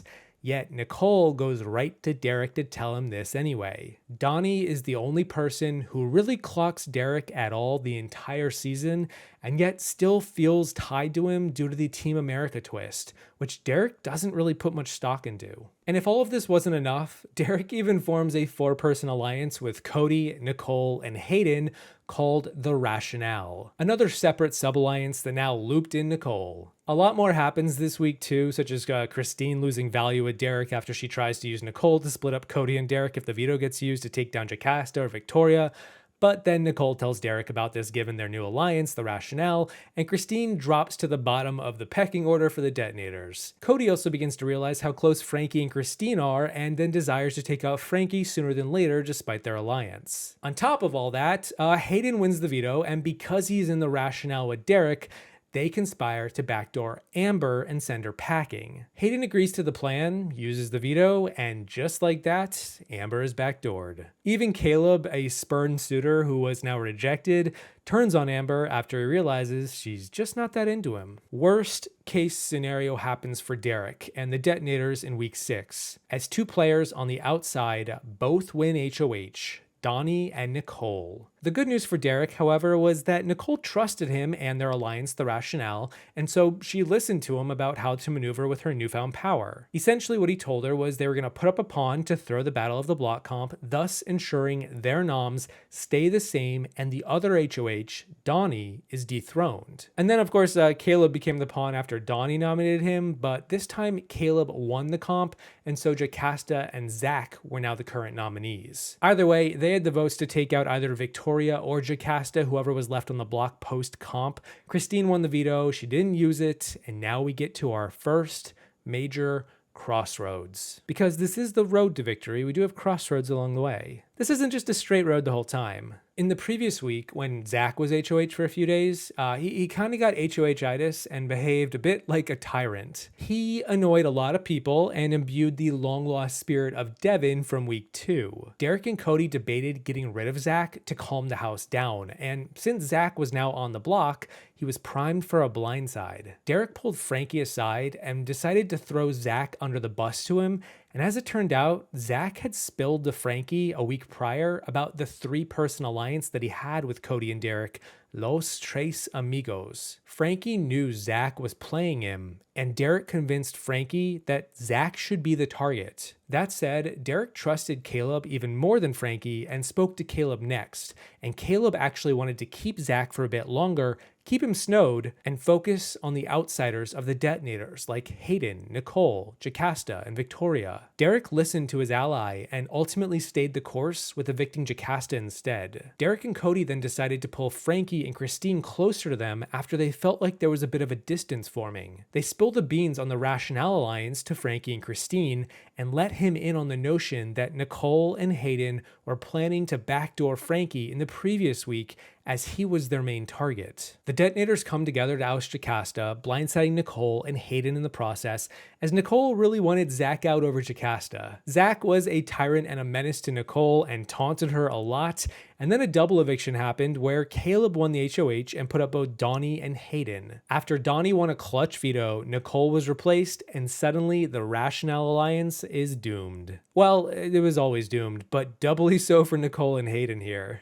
Hayden is voted out in a flash, and now Nicole is on a bit of an island. Before Hayden is evicted in the double, Zach learns from him that it was Frankie and Christine who advocated for Zach to go, and this fully turns Zach against Frankie. Zanky was no more. The good news for Nicole was that she would go on to win the next HOH alongside Christine. Frankie was close with Christine and realized that he was losing support with his alliance. His closest bromance with Zach was over, and he was ready to flip the game on its head. Frankie approached Nicole and told her about the detonators, spilling all of the tea, saying that he wants to work with her now. Christine was also there and actually not entirely okay with Frankie flipping the game like that, but oh well, cat was out of the bag. Frankie wants to rally together Nicole, Donnie, and Victoria to turn on Derrick, Cody, Caleb, and Zach. Get rid of the boys. After Frankie and Christine leave, Zach then enters the room and literally does the same thing. He throws Frankie and Christine under the bus to encourage Nicole to gun for them. He reveals the Detonators Alliance as well. He tells her all about it, and she reveals to him about the Rationale Alliance that just fell apart. She also reveals that Frankie and Christine are pitching to her to get the boys out. There are now like 5 different pockets of factions in the house, with Frankie and Christine as a duo, Nicole and Donnie as a duo, Derrick, Cody, and Caleb as a trio, and then Zach and Victoria as 2 single players all alone. It is a complete mess. That being said, Zach is still tangentially with the detonators and the bomb squad, at least what Caleb thinks is the bomb squad anyway, and he tells Caleb what Nicole told him. Frankie and Christine can't be trusted. Caleb then realizes this to Derrick, and he's flabbergasted. Derrick then proposes that Caleb should go up as a pawn next to Frankie and then throw the Battle of the Block comp to keep Frankie in the hot seat so they can vote him out if he doesn't win the veto. Derrick quickly takes action and rallies Nicole, lying to her about the Hayden vote and apologizing for his vote. He didn't think that they had the votes to get out Zach after he heard Victoria was flipping. It was all just BS, but it was placating Nicole. He pitched the plan to Nicole to get Frankie out. Frankie can't be trusted. She should put him up next to Caleb. Nicole is wary of Derrick, but she doesn't really have much of a game left, and then she tells us that she trusts Derrick the most of anyone left, as he's never wronged her, even though he just turned on her in the last 2 votes. It is crucial to understand that it is Derrick's relationship with Nicole that prevents her from going with Frankie and flipping the game against Derrick and his alliance. Nicole stays the course because of Derrick, all because of Derrick, and she follows his plan, nominating Frankie and Caleb. And then if you have seen the season and if you remember any moments from it, you're probably going to remember that moment, that infamous scene where Caleb sits out of the comp to tank Frankie's chances at winning it,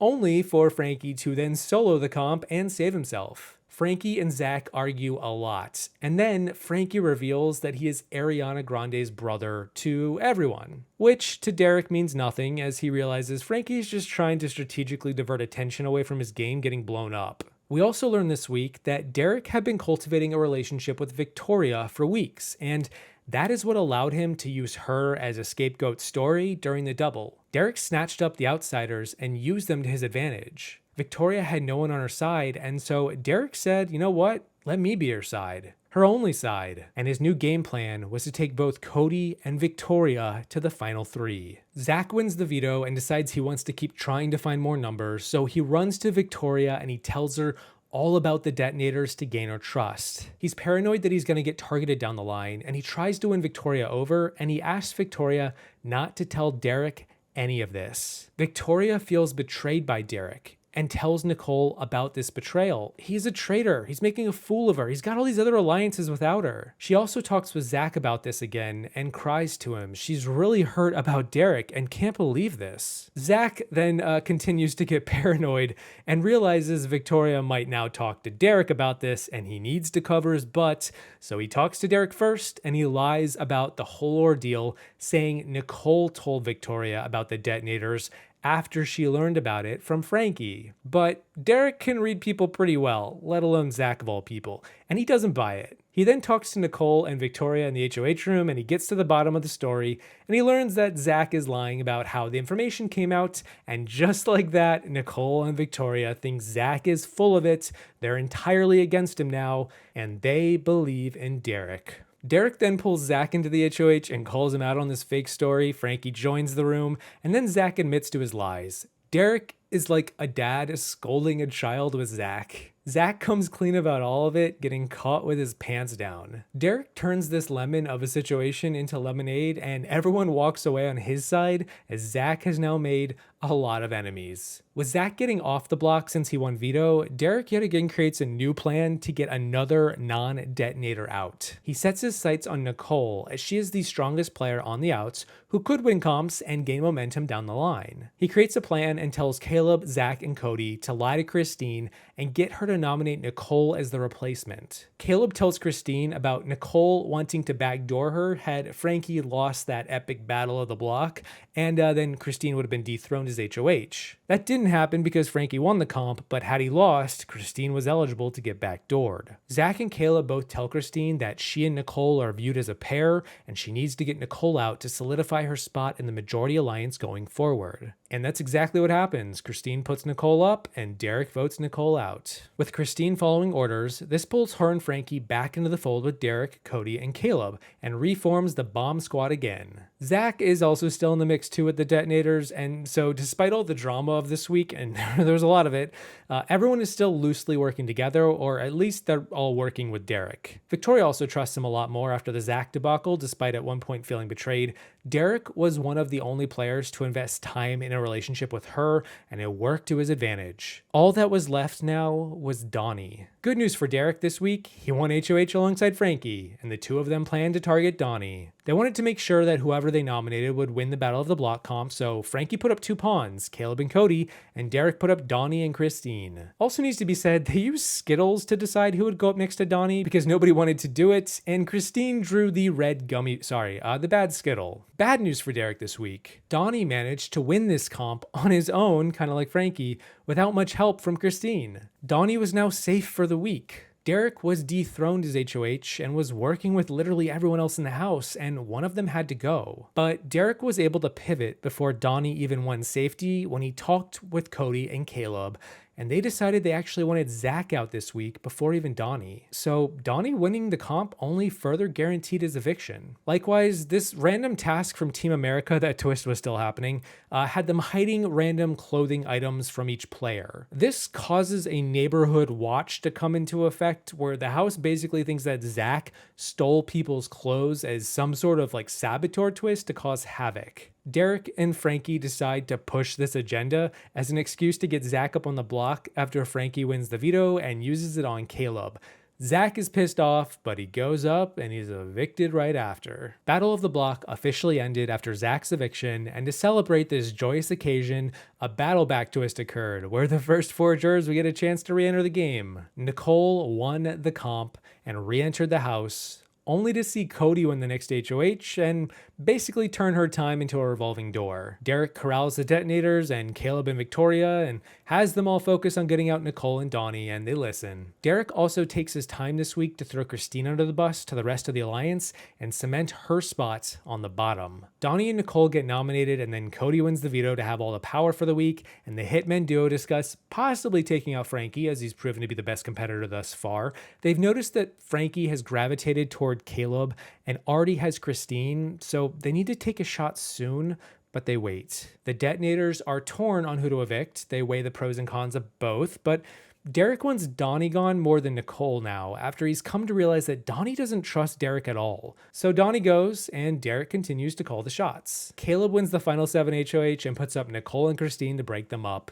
Derrick has a fantastic moment where he strategizes to pull Caleb away from Frankie by convincing Caleb that he has a better shot to win the game against Derrick in the final 2 than Frankie. Caleb buys into it, and Derrick looks all the better for it. Christine wins the veto, Victoria goes up instead as a pawn, and yeah, Nicole is re-evicted. At the final 6, Derrick kind of accidentally wins the HOH. I know, he's doing so well that he's accidentally winning these things after everyone else gets their answer wrong. It just sort of happens. All right then. He puts up Christine and Victoria and plans to take out Christine with a backup target on Frankie if the opportunity arises after the veto. Unfortunately for Derrick, it doesn't, as Frankie wins the veto. Derrick locks in a Final 4 deal with Frankie for it to be the 4 guys in the end, and he gets him to not use the veto on Christine. Frankie is totally fine with this outcome and doesn't use the veto, and Christine is evicted. Frankie wins the final 5 HOH and puts up Cody and Victoria, and yeah, it kind of feels like this endgame has stalled a lot. It's going to be a steamroll. Derrick has Frankie target Victoria, but then he confers with Cody and Caleb to take out Frankie at the final 4. And then he confers with Cody to take out Caleb at the final 3. The boot order is now set, and nothing's gonna stop it. And then a big red button appears out of nowhere. Yeah, this is actually happening. The players debate whether they should push the button, and inevitably they do, and a timer starts. Huh.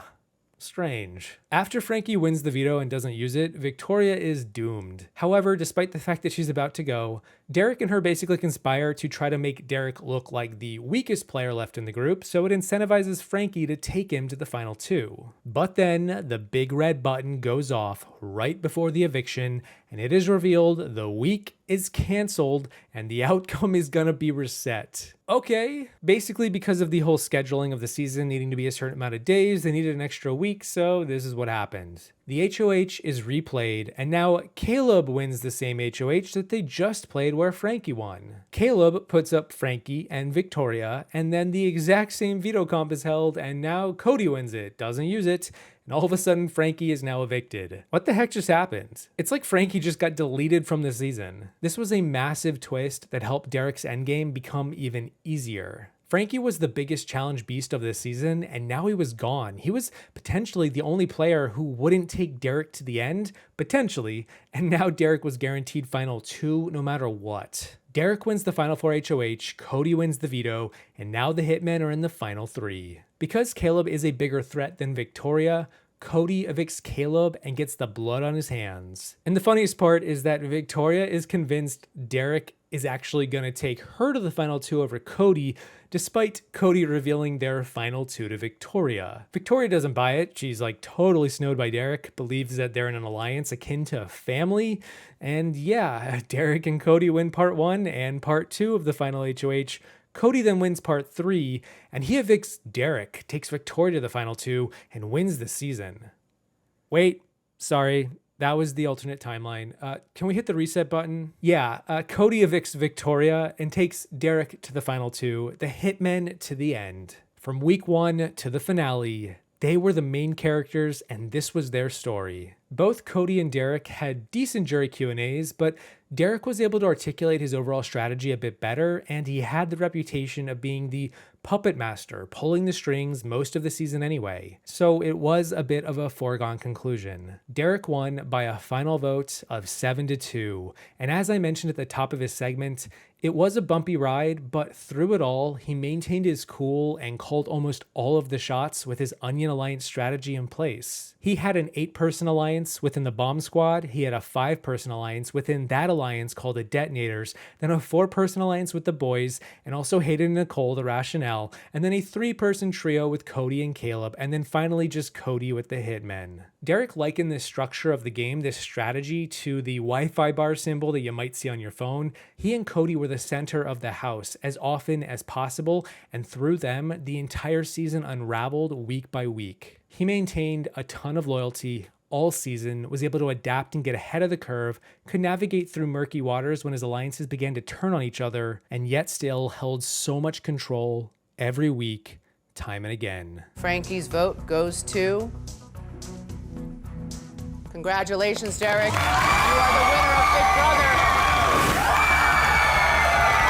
Steve Moses entered the house as a 22-year-old college student who was a big fan of the game and had ardently studied about the past 10 seasons or so in preparation for his potentially one-week stint on Big Brother 17. Steve was worried that he would be compared to the previous winner from a few years ago, Ian, on Big Brother 14. Another young college student who fit the superfan archetype. But Steve was cut from a different cloth. Steve was really good at 3 major things. First, leaning into his emotions to downplay how threatening he was to the rest of the cast. Second, being flexible with his strategy, willing to work with anyone. And third, well, following nearly the exact same trajectory as Ian from Big Brother 14. No joke, Steve was on the outs in week 1 and not included in the majority alliance. A big alliance called the High Rollers formed with 9 of the 16 players in it, and Steve was towards the bottom of their pecking order. On top of that, Battle of the Block returned as a twist, and 4 people were nominated each week, meaning Steve was likely in trouble early. 2 of the High Rollers won the HOH in week 1, and Steve was nominated for eviction in the first few days. And being a superfan, Steve also knew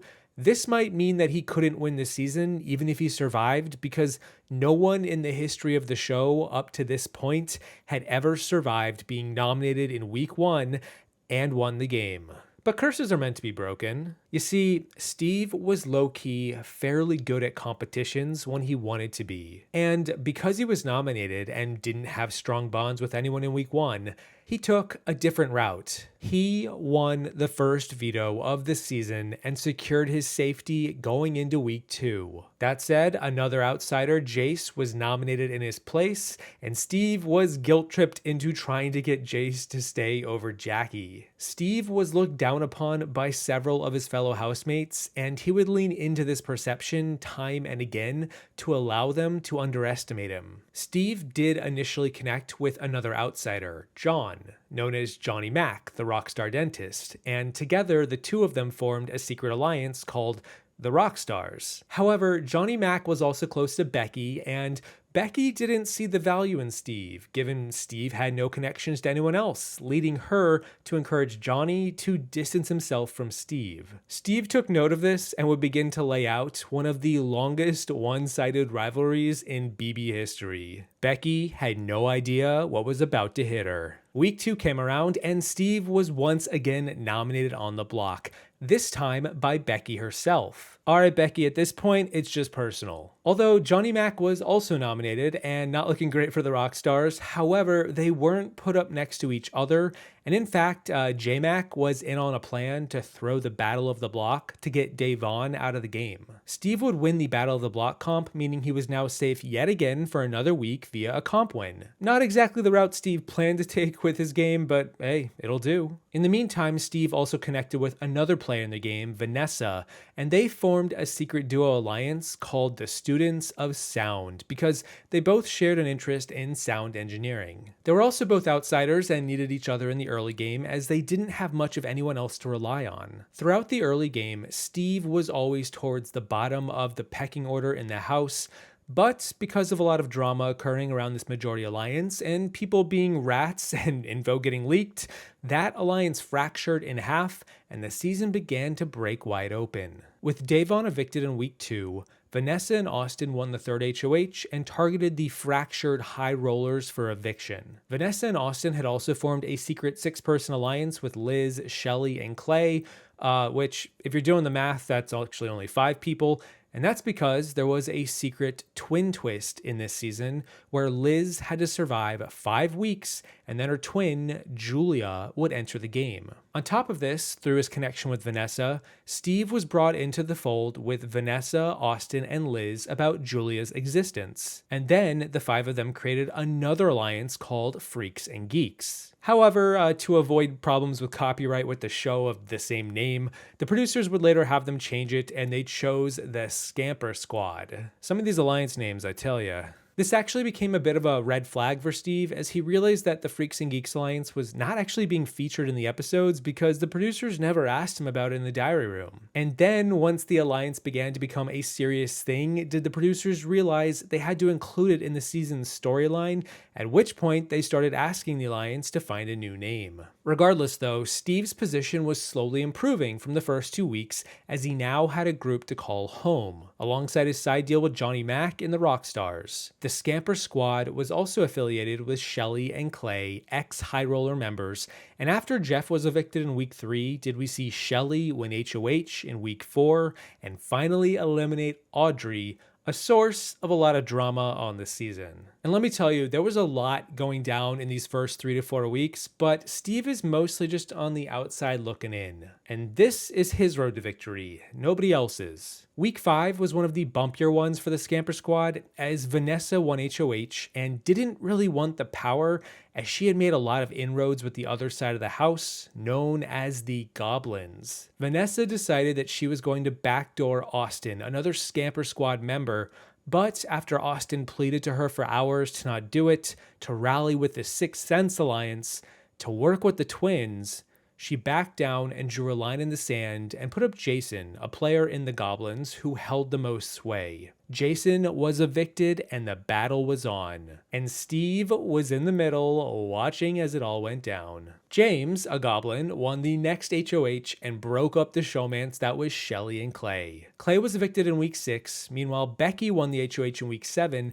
and resolved to backdoor Vanessa. Vanessa was just too strong of a player, and so to do this, she nominated both Shelly and Steve as pawns. Come on, Becky, not this stuff again. Steve, however, was not one to be trifled with, and he went on to win the veto to secure his safety yet again. As we have seen thus far, when Steve was anywhere close to being on the block, he was able to escape through his own means. Becky put up Vanessa, and yet, despite her attempts to convince the house to evict Vanessa, Vanessa got the better of her, and the house unanimously evicted Shelly instead. And then we get to that double eviction. With 10 players left in the game, Steve is a player who has yet to need to show his cards. He has just been a pawn all season, someone towards the bottom, but never big enough threat to be targeted. Steve still had the Scamper Squad alliance with Austin, Liz, Julia, and Vanessa. He also had the Students of Sound with Vanessa and the Rockstars with Johnny Mac. Not much has really changed. The other side of the house that Steve was also trying to pretend to be close to, the Goblins, was Jackie, Meg, and James, and they also had Becky with them too. It's worth noting that Steve's 2 closest allies, Vanessa and Johnny Mac, didn't get along. They wanted each other out, and it was only a matter of time. On the flip side, Johnny was close with Becky, and Steve wanted her out just as bad as he wanted Vanessa. It's important to know this because Steve accidentally wins the double eviction HOH at the final 10 and is really upset at himself for doing so. He did not want the power. He knew that he was in a good spot with just about everyone. There were so many bigger fish to fry ahead of him, and now he was increasing his targets and he had to get some blood on his hands. Steve was all about underplaying his abilities, and now he had to show his cards. He ended up nominating Jackie and Meg with a chance to backdoor Becky against Johnny Mac's wishes, but then John won the veto and that plan was out the window. Jackie was evicted and Steve sided with the Scamper Squad. He proved his loyalty and he drew them closer to him with his acting skills by being emotional, crying,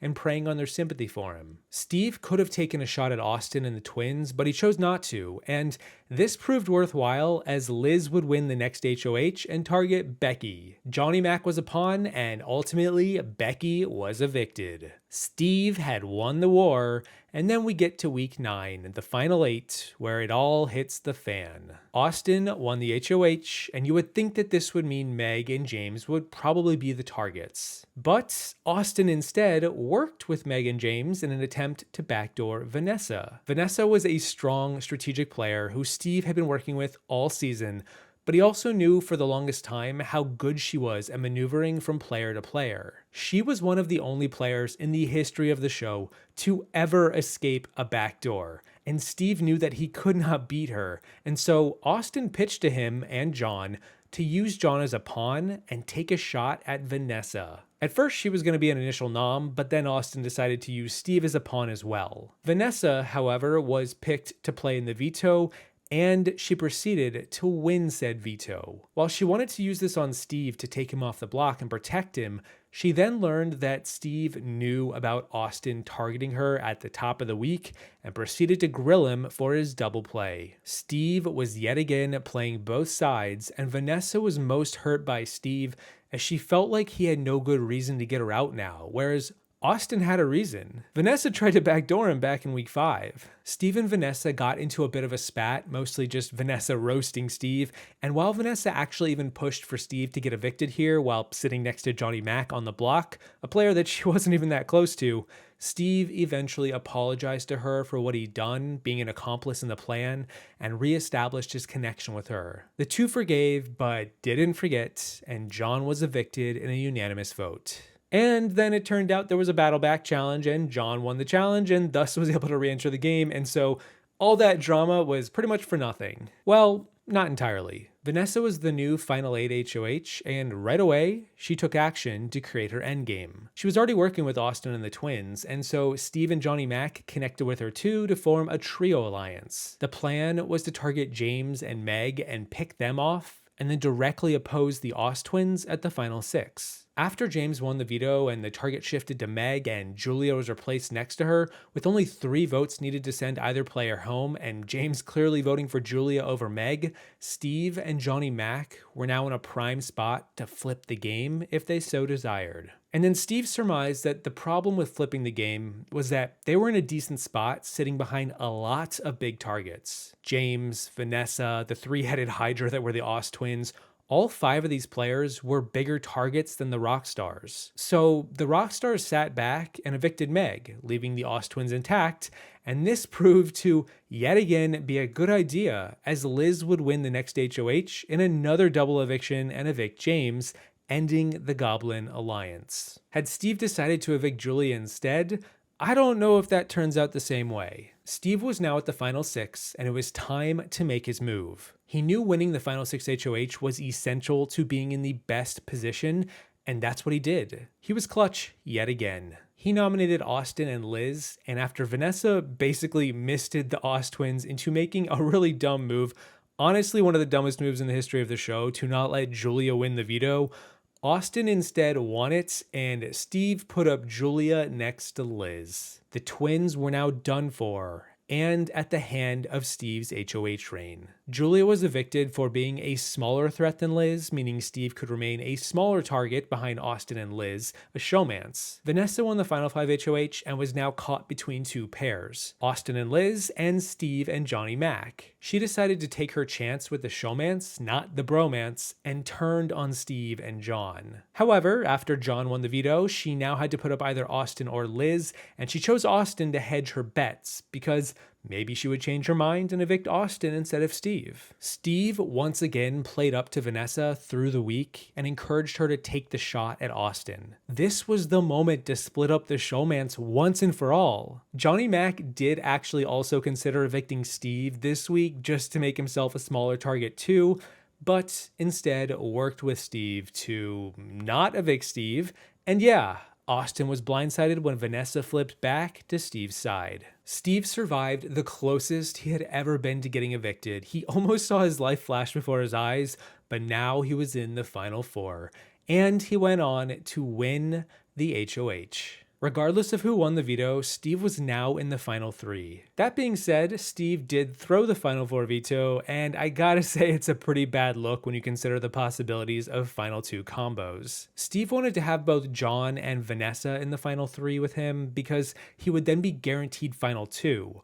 But his next best option was having John with him alongside Liz. Steve instead threw the final 4 veto to avoid getting blood on his hands, having to make the decision on who to give the vote to, and so Vanessa won the veto, and yeah, she evicted Johnny Mac. The Rockstars had played their last gig. They were done, and John wasn't the most pleased with Steve here, but he was quick to forgive. One of, if not the most impressive notches in Steve's winning game is when he was able to convince Vanessa at the final 3 that he was taking her to the final 2 if he won the final HOH. Even though Vanessa wasn't going to be taking him and neither was Liz, Steve was still able to get the mastermind of this season to believe him. Steve is often cited as Vanessa's blind spot, and while I do think that Vanessa knew where Steve was at a lot of the time, heck, I mean, she sussed him out during the week that Austin tried to backdoor her, it's still impressive to see him get her to believe that he would throw the game to her, when that was never his plan. Steve defeated Vanessa in part 3 of the final HOH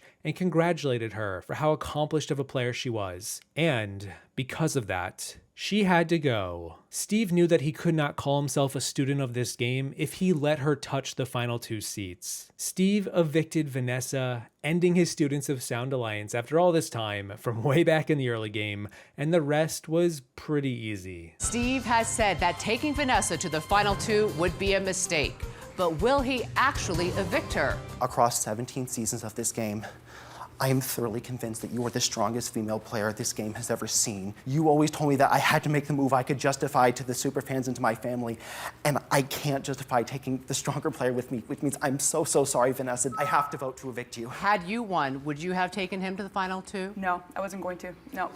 That's so I honest. can't blame him. Yeah, I wasn't going to. Liz did have a decent final jury Q&A, and she knew that she had 2 votes locked from her showmance and her sister, and Vanessa also threw a vote Liz's way as well.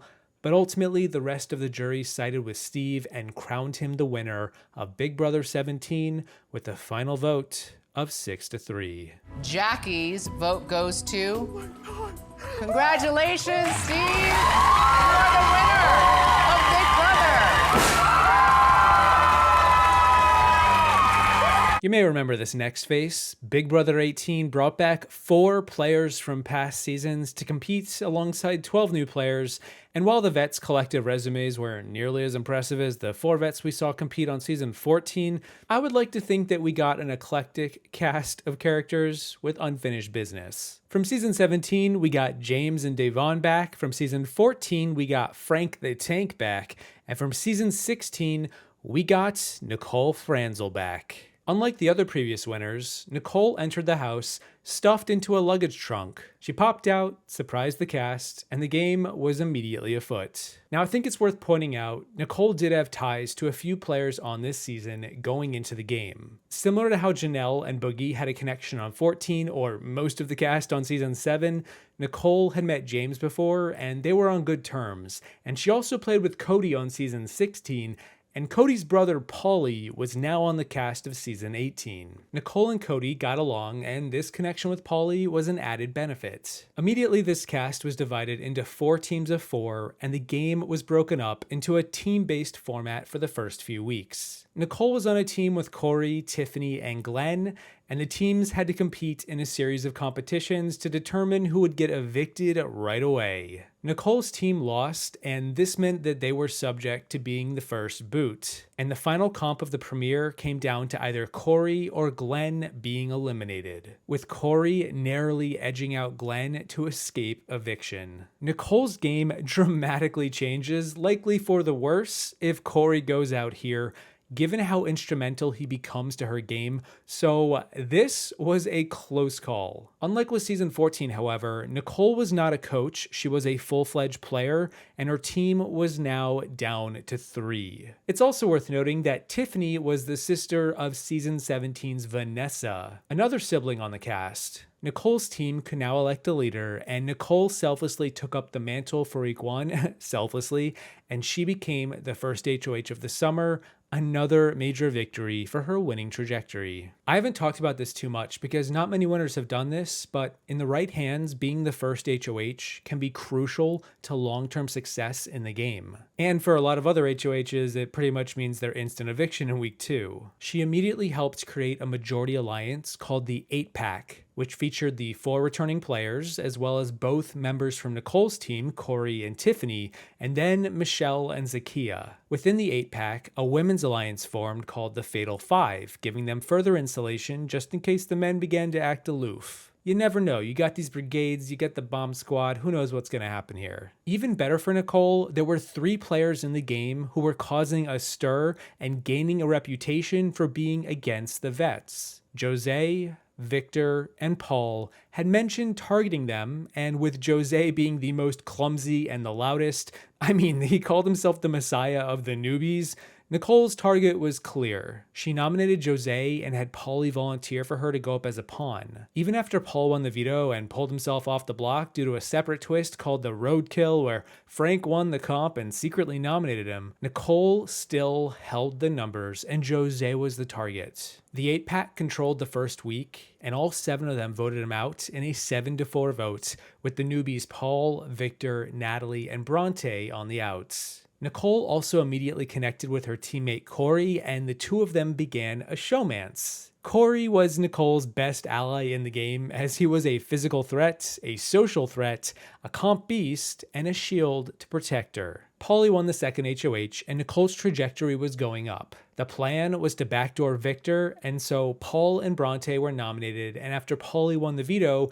he used it on Paul, and up and out went Victor. Nicole also aided in forming a showmance alliance this week with herself, Corey, Paulie, and Zakia. This foursome would hold a lot of power in the first half of the game, particularly in the way of Paulie, who was considered to be the frontrunner to win, up until his downfall. On the flip side, Frank's game began to tear at the seams as he made several errors, particularly with how he rubbed some of the women the wrong way, such as Devon, and how he wanted to bring Paulie into the know about the 8-pack without much collaboration from anyone else in the 8-pack. The rest of the alliance weren't too pleased with this, and because Nicole and Corey had a strong bond with Paulie, stronger than Frank did anyway, Paulie turned on Frank and grew closer to Nicole. Devon was soon brought into a 5-person alliance thanks to Paulie, and even though that alliance really didn't hold that much weight, it still further insulated Nicole into a good early game spot. Despite Frank's game deteriorating, his closest ally, Bridget,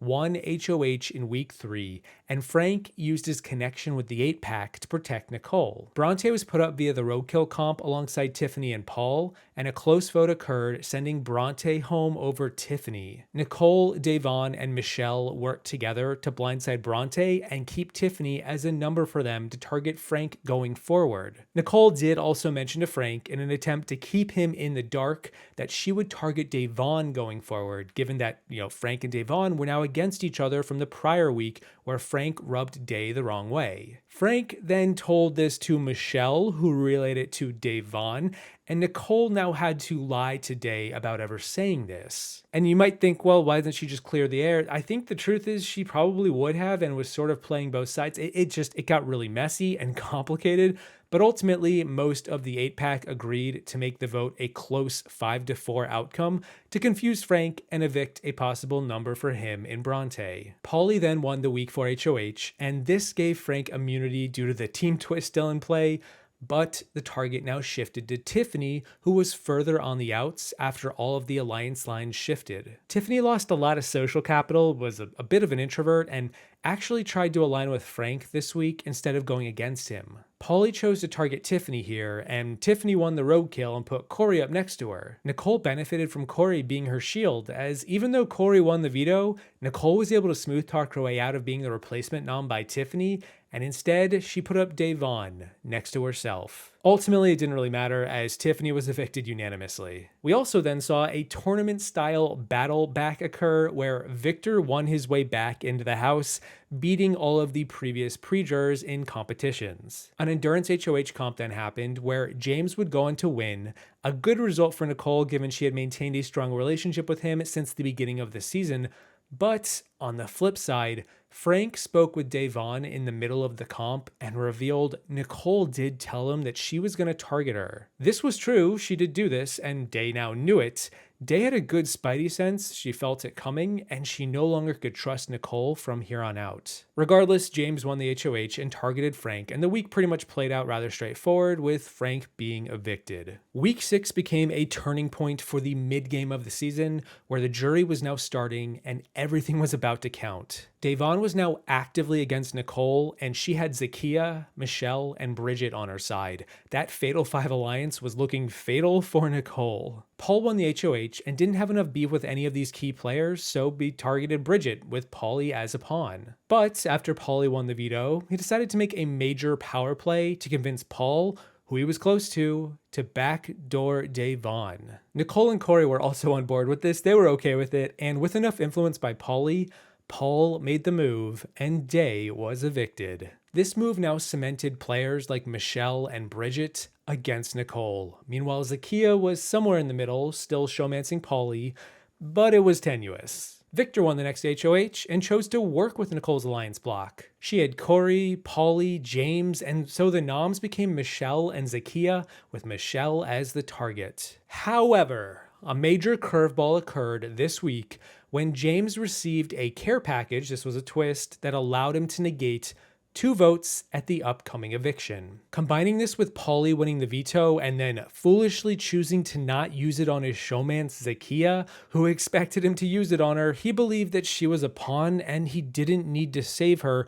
A window of opportunity arose for James and his showmance Natalie to make a move. James would cancel 2 votes, meaning only 5 votes were being cast. And now James and Natalie just needed Bridget's vote to have the majority. The 3 of them flipped the game on its head and blindsided Nicole's side by voting out Zakia, weakening Paulie in a move that was absolutely terrible for Nicole, Corey, and Paulie. In one fell swoop, they lost James, the influence James held with Natalie, as well as Zakia, largely because Paulie had a huge ego. He rubbed people the wrong way, and Nicole was too loyal to Paulie to push back against him not using the veto on Zakia. She should have done more. She should have worked over James here, but if nothing else, this would serve as a moment for Nicole to learn and adapt to the changing state of the house dynamics. Conveniently, it was a double eviction right after this, and Corey won the HOH and managed to broker peace for about 5 minutes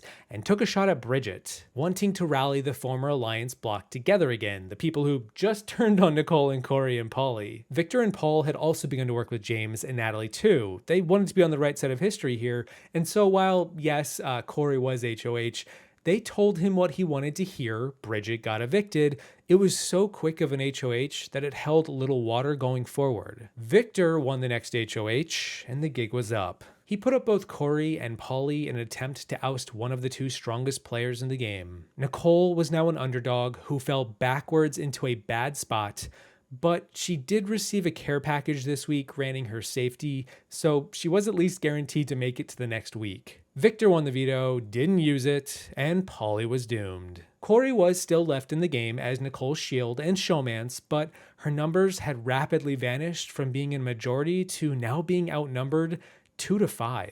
Or so it appeared. Nicole has one of the strongest endgames of any winner in Big Brother history, and this final 7 round proves why. With Paulie's foregone eviction, Nicole managed to get on better terms with Natalie in the short term and convince her that Paul and Victor were easily the biggest threats left in the game. They had won a bunch of comps, they had numbers. Nicole even managed to plant the idea that Michelle would likely work with Victor and Paul going forward after Corey and Nicole were evicted. If that's the final 5 that Natalie and James want, it is probably a losing one. Natalie won the next HOH, and after pondering it over a bit more, she targeted Paul and Victor. Likewise, Michelle won the care package twist and became a co-HOH with Natalie, which was great for Nicole as this meant neither Michelle nor Natalie could win the next HOH or vote at this eviction. Natalie managed to convince Michelle to work with her to take out Victor, and after Paul won the veto, Corey was put up as the renom, once again not Nicole, but Corey, and because James was still friends with Nicole, they were still on good terms. James was a pretty chill guy, and Nicole got along with him. The 2 of them voted to keep Corey and evict Victor. Even though Natalie actually ultimately changed her mind and wanted James to evict Corey, not Victor, she realized that she had made a mistake with her targets and trusting Nicole. But it didn't matter. James was close to Nicole and wanted Victor out. They still had that friendship from way back at the beginning of the season, and out Victor went. Which is also kind of a funny plot twist now if you know, because, well, Nicole and Victor are married. Well, hold up a minute. You can't get rid of El Fit Vic that easily. He already won a tournament beating out all of the pre-jury, and now we had another battle back competition, and Victor came back. The good news was that he was now annoyed at Natalie, as was Paul, and Nicole managed to convince James to throw her the HOH at the second Final 7 with a promise to not target him or Natalie. She was gunning for Big Meech. Michelle. Nicole won the HOH and chose to pick off Michelle, a player she was never close to, a player who greatly annoyed her, and this would mean the final 6 would be 3 duos. Nicole also pulled in Paul and Victor to form a Final 4 alliance with them after Michelle was gone.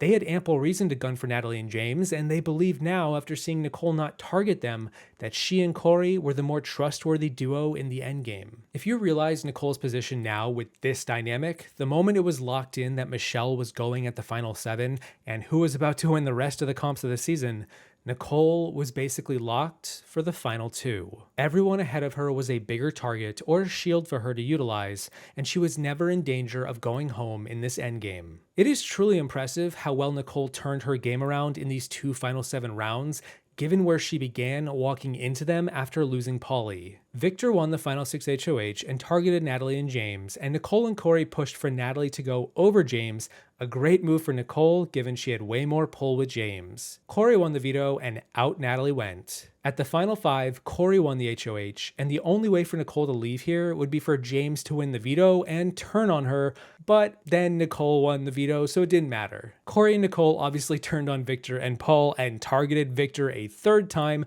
finally evicting him for good. An obvious move when he was the greatest comp beast of the season. Paul won the Final 4 HOH and the veto, and let James cast the only vote to evict, and he was always going to take out Corey over Nicole. Corey was Nicole's shield, and he had served his purpose on a strategic level. It's also worth noting that Nicole had yet to be nominated all season, and the Final 4 was the first time she would sit on the hot seat, when nominations mattered the least. Despite being a returning player and being under fire for several weeks, Nicole's strong position kept her out of harm's way again and again, and even now at the Final 4, she was still not going anywhere. That being said, Nicole's biggest weakness was also her loyalty to her closest allies, and it needs to be mentioned that Nicole did want to take Corey to the Final 2 had she got her way, and try to beat him there. I don't think she does, and that would have been a tragic flaw had she got her way, but hey, such is life. Nicole made a deal with Paul and pushed the idea that James was the biggest threat to win the game, despite him likely being the least threatening. James, meanwhile, wanted to take Nicole to the Final 2, which meant she was now locked for the Final 2 regardless of who won. But Paul won the Final HOH, took Nicole, and here we are, the Final 2. The jury Q&A was fairly equal between Paul and Nicole, as both players had locked votes regardless of what they said. Corey and Pauly were on one side, Victor and Michelle on the other, and unexpectedly, James also voted for Paul over Nicole, as did Bridget, meaning Nicole needed to get everyone else in order to win. And she managed to secure Natalie's vote, likely due to the feud between Paul and Natalie toward the end of her game. Zakiya liked Nicole enough, and Davon, well, this was the toughest sell. Hey guys! Snake joke.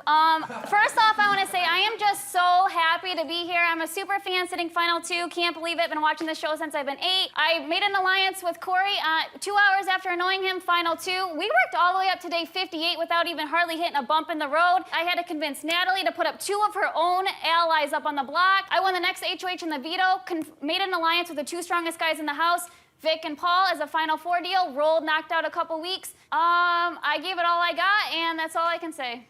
I don't know.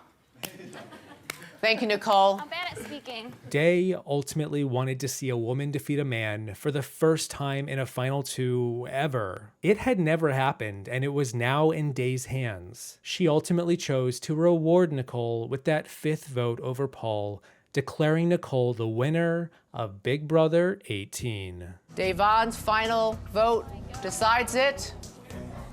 Congratulations, Nicole! You are the winner of Big Brother! And now we get to the cherry on top of this messy, goopy sundae that is this season of Big Brother 19. And wait a minute, that's not a cherry, that's a meatball. Why is there a meatball on my ice? You know what? Anyway, Josh Martinez was a loud, rambunctious, eager to play house guest who entered the BB19 house and was immediately aware of who his biggest enemy in the game would be. It would be himself. His over-the-top behavior and preference to get in people's faces was very different than how the usual winner finds success, but season 19 was a lot different than most other seasons as it featured a single returning player veteran from the previous year. That being Paul, the runner-up of Big Brother 18. Much of Josh's game flows through whatever Paul decides to do, who Paul decides to target, and it is Josh's connection to Paul that would ultimately lead him to victory. That being said, in the first week, Josh was not connected to Paul, and Josh was easily at his most paranoid. First, there was a night one eviction where Josh voted against the majority to send Christmas home, and instead Cameron went. Josh was already out of the loop in the first 24 hours. He feared that he could be an early boot given his propensity for drama, and so in the first HOH comp, Josh chose to throw his team under the bus, eliminating all of them from the comp, in order for Josh to win safety for the week. He took the golden apple and was immune from eviction. Yeah, it's a selfish move, but Josh didn't want to go first, and this guaranteed he wouldn't. Josh also targeted Megan, believing that she was against him, which seemed kind of random and out of nowhere and a bit cruel. Megan didn't have a great social game, and Josh was the first player to call her out for it. In the first week, Cody won HOH and formed a massive coalition that initially targeted Megan. But then Megan decided to quit the game after she suffered from PTSD. The next target was Alex, but then Alex won the veto and took herself down, so finally Cody settled on Paul, the returning player. Paul had proven to be a strong strategist and could be lethal, and Cody didn't vibe with them much, so the target was set. And then Paul revealed the pendant of protection twist, granting whomever had its safety for the first 3 weeks of the season. So, after trying to nominate nearly half the house, Cody finally landed on Christmas and the die was cast. Paul was now staunchly against Cody for targeting him and rallied the numbers to go against his wishes by keeping Christmas and blindsiding Jillian. Josh was more than fine with this, as he was also not getting along with Cody or Jessica, Cody's showmance, and Cody was just kind of rude to Josh. Cody was distant and removed, and Jessica found Josh off-putting, and the same went for Josh towards them. Paul won the second HOH with the help of most of the cast. The target was set on Cody after this horrible week 1 HOH, and Josh was now nominated as a pawn to blindside Cody and backdoor him. Josh was never the target, but was instead a shield for Paul, because Josh didn't get along with Cody. He could be used as a decoy to fake Cody out. Paul then won the veto and took Josh off the block, nominated Cody, and Cody went. Week 3 saw Alex win the HOH and target Jessica, Cody's showmance, to finish the job of clipping the social pariahs. However, another player, Dominique, began to clock that Paul was controlling the game and a bit of a snake, and given Paul had eyes and ears and ravens everywhere with a lot of this cast, a lot of whispers, this got back to Paul and Dominique became the new target. The status quo in the house was quickly being established. You don't cross Paul, and if you do, prepare to face Judgment Day. Dominique was evicted unanimously, and suddenly the game got twisted when a battle back occurred this early, and Cody won his way back into the game. Cody and Jess were reunited and hellbent on taking out as many of these minions of Paul as possible. And after Jessica won the next HOH, she set her eyes squarely on Josh. Jessica nominated Josh next to Ramses, a player she believed to be a pawn who nobody would want out due to his unassuming quiet nature. Everyone liked Ramses. Meanwhile, Josh was loud and in your face and ruffled feathers constantly. It seemed like a no-brainer of an eviction, but Paul began to realize exactly what needed to be done. Just like with week 1 and Cody not getting his way, the plan was now to evict Ramses, save Josh, and have Jessica not get her way either. In a vote of 7-3, with only Cody, Elena, and Mark voting to evict Josh, Ramses was blindsided and went out the door. More than that, however, Paul began to break down the house into pockets of players. There was a big coalition of players who were all rallied around getting Jessica and Cody, the lightning rod showmans, out, and Paul knew soon enough when Jess and Cody were gone, there wouldn't be a common enemy. So Paul began to form a trio of 3-person alliances across the board. First with Josh and Christmas, called the Misfits. Second with Alex and Jason, called Whistlenut and Olay, after Jason's horses. And third with Matt and Raven, and they didn't have a name, they were just the puppet masters. Likewise, Paul also strongly connected with Kevin, the older guy in the cast, and Kevin really wasn't much of a game player other than to just, listen to whatever Paul asked him to do. Kevin was loyal to Paul as much as anyone else was, and Paul was his closest ally. Of the 12 players in the game, Paul now had control of 8 of them, including Josh, and the first targets were Jess and Cody, followed by Mark and Elena. Also, probably worth noting that Mark and Elena wanted to work with Paul too, but it's a clown car, it can only fit so many bodies before someone has to fall at first. Paul would slowly vilify Mark and Elena to the rest of the house for their association with Cody and Jess, and this would lead the cast against them too in future weeks. Also, Josh did not get along with Mark that much. They fought over really petty things like pool. It was a whole debacle. And I basically have been explaining Paul's game, but this was the state of the season, and it pretty much played out exactly as described. Paul moved through everything, and everything moved through Paul, and it's also largely why Josh won. But we'll get to that in a minute. Jessica saved herself in week 5 with another twist that canceled the eviction. This set off fireworks where Josh was then deployed by Paul as his attack dog. Josh would whip out pots and pans and chant a circus theme while banging them in front of Jess and Cody. He did it to antagonize the underdogs, rattle them, annoy them, demoralize them. That said, there were times where Josh felt like he was going overboard and would eventually break down into tears after the fact. A part of him felt guilty for fighting back against the rude comments Cody would make. A part of him felt shame for acting the way he did.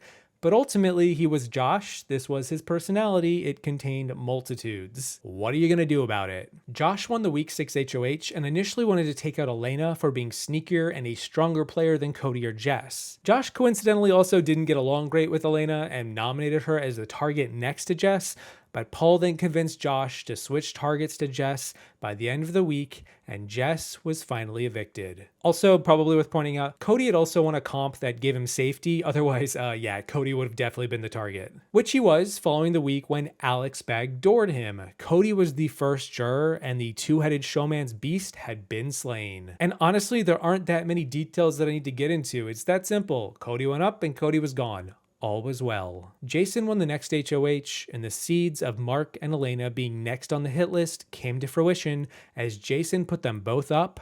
Mark won the veto, so Elena was evicted. Meanwhile, Christmas won the next HOH, backdoored Mark, and now Mark was evicted too. Heading into the final 8, we now had 3 duos, which were all actually trios, as they all included Paul. And then there was Kevin, the easy house target. Josh was still strongly riding with Paul and Christmas in the Misfits alliance, and Jason was the next HOH and was supposed to take out Kevin. However, Paul recognized Matt was the biggest threat left, and together Paul, Jason, and Alex didn't have the veto get used, and instead Matt got evicted, leaving his showman's Raven in Paul's corner. Following this was one of the weirdest HOH results in BB history.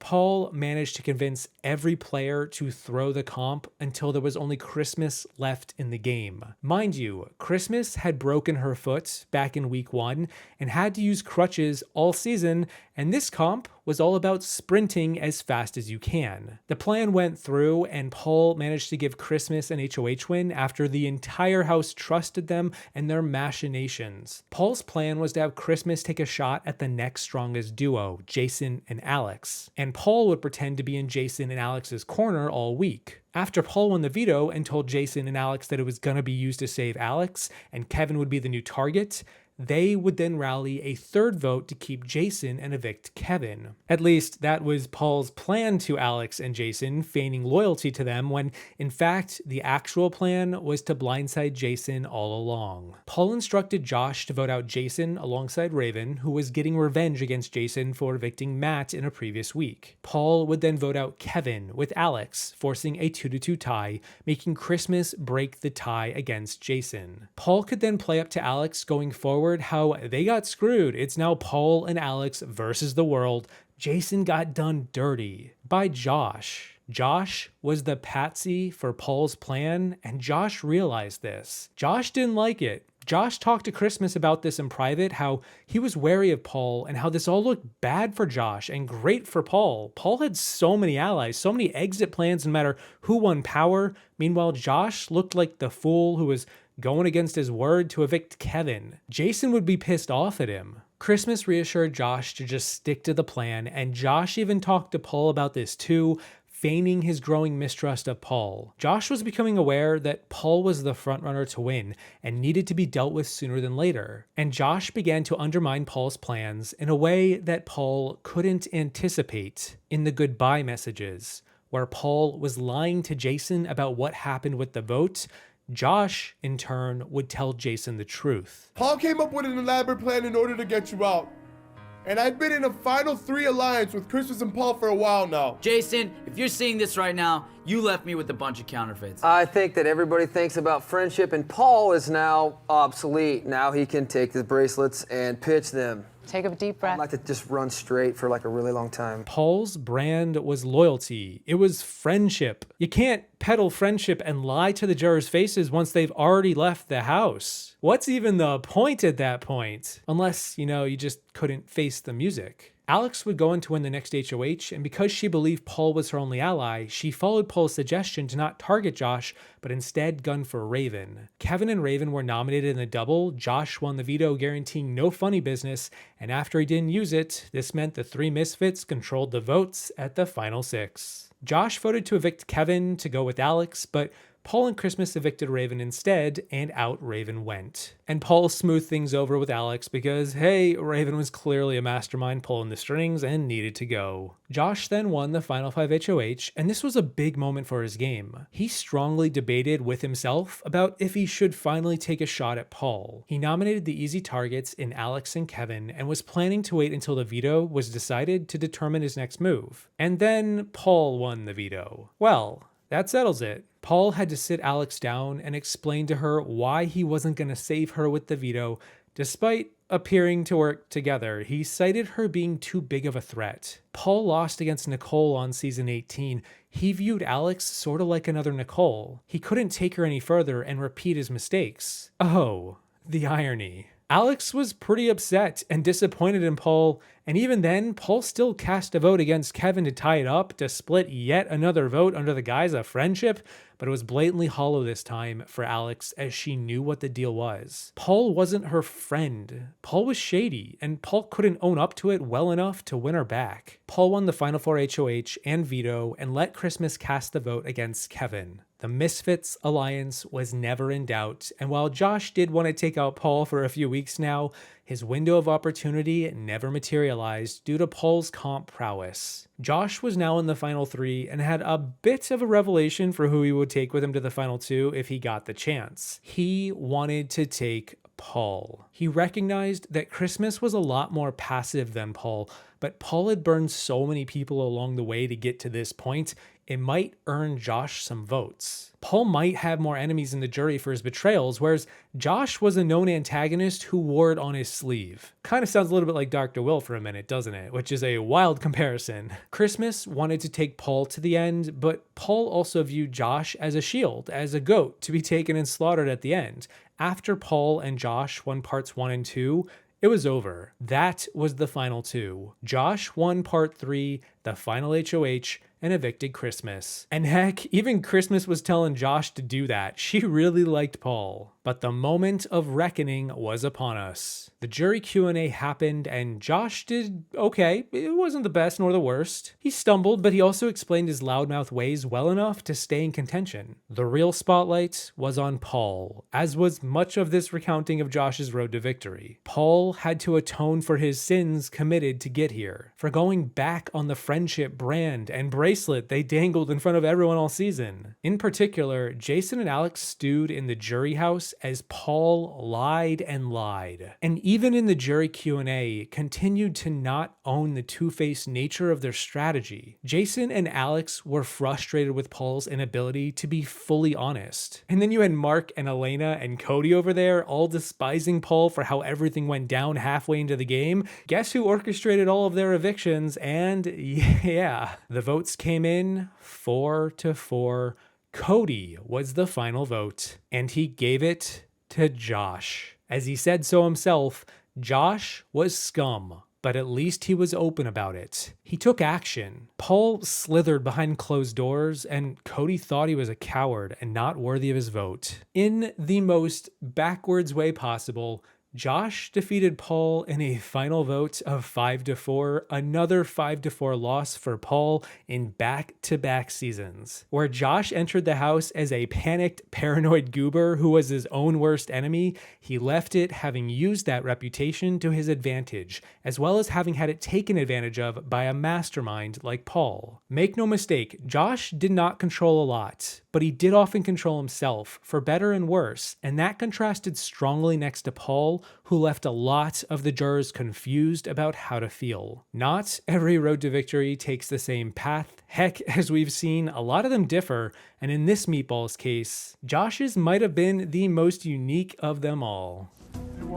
Congratulations, Josh. You are the winner of Big Brother.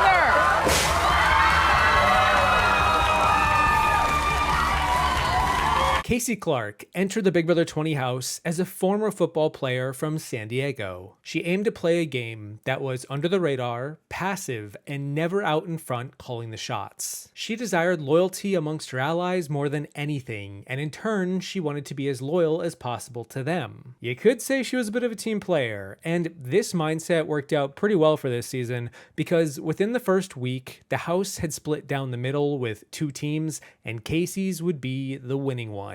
She instantly connected with Tyler, and the two of them formed a final two pact in week 1 called Coast to Coast, as Tyler was from the East Coast and she was from the West. It also helped Kaycee that Tyler won the first HOH of the season, so they were the strongest duo in the house, and more than that, another player, Swaggy C, had granted Kaycee immunity for the first week, meaning she was already guaranteed to reach week 2 no matter what. This immunity came from a premiere episode twist where the cast was broken into 4 teams of 4, and because Swaggy won the comp, he was allowed to give half the cast immunity, and Kaycee was a part of that half. Through Tyler, Kaycee also then connected with Sam, a player who was on the outs and who had received a punishment twist in the first week where she had to exist as a robot. Tyler nominated her, and Steve and Sam seemed to be in big trouble. But Sam also then received a secret power that granted her an extra life in the game. Basically, if Sam was evicted in the first 4 weeks, she could use the power to return to the game. However, if she wasn't, she still had to use the power on someone up to week 4. In other words, this was a buyback twist. It was basically extending the season 1 week. It had to be used, so it might as well be used on the right person. Sam confided in Tyler about this, and then Tyler would eventually tell Kaycee to get close to Sam, knowing that she wasn't going to get evicted in week 1, regardless of the vote outcome. This eventually would lead to Tyler wanting to keep Sam in the game come eviction night and use her power to their advantage. Tyler and Kaycee were then brought into a 6-person alliance with Brett, Winston, Rachel, and Angela called Level 6. The 6 of them rallied around Tyler's HOH and vowed to be the final 6 to the end. Level 6 would prove to be a formidable alliance that was able to constantly blindside the rest of the cast, as they now also had Sam in their pocket as an affiliate to the alliance, as well as JC, who was another strategist in the game that got along well with Tyler. And if there's really just one way to describe how the beginning of this season began, It's that Tyler became the locus of power. He also managed to pull in Caitlyn, who kind of had a crush on him, and these 7 players all voted together to keep Sam in the game over Steve. The other side of the house, the rest of the cast, had also consolidated to form a loose alliance known as Foutte. F-O-U-T-T-E. 5 of us till the end. Except Caitlyn was in that alliance and then also flipped on them to go with Tyler, and then they had some other players affiliated with them like Scotty and Bailey. That alliance was helmed by Swaggy and Caitlyn, and also had Fessy, Haley, and Rockstar. They also had Steve on their side, and with the 13 votes, Steve was blindsided by Tyler and Kaycee in week 1 by a vote of 7-6. Who flipped? Week 2 saw Caitlyn win HOH, and she was more loyal to the level 6 side of the house at this point, although she was masking her vote to flip on Foutte and attempt to play the middle. As the HOH, Tyler convinced Caitlyn to not nominate Kaycee as a pawn next to Winston, but instead to use Scotty, which she did. The plan, however, was to backdoor Swaggy to split up the other side and cut off their head. And I think it needs to be said that Kaycee didn't really have much going on for many weeks beyond being linked to Tyler and just having an okay relationship with Sam, as she mostly just spent her time in the game connected to the level 6 players, particularly the women in Angela and Rachel. Week 3 saw Scotty win HOH, a player not working with level 6, and he wanted to target who he believed had the most power, the frat bros. He put up Winston and Brett, 2 of Kaycee's allies, and after Scotty won the veto, it was locked in that level 6 was about to go down to 5. Foutte wanted to get Brett out, and this encouraged level 6 to keep him and evict Winston, and that's what happened in another close vote of 6-5. Who keeps flipping? Sam won the HOH in week 4, and given she was close with several level 6 players, she targeted 2 of the women in Haley and Caitlyn, with Caitlyn as the target. Fessy won the veto, and this created a messy love triangle between the 3, where he now had to give use the veto on one of the women on the block. He chose Haley, she was saved, and Rockstar went up as a pawn next to her. Caitlyn became the consensus target, and she was evicted with 9 of the 10 votes. However, this was week 4, and Sam's power had now activated. Caitlyn got a second shot to stay in the game by completing a simple puzzle. To everyone's surprise, especially the producers, Caitlyn failed the puzzle and was now permanently evicted. So much for Sam's power. After all, the power didn't guarantee it, it was just a chance. That said, it was during this week that Kaycee became closer to Bailey, a non-Foutte member who was closer to that side of the house. She had lost her showmance in Swaggy in week 2 and felt like she was on an island, and she wanted to work with new allies. Kaycee was friendly towards Bailey, and the 2 of them opened up and began to talk strategy together. This also then brought Bailey closer to Angela and Rachel, the other 2 women in level 6, and Bailey slowly began to drift towards the good graces of Kaycee and her alliance. In week 5, after Caitlyn's eviction, Bailey won that HOH and did not want to target Kaycee. Her main target was Brett, who was supposed to be evicted back in week 3 against Winston. Rachel volunteered as a pawn next to Brett, and so Bailey put them both up, believing she had the numbers of most of the house to get Brett out for good. After Tyler won the veto, he talked to Bailey, and through what appeared to be a misunderstanding about who would go up as a replacement nom if he used the veto on Rachel, Bailey actually said Angela, Tyler's budding showmance, and so Tyler didn't want to use the veto. Except Bailey then told Rachel about this and let her know that Tyler said he would only use the veto if Angela would get nominated, which seemed pretty odd, and so Rachel told this to Angela. Angela was miffed to hear that. She then told Kaycee, and then Kaycee immediately went and told Tyler, even though Angela asked her not to. Tyler was always Kaycee's #1 ally, and she consistently proved it. Tyler was shocked to hear this information, and the natural conclusion was that Rachel was probably making this up to disrupt any chance at Brett staying. Level 6 decided to turn on Rachel and once again keep Brett. Kaycee was on board, even though she had a closer bond with Rachel, and yet again, Brett was saved in a vote of 5-4. Seriously, who the hell keeps flipping? Another major piece of info that Rachel learned from Bailey this week was that she had a secret power too, similar to Sam. This trust in Rachel was unfortunately misplaced for Bailey, as Rachel leaked it to level 6, and they decided now to take out Bailey next, as she was probably the strongest player in the house, whom they didn't have as much influence on as they had hoped, and she had a secret power. Angela won the Week 6 HOH and planned to backdoor Bailey by nominating Rockstar and Scotty. However, after another twist popped up called the Hacker, a mysterious winner took Scotty off the block and put up Tyler in his stead. This person, the Hacker, was Haley, the only player in the house who was really sus of Tyler, and Kaycee was none too pleased. Regardless though, Angela won the veto, pulled Tyler off, and Bailey was nominated in his place. This turn of events, where Haley hid her identity, resulted in Bailey believing that she was being framed as the Hacker. Kaycee didn't believe Bailey was not the Hacker when she spoke in private. Bailey was livid with Kaycee that she didn't believe her, and because this was the excuse used to target Bailey by Angela to get her nominated on the block,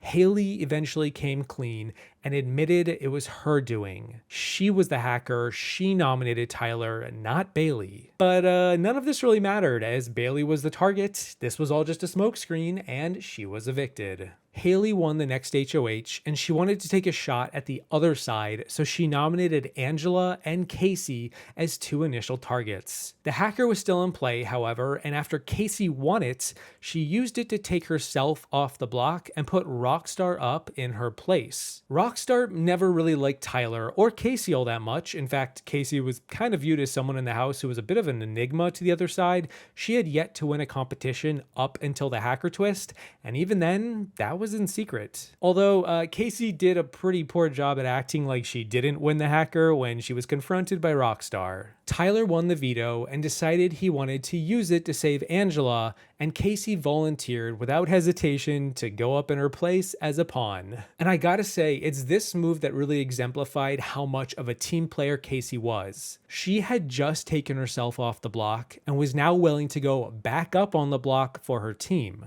Because Tyler won the comp and she wanted to let him do what he wanted, and she trusted her alliance to keep her, especially Tyler most of all. The problem was that there were only 6 votes, and level 6 had 3 of them, but they didn't control the tiebreaker. Kaycee was reassured by Tyler that he had JC and Sam in his pocket, and she was good, and she trusted him without question. Kaycee went up on the block next to Rockstar, and just as Tyler said, JC and Sam voted with them to send Rockstar out in a vote of 5-1. Fessy then won the final 9 HOH and wanted to target Brett, as per usual. However, Fessy was also curious to know who the one person that didn't go with the house to evict Rockstar was. Who voted for Kaycee? Scotty admitted that it was him. He was the one vote. But not long after that, to undermine Scotty's word and trustworthiness in the same room in the same moment, Brett took the opportunity to lie about the vote and say it was actually him. He did it, not Scotty. Scotty's a liar. Scotty was shocked to hear this, but he didn't really fight to go against Brett here. He just knew that he was telling the truth and it would eventually come out. Strangely, however, Kaycee then got mad at Scotty in front of everyone, saying that she couldn't believe Scotty would do that. He would lie about voting for her. She was visibly annoyed, although she was actually acting. Scotty was really miffed at this charade, and Tyler would later question Kaycee's bad acting skills. Like, think about it. Why would Kaycee be mad at Scotty for thinking he didn't vote to evict her? Her anger was confusing and misplaced, and later when she spoke with Fessy basically just explained the situation to her before she could talk, and this allowed her to get away scot-free from the backwards logic. Fessy didn't believe Scotty that much, but also felt a personal vendetta against the guy for flirting with Haley, Fessy's showmance, and so Fessy nominated both Scotty and Brett for eviction. Pretty bad move here, but hey, I guess Kaycee's acting skills to back up Brett didn't ruin the plan in the end. Brett won the veto, Scotty was evicted, and Angela won the next HOH and targeted the obvious showmance duo of Fessy and Haley. The two of them kind of felt like idiots. They also didn't think much of Angela or Kaycee's game up to this point, believing they were cowards. And this is another important thing to consider with this cast. The Faute side of the house didn't really mind being bitter. They often relished in it. Kaycee would win her first veto of the season and seal Fessy's fate as he was evicted. But then we had another twist where Scotty came back into the game after this through a battle back, and after Tyler won the next HOH, he basically just said, let's just run it back. Tyler put up Haley and Scotty, Kaycee won the veto again, and Scotty was re-evicted. Kaycee would go on to win the next HOH, her first, and she was immediately ready to target Haley, the last of Faute. She nominated Sam as a pawn, and then Kaycee won her third veto in a row, her fourth comp now in 3 weeks, and the steamroll was full steam ahead. That said, during this week, after it was a done deal that Haley was going, Brett and JC began to mobilize to turn on Kaycee and Angela. They wanted to take Tyler and Sam to the final 4. Really, everyone wanted to take Tyler to the final 2. Tyler literally had final 2 deals with everyone at this point. Tyler spent a lot of this week burying Brett, believing he was the biggest threat to Tyler's game. Tyler tried to repeatedly convince Kaycee to flip on Brett at the final 6, but Kaycee was locked onto the idea that level 6 should be the final 4. Brett should be there. Kaycee couldn't believe Brett would flip on her, and it was really only towards the end of this week when Brett straight up schemed with Tyler to get Kaycee out at the final 6 that Tyler emphasized to Kaycee just how dire the situation was. Kaycee finally believed him, and together they roped in Angela to form a final 3. Brett had to go next. A double eviction popped up, and Tyler won the HOH, put up JC and Sam as pawns, and then Angela won the veto, and Brett's demise was set. He was renominated and evicted 3-0. Kaycee kinda got a bit lucky here with not winning this veto, as she intended to give the same scorching speech to Brett that Angela and Tyler did, which I gotta say wasn't the best jury management from them. It's not like Brett wasn't working with Tyler in earnest. Either way, Angela won the HOH at the final 5, JC and Sam landed on the block, Kaycee won the veto, of course a recurring trend at this point, and the 3 level 6ers decided to evict Sam over JC, as Sam had proven to be a slightly better player in the competitions. JC had yet to win a single comp all season up to now the final 4. What are the odds he would pull it out at this point? You just know I'm setting you up for this one. JC won that final 4 HOH. Whoops. Whoa, top 5 unexpected. Didn't see that coming. Kaycee was in the most danger all season here, where if Angela won the veto, Kaycee was toast. And heck, who even knew what Tyler would do if he won it? He was in a full-fledged showmance with Angela at this point, but had talked up loyalty all season to Kaycee. To solve this rock and hard place problem, Tyler just threw the veto to avoid the predicament, and instead, Kaycee won it. The final veto of the season, and locked her spot in that final 3. It also helps that BB20 was trending in the direction of more physical comps in the latter half of the game. A lot of ball-related comps here, and this final 4 veto was not the same as the previous ones. Regardless, Kaycee had wanted to be in this final 3 with Tyler and Angela, knowing Angela wouldn't take her, but then JC really wasn't going to take her either. Kaycee was locked to Tyler from the beginning, although he had a lot of options. He ultimately helped Kaycee immeasurably get to this spot, and she wanted to pay him back in kind by taking him to the final 2. I have been loyal to level 6 all summer long, and it has gotten me to this point today. And if I want to make it to the final 2, I have to make sure I get myself there. 500K, here I come. There's no stopping me. Let's go. JC did make a deal with Kaycee to team up against the showmance, but it was all kind of just hot air. JC was going to take Tyler to the end if he could, and unfortunately for him, he couldn't, as Tyler and Kaycee won part 1 and part 2 of that final HOH, and in the end, Kaycee defeated Tyler in part 3 to become the final HOH. She evicted JC, took Tyler to the final 2, and was on a razor's edge of losing against him. Half of this jury were annoyed at Tyler for his double crossing, particularly Bailey, although Kaycee really wasn't much beloved either. The jury Q&A both had Tyler and Kaycee kind of just filling the air with noise, doing an okay job with the short time they had. There was a lot to unpack, and Tyler basically couldn't fit it all in, but he did manage to flip Haley to vote for him. Ultimately, it was Kaycee's steady, under that radar, more passive game that proved to be the one this jury preferred more as she defeated Tyler in a close 5-4 vote. A result that would spark a lot of debate for years to come. It comes down to Bailey's vote, which is the last one. Congratulations, Kaycee. You are the winner of Big Brother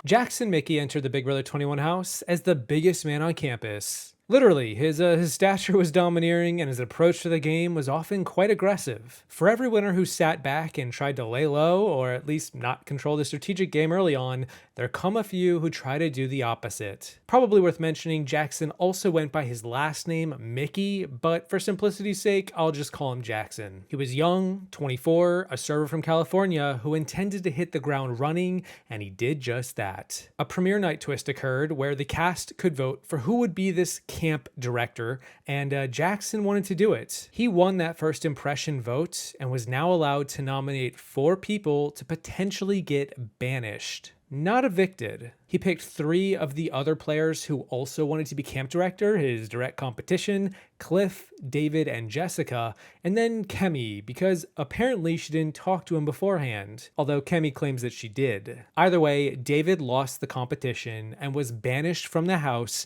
meaning he was seemingly eliminated. Christy won the first HOH, and this anchored Jackson's game in the first week. She formed an 8-person mega alliance with over half the house called Grateful. And yes, that is with an 8 in it. Grateful. This alliance mostly began with Jackson connecting with both Jack and Bella, and from there, Bella pulled in Nick, Jack pulled in Annalise, also known as Sis, and Jackson pulled in Holly, and Christy pulled in Tommy. 4 pockets of duos made up Grateful, 3 of them would become showmances, and the last one, Christy and Tommy, turned out to be a secret relationship that existed before the game began. They happened to know each other through Tommy's aunt, whom Christy dated for 7 years. Meanwhile, Tommy and Christy also ran a business together for 3 years. Yeah, this was a tight bond that would hold up the entire season, and nobody else knew about it. On the other end of the alliance, Holly also knew another player, Kat, from before the game, where the 2 of them competed in pageants together, had hung out before, although not to the degree of Christy and Tommy. But they did both speak to each other before the season about being on the season. And then lastly, and less reported on, is that Holly and Jackson had mutual friends. They both knew of each other, but had never met, but this connection helped them instantly work together upon entering the house. Yeah, it kind of feels like the casting department either botched a twist or just got really lazy. That said, before the feeds turned on during week 1, Jackson hooked up with Kat and then cut it off within the first few days. Kat began to annoy Jackson with her constant paranoia in the first couple weeks, and so he pivoted to Holly pretty quickly, and for the rest of the season, Jackson and Holly were a showmance. All of this is important as it sets the stage for Jackson's journey towards winning the game, especially because Jackson ends up making it to the final 2 with Holly. In the first week, Jackson was connected to almost everyone in some way, mostly for the better. He was one of the most active social players in the house, having bonds with most of the cast. Christy chose to nominate Kat and Cliff, but after Sam won the veto and took Cliff off, Ovi went up as a possible first week boot. Ovi earned a secret power and told Jackson about it, hoping that Jackson would vote to keep him. Immediately, Jackson bonded with Jack, and the 2 of them formed a final 2. However, Jack was also really close with Christy, and this triangle of loyalty would later cause a major disruption for Jackson. Ovi was evicted by the end of week 1, and Kat was spared, and in a twist, it was revealed that David was back in the house, as was Ovi. Neither of them were fully evicted, but instead, the first 4 boots of the season would compete in a competition to earn their way back into the game. And even more than that, all of these evicted players would now be living in the house for the entire time. This twist caused the Grateful Alliance to solidify further as it encouraged them to stick to the status quo, realizing that if they blindsided anyone in their group, that player would still be in the house. While this wasn't the best news for Jackson, given he had a bit of a rivalry with David, it didn't really matter much as Jack won the next HOH and further emboldened the Grateful Alliance's dominance in the game. Jack chose to target Kemi in week 2 and nominated her next to Jessica, another outsider, and after Sam won the veto again and didn't use it, Kemi was all but doomed. She was evicted with 10 of the 11 votes cast against her. Only Jackson voted for Jessica, and he did that to pin a rogue vote on Nicole and frame her for it. Even though most players could tell it was Jackson who did it. Going into week 3, a lot of the dynamics had shifted within the Grateful Alliance up to this point. Jackson had been closely connected to both Holly and Jack, and wanting to avoid being pinned as a duo with either of them, he attempted to distance himself from several members of Grateful so the outsiders will get it twisted. However, this also caused Christy to get paranoid. Christy was a paranoid player with a fairly big mouth and a lot of emotions, and she was integral to the dynamics of this alliance. Jack really liked and trusted Christy, sometimes more than Jackson, and he told her about his final 2 with Jackson. Christy then also shared this with Bella, and Bella was close to several women in the game working together as a women's alliance. Bella did rat on that women's alliance rather quickly, but Bella also had a big mouth and shared this info with Kat, given Kat and Jackson had a bond too. Because Kat had a pregame relationship with Holly, and Holly and Jackson were a thing, Kat also worked with Jackson as a sort of a third wheel to their showmance. Kat was an outsider for Jackson and Holly who fed them information from all of the outsiders. Kat told Jackson about what Bella told her about his final 2 with Jack and how Christy knew this, and the paranoia began to grow. Cracks began to form in Grateful as loose lips were sinking the ship. Jackson also had a close relationship with Cliff, and Cliff took advantage of this by recognizing Jackson and Christy were growing ever divided by the day. Cliff would play both sides of this dynamic to tear them apart, and going into week 3, the target was now firmly on Bella and her showman's Nick, 2 members of Grateful, for having the loosest lips of them all. Bella really tanked Nick's game in the first few weeks, so much so that Grateful decided to make a sub-alliance from within themselves, cutting off Bella and Nick, and the other 6 called themselves the 6 Shooters. Bella and Nick were the next to go, given the comeback twist was in its final week, so either of them could get blindsided and it would be just fine. But then Nick won the HOH, so none of this came to fruition.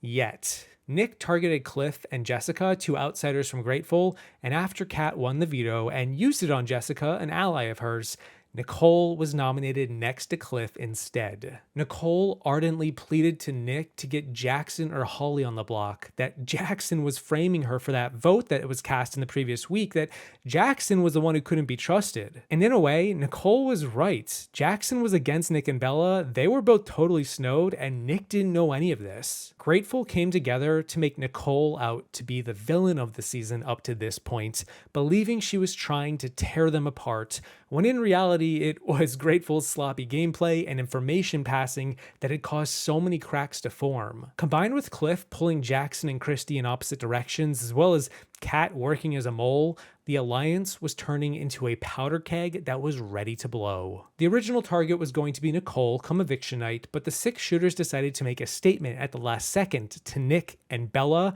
for being untrustworthy by blindsiding them and instead evicting Cliff. By a vote of 6-4, including Jackson in that 6, all 6 shooters evicted Cliff, with Kat evicting Nicole, knowing Cliff was going, and this left Nick, Bella, and Sam on the outs. But Cliff then beasted that comeback comp and returned back to the game like a revolving door, and on top of that, he went on to win HOH for week 4. Funny how that works. Cliff was back in the game and in a prime position to take advantage of this mega alliance's fractured state. Cliff decided to let the infighting begin, where he nominated both Jack and Jackson together. They were a close duo and the 2 biggest guys in the game. Initially, Jackson was the likely player to get evicted, especially given that Christy had talked to Cliff about the future of the game and Jackson not needing to be there. Christy held another secret power called the Diamond Power of Veto and had the power to pick her own renomination after the veto ceremony,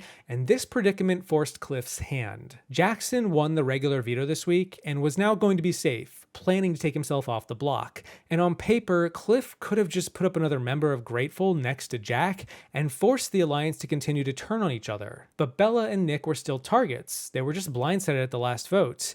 And Christy didn't want to use her power against Cliff if she didn't have to. Cliff prioritized the long game over getting the better of Christy by instead cutting a deal with her. Safety going forward, and in return, Cliff would put up Bella next to Jack. Even though Cliff could theoretically get the votes to take out a 6-shooter, he didn't want to burn half the house after just being evicted. So Bella was put up next to Jack, and with everyone but Nick and Sam voting for her, Bella was a goner, and Nick was next on the hit list. Holly then clutched the next HOH and turned her sights to Nick and Sam. She nominated both of them, and Nick was the target, until he won the veto. Damn it, he was the target, and now he was safe. Sam had to be the backup target that Holly didn't really want evicted, but she and Jackson had no other choice. They needed a pawn to go up next to Sam, and after Kat volunteered, Kat went up. It was supposed to be an easy week where either Nick or Sam would go, and given Kat was on mostly good terms with everyone in the game, she didn't really need to worry. She could continue to play the mole for Jackson and Holly, of which Jackson knew about her and Holly's pre-existing relationship,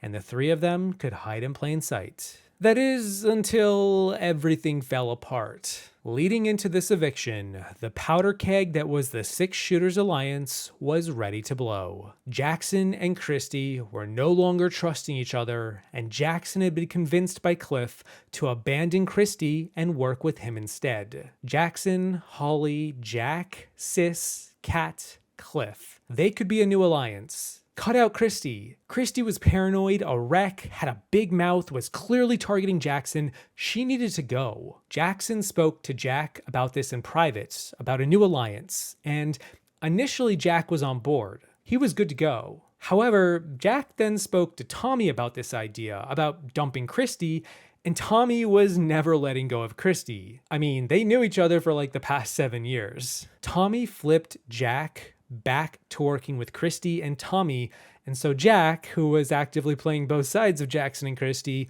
went back to Jackson and said he wasn't trusting of Cliff enough to make the flip. It's also worth noting on the side that Sam was included in the Grateful Alliance as a 9th member called Undeniable with a 9 and was willing to ride with them even after the Cliff blindside in week 3. Sam was now against Kat on the block and pitched to stay over her. He managed to convince half of the Alliance to want to keep him, and Tommy and Christy began to rally the numbers to actually vote out Kat. Sam was a better number for them, except that because Kat was close with Holly and Jackson, they didn't want to lose her so quickly. And so when Jack turned down the idea to flip on Christy to Jackson, Jackson needed to get Jack back on his side. He told Jack about Holly and Kat's relationship, that Kat could be trusted, she was with them, and that she would be a number for their side going forward. Believing that this would be enough to win Jack over, Jack then told Tommy, attempting to also flip Tommy. Jack really wanted Tommy to come with him,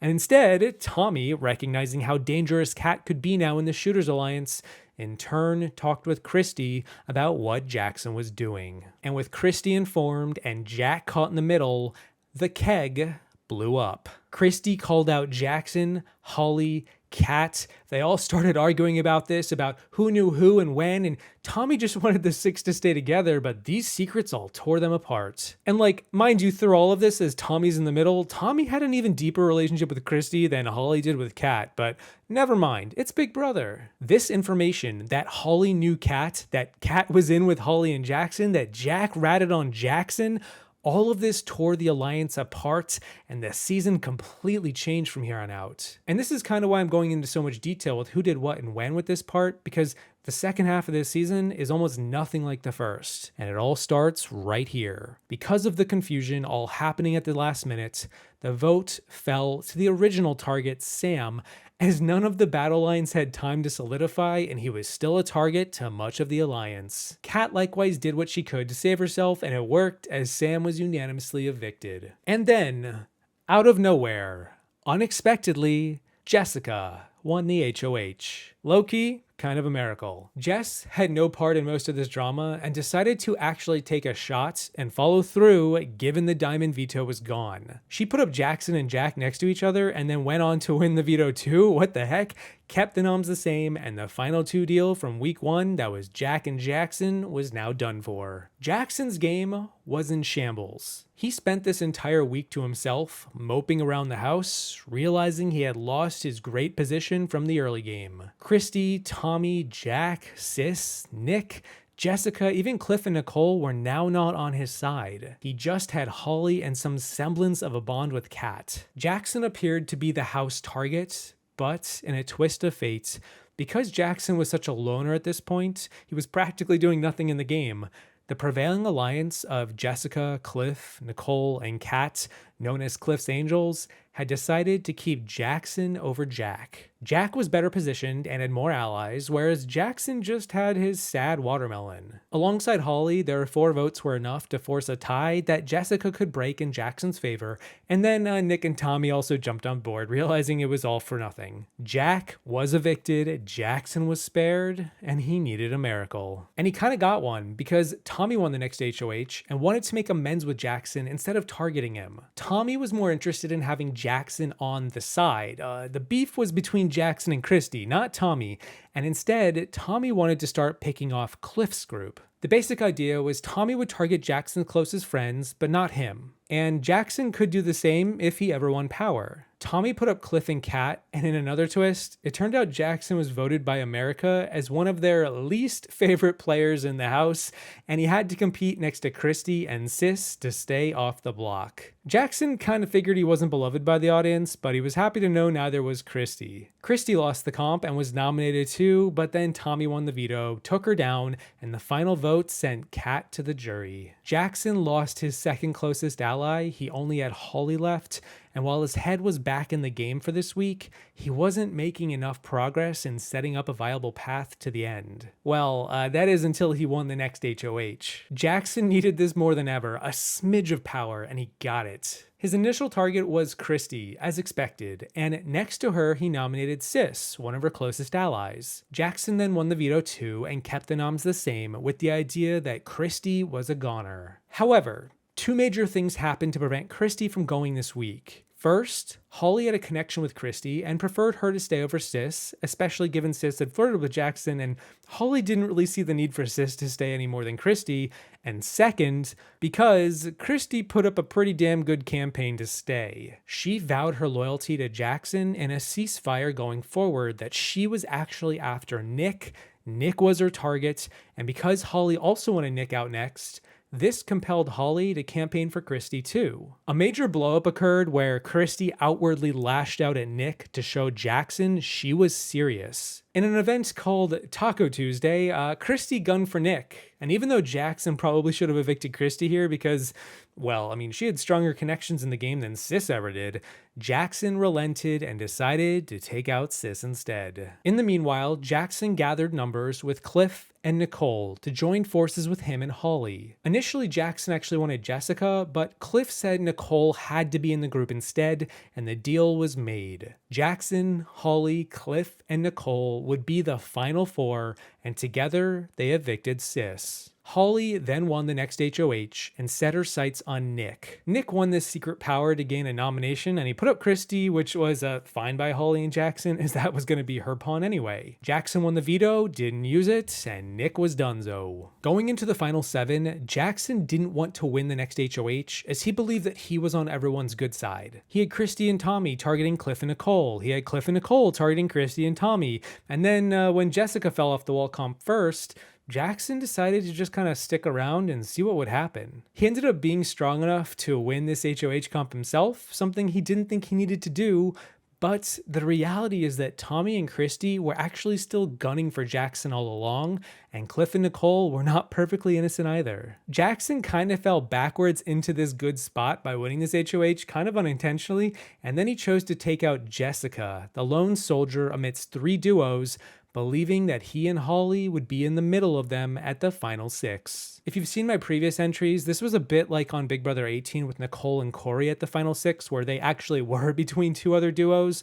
Except in this case with BB21, it was all in Jackson's head. After Tommy won the veto and pulled off Christy, forcing Cliff up next to Jessica, Jessica was evicted, and this squashed any potential chance of Cliff and Nicole getting Jessica on their side going forward. The double eviction happened right after, and Nicole won that HOH, and now had to declare which duo she was supporting. She chose to go after Christy and Tommy, and when Cliff won the veto and didn't use it, Christy was swiftly evicted. It also helps to recognize that Cliff and Nicole believed the endgame comps would be mostly mental and trivia based, which they were good at, and that Christy and Tommy would also be better at those than Jackson and Holly. Unfortunately for Cliff and Nicole, they were wrong. The endgame comps were vastly more physical than ever before. A growing trend over the past few seasons, and this change to the show's comp structure would hinder their plans dramatically for the worse. At the final 5, Jackson won yet another HOH,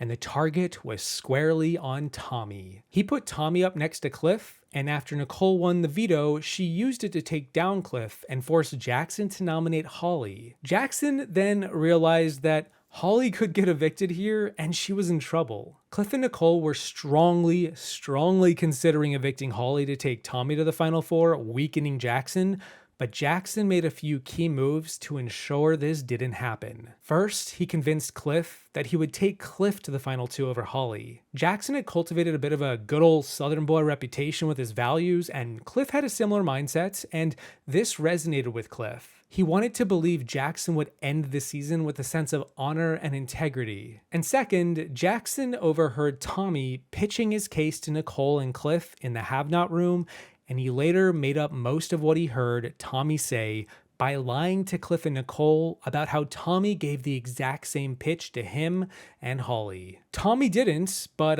this would get Cliff and Nicole to be unsure if they could count on Tommy to evict Jackson at the Final 4. And the reality is that Cliff didn't really buy Jackson's lie about Tommy. He also recognized Tommy was a major threat too, had a good social and physical game, and after Jackson cut a deal with Cliff to not only go to the Final 2, but also get Holly to throw the Final 4 HOH to Nicole and Cliff, it was enough for Cliff to be persuaded to cut Tommy in the end. Cliff and Nicole both voted out Tommy. It was all very dramatic, and now Jackson was in the Final 4 with his showmance, and the end was near. Jackson also made a great move by convincing Holly to throw the Final 4 HOH to Nicole. This ensured that if Cliff won the veto, he would evict Holly over Jackson and stick to the deal. Had Cliff or Holly won HOH, this would mean Jackson was exposed and Nicole could evict him had she won the veto. But because she was now the new HOH, she couldn't vote, meaning both Cliff and Holly would take him to the Final 3. And while it was a really great setup and Jackson was now basically guaranteed Final 3, it didn't really matter as Jackson won the Final 4 veto, and so yeah, he did what Cliff was gonna do to him at the Final 3. Jackson evicted Cliff and went back on their deal. I'm in the Final 3 of Big Brother, and it is wild because this is a dream come true. Oh man! It has been one heck of a journey to get where I am. On day 44, Jack turned his back on me. For a while. Jack blew up my game. You and Cat obviously all know each other. I came here to make moves. I came here to stir the pot. I came here to take deals with whoever I want to. You adapt to your environment. If there's liars in the house, all deals are off. I'll lie to anybody's face at this point. I don't care. It's unfortunate, and that's the game of Big Brother that has to be played, but I'm not afraid to play it. I'll do it. And there's no confetti for 4th place. The boy wants confetti. In the end, Jackson won that final HOH and easily cut Nicole to take Holly to the Final 2. He argued his case to the jury. Meanwhile, Holly put up a pretty decent effort as well, but her late game jury management was kind of non-existent as she didn't put in nearly as much effort as Jackson did throughout the game to build up relationships. In the end, Kat, Jess, and Nicole voted for Holly, but everyone else gave it to Jackson and crowned him the winner of Big Brother 21. Jackson was a fairly decent strategist who often had a good sense of which tactics he needed to use to achieve his goals, but he lacked in the social reads with a lot of this cast. He was overtly aggressive and rubbed people the wrong way, particularly the women, and he did get lucky with how the cast took advantage of his constant misplays in the mid-game to keep him around. He trusted several key players for the wrong reasons, but it helped him to still maintain relationships with them, even if they planned to burn him down the line. Because he was such a physical force to be reckoned with, he managed to mostly just comp out and render a lot of the pivoting unnecessary, but still, that's how the format of the show had evolved, just as we saw with Kaycee on BB20. The game was a lot more physical than ever before, and Jackson took advantage of that. He was not well received by the fans, or even likely the producers, and he left the game with his head held low after hearing about how he was perceived by the outside world. But he was still a champion, and this was the road he found himself on to achieve victory. Makes me wonder, would you rather lose and be loved, or win and be hated? Congratulations, Michie. You have one big brother.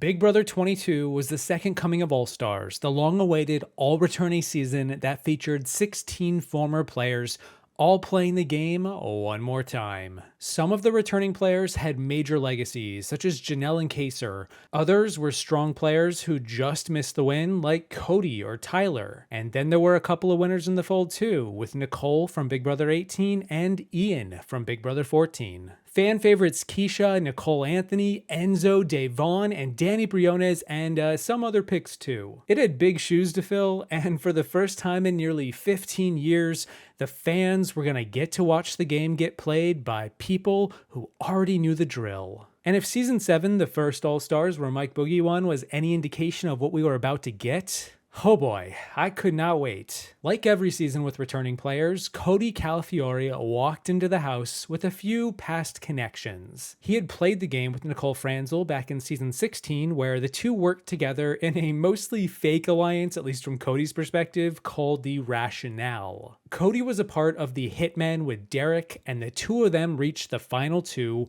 where Cody took Derrick and lost. High Key reported as one of the worst moves in the history of the show. He was on good terms with Nicole, and the two of them were loosely interested in working together from the jump. He also had a connection with Memphis via Derrick and Dan Gheesling being former winners who kept up with each other, and then Enzo because the two had met before after each of their respective seasons. And it kind of goes without saying, although I know a lot of people don't want me to say it, but the cast had a lot of connections across the board, and Cody was far from the only one. But I'm not going to go into all of those other connections because Cody ends up winning this season so similar to Nicole or Boogie from 7 or 18, and in this case he's the only player I'm really focusing on in this video, so the rest of them just kind of exist and you can figure it out for yourself if you want. Cody won the first HOH on night 1 and already he was off to the races. This first HOH established a foothold for Cody to create perhaps the most dominant structure in Big Brother history, where he had multiple alliances around him just by the end of week 1,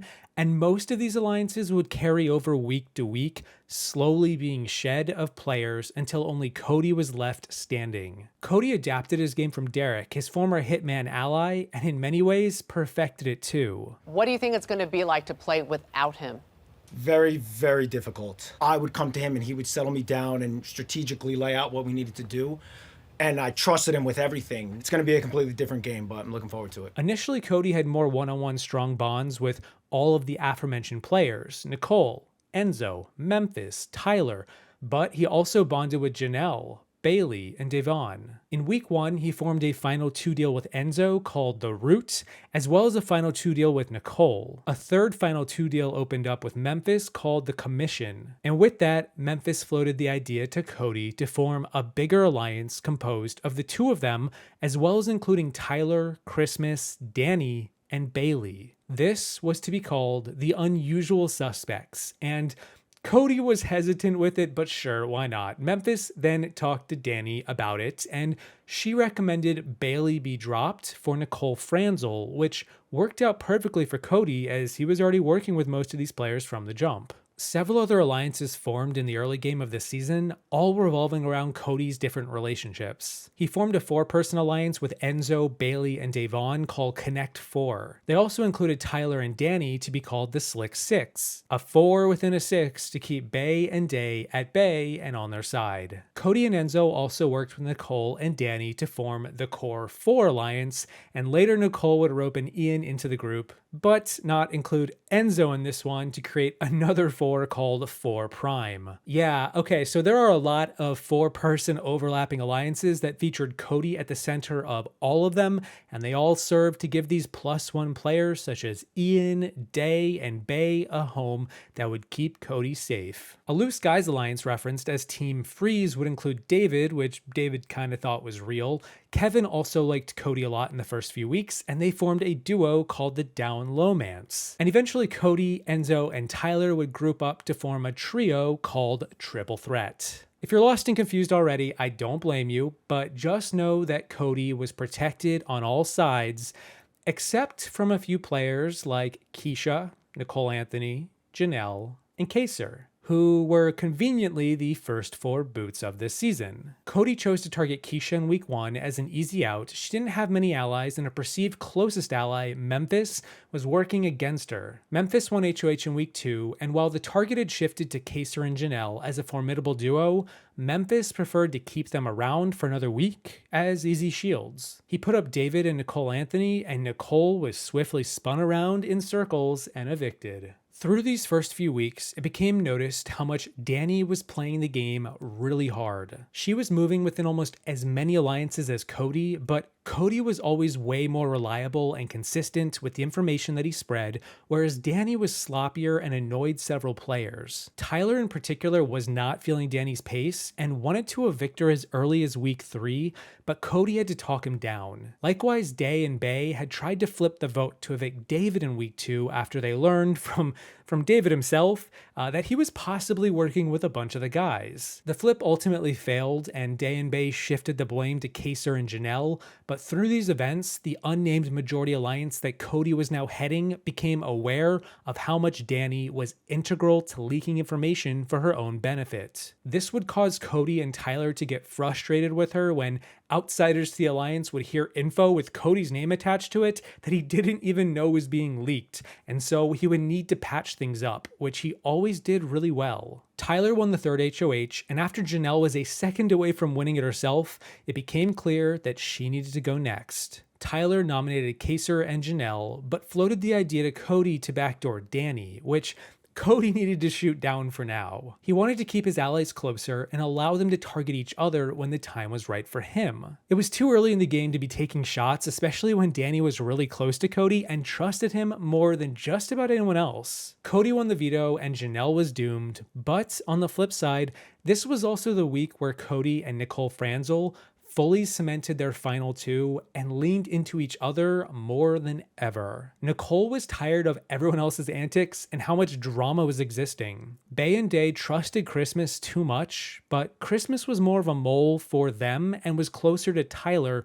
while Tyler wanted to take shots at their own alliance in week 3. Memphis was just kind of tough to predict and kept to himself, a closed book at times, and Danny was Danny. She overplayed, as was to be expected. Nicole fully committed to Cody this week, and this would be one of the most important moments for his game outside of what was about to go down in the following days. You see, Cody had Nicole, but Tyler had also been planting seeds in the early game to turn the tide against Danny and Nicole. Mostly Danny, but still, Nicole was close to Danny, so it was a bit of a hit on her too. Enzo was always loyal to Cody with their final 2 deal, the Roots, and Enzo didn't know about the now named Committee Alliance, the one formed back in week 1 through Memphis. Yeah, it took a few weeks for this thing to actually even get a name. Enzo was a +1 to the group, he was never really informed of its existence, and didn't know it was a big secret in the house. Enzo was in alliances with Cody, Bay, Day, Tyler, and Danny,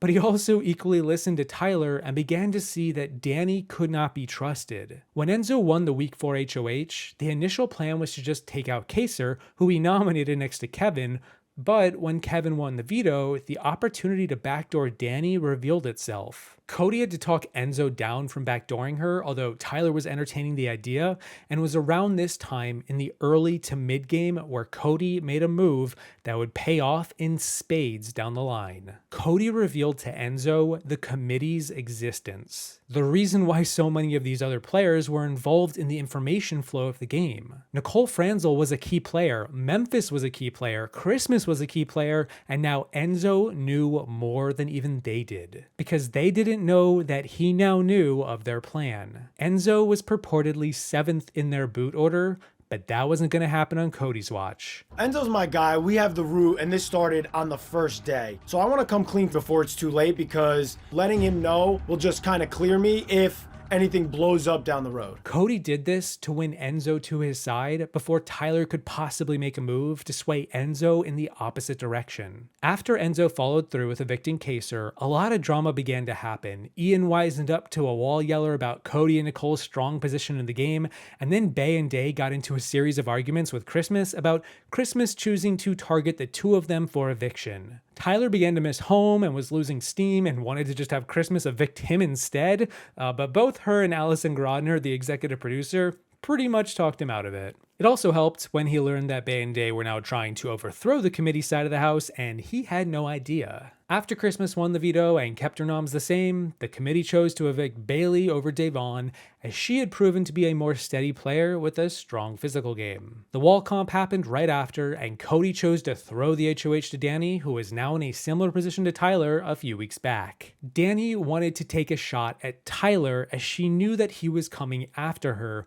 but Cody had to talk her down from making the move. She listened to him, as all of Cody's allies did this season, and put up Kevin and David instead.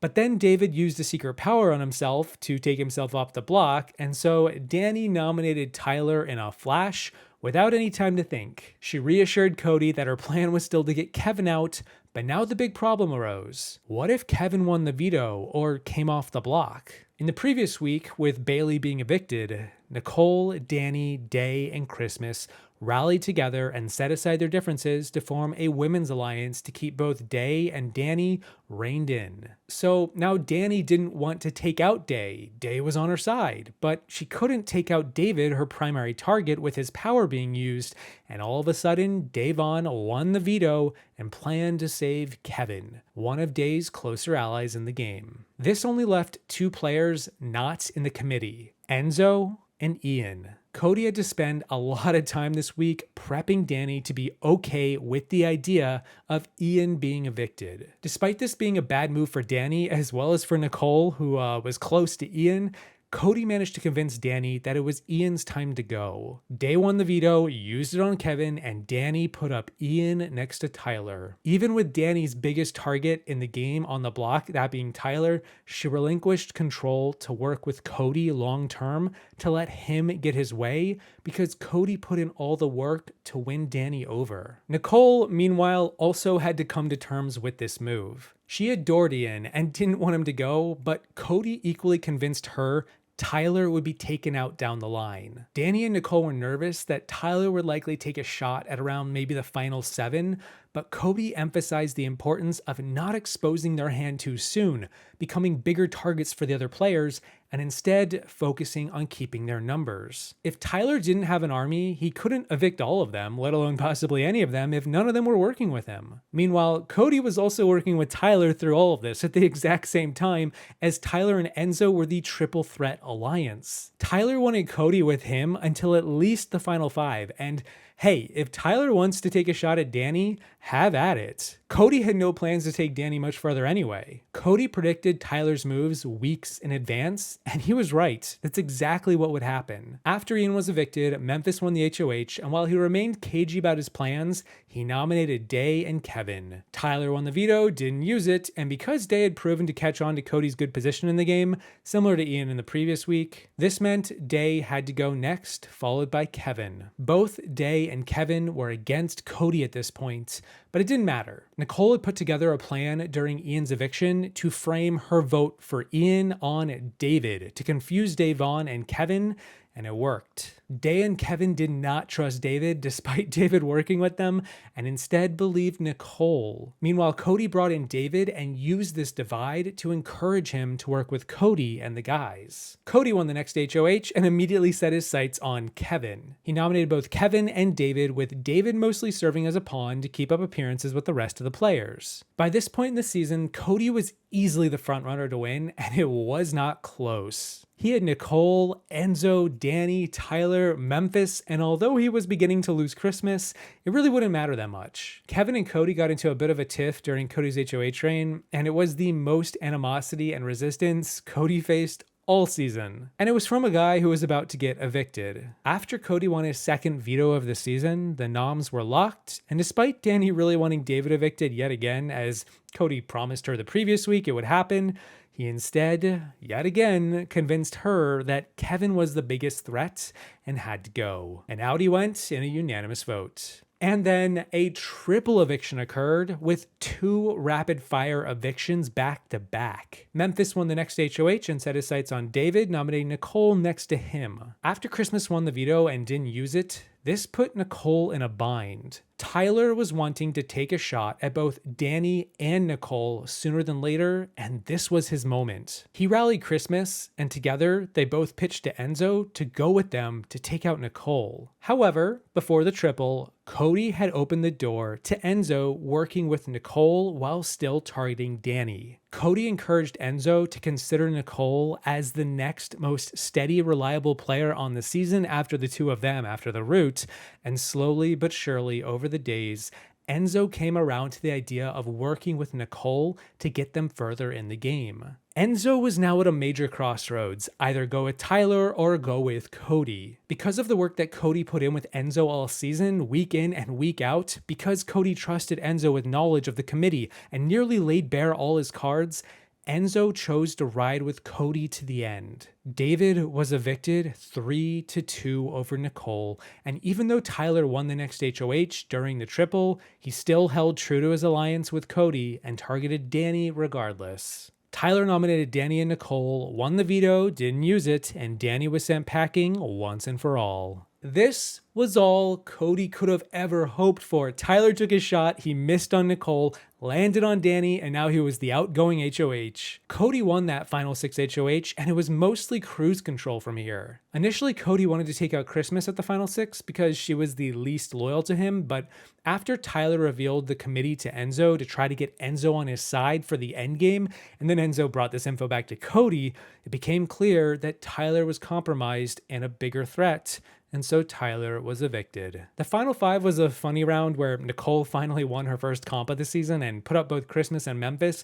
Memphis didn't really have much of a point to Cody's game now, and to make matters more amusing, a few weeks prior, Memphis created 2 different alliances. One with himself, Cody and Enzo, and another with himself, Christmas and Enzo, called the Wise Guys. Both alliances had the same exact name. Cody learned about this through Enzo, and while it didn't have much of an impact on anything, it did help in Cody, Nicole, and Enzo choosing to evict Memphis, as he was the bigger challenge threat than Christmas. Enzo won that final 4 HOH and chose to keep Cody off the block, meaning the 2 guys were now the only 2 players to not be nominated all season. This was the only round of the entire season where Cody faced any chance of being in trouble, as Christmas was gunning for the veto, and had she won, she planned to evict Cody. But that didn't happen. Cody crushed the veto, his 4th veto of the season, and easily evicted Christmas over Nicole. Going into the final 3, both Enzo and Nicole planned to take Cody to the final 2,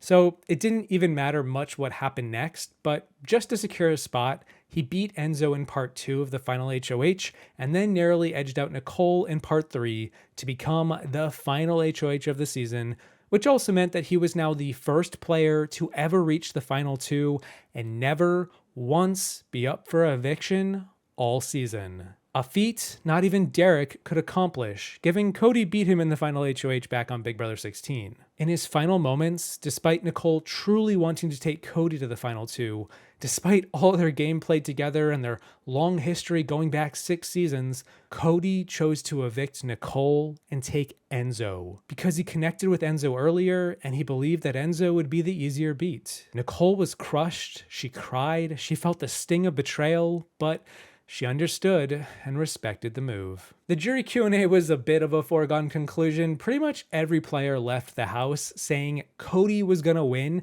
and there he was in front of them, waiting for them to just vote for him. They all spoke highly of him. He left strategic goodbye messages that explained his game and his reasons for each vote, and the jury could not deny how good his game was. Never nominated, won 8 competitions, nearly tying the record, and through 2 seasons now had become the statistically greatest comp beast in BB history, a feat he still holds to this day. Cody was a triple threat to the core in all facets, and the structure of the house that he established early in the first few weeks carried him week in and week out. He was constantly one step ahead of his biggest opposition, always winning allies to his side with numerous overlapping onion-shaped alliances or Wi-Fi bars, and was mature enough this time to not lose his cool or let his emotions get the better of him. Cody received all 9 jury votes against Enzo, winning the game and the crown of Big Brother 22, becoming the reigning All-Star champion. And I gotta say, when I look at the details of how he got here, the road he took to achieve victory, I think there's a strong argument for it being the cleanest and most dominant game to date. But of course, there's always a lot of luck too, as there is for every winner, and this is a debate for another video. Congratulations, Cody. You are the winner of Big Brother All-Stars.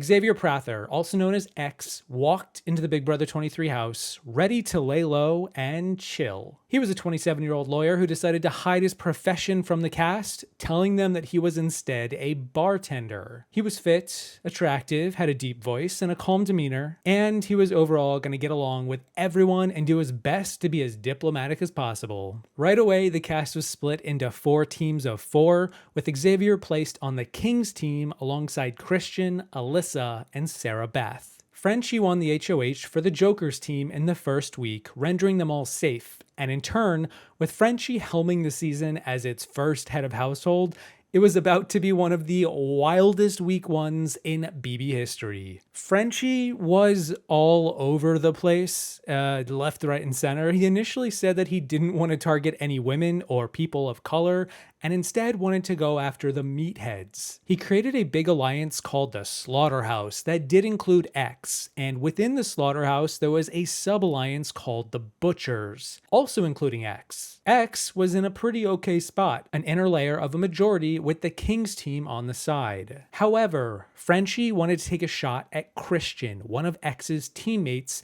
and then Christian won a new twist called the wildcard comp, giving him safety. Christian also gave X safety for the week, as he earned that power, I guess, through winning this comp, meaning X was now on to week 2. Except Frenchie began to bend over backwards to make sense of his targets. He also targeted Brent, but then spoke to Brent and decided not to target Brent. So he landed on Alyssa being a nom because she was flirting with Christian, and then also Kyland because of paranoia and drama, and yeah. X was there through all of this. He was not really a fan of the Kyland nomination. Frenchie kind of got annoyed at X when he found this out, but Frenchie was a hot mess, and none of this would ultimately matter beyond week 2. Derrick X won the veto, even though he was also now a target, used it on Kyland as part of a deal, and Travis was put up as a sacrifice for Derrick X to gain back some of his reputation in the house that Frenchie had sullied. There is so much that goes on in this first week. It's a lot to talk about, but not much of it has to do with X's road to victory.